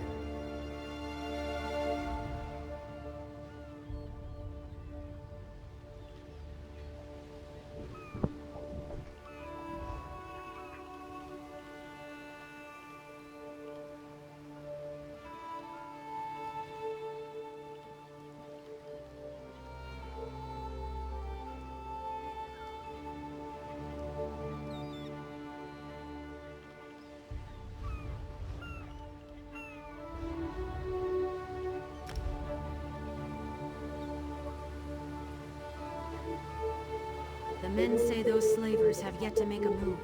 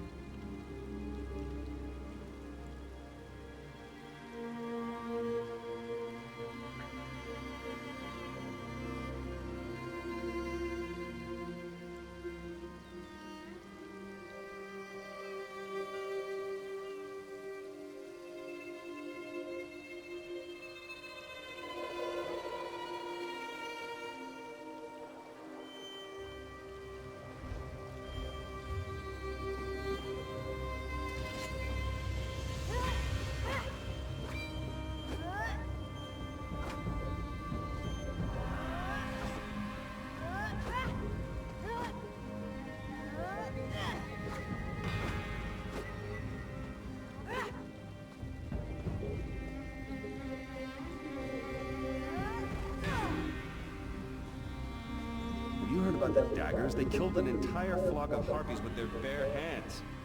Makes the Fighters Guild look like amateurs.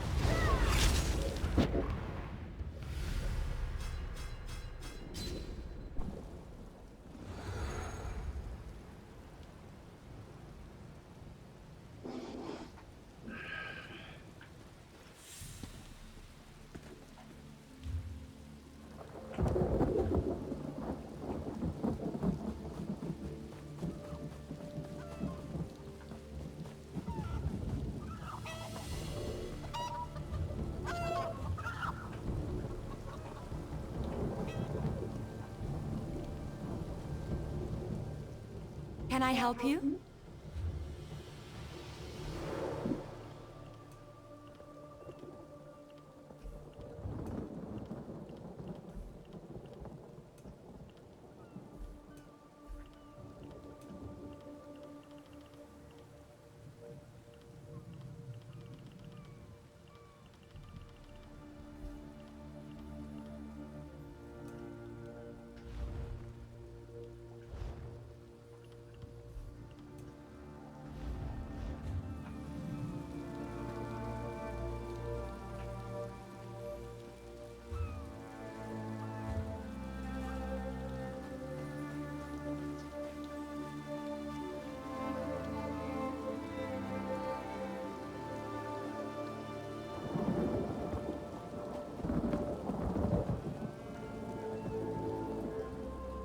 You haven't seen a young...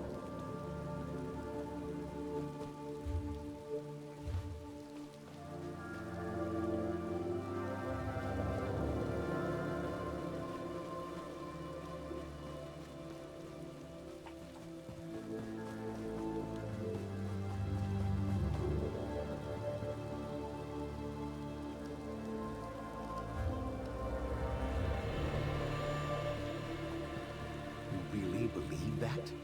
She's a Knight of the Flame. Greetings. There's no way she was working with the slavers. Then why'd the constable have her locked up? You don't have an answer for that, do you? I don't understand the constable's reasoning. Step right up.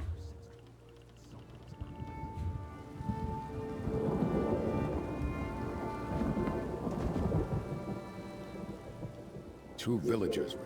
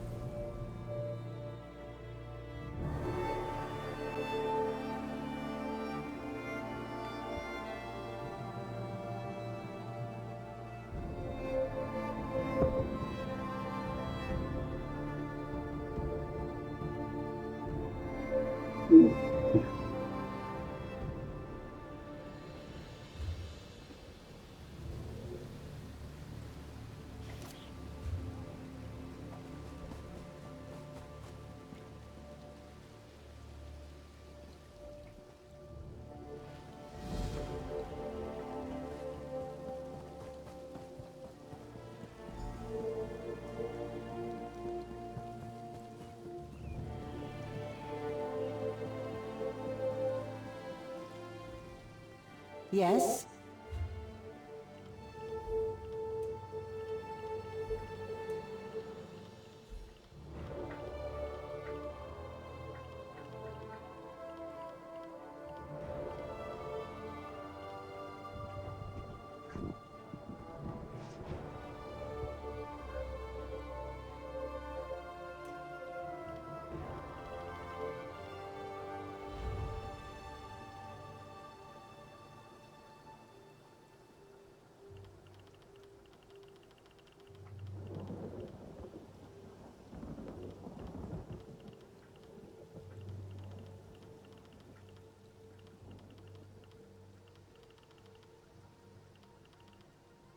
Citizens, your courage and loyalty are legendary.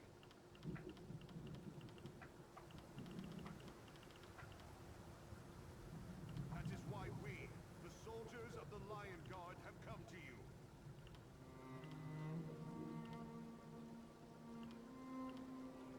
We care not for your past or your station, only the courage for which you are famed. Join us. Teach these Dominion dogs to fear a true Breton. How can I help you?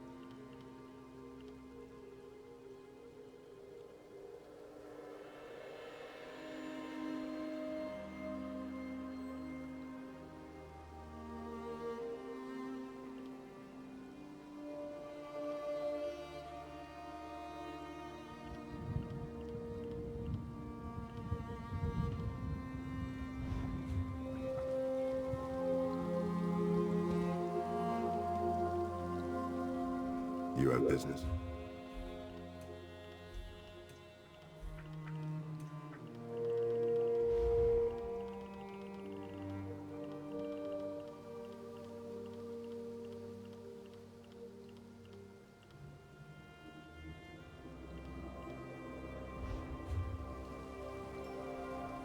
Greetings.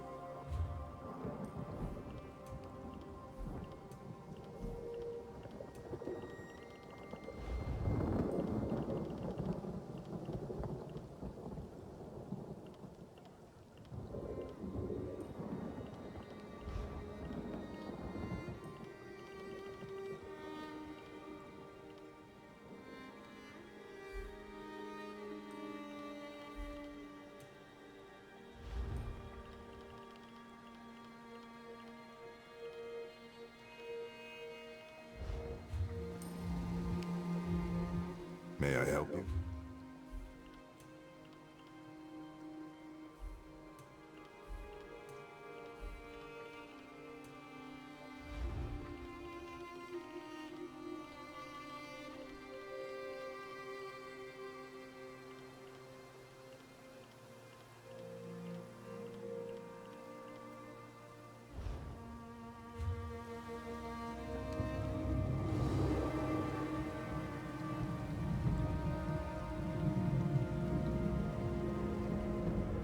Good to see you.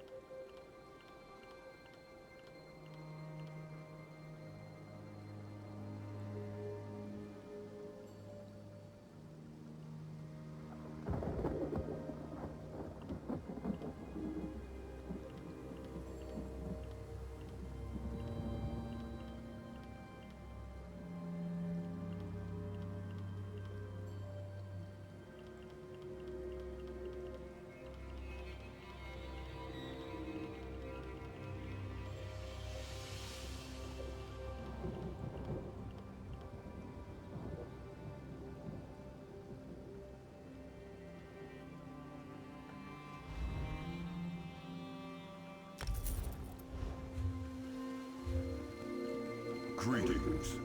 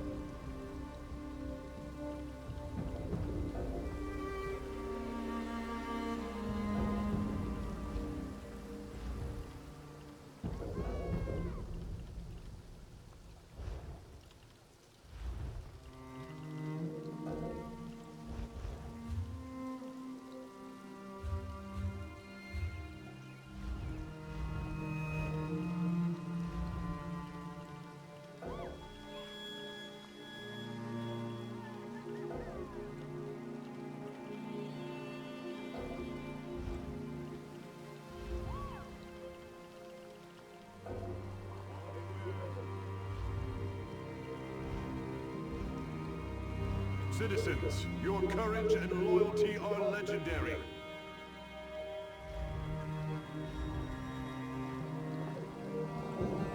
That is why we, the soldiers of the Lion Guard, have come to you.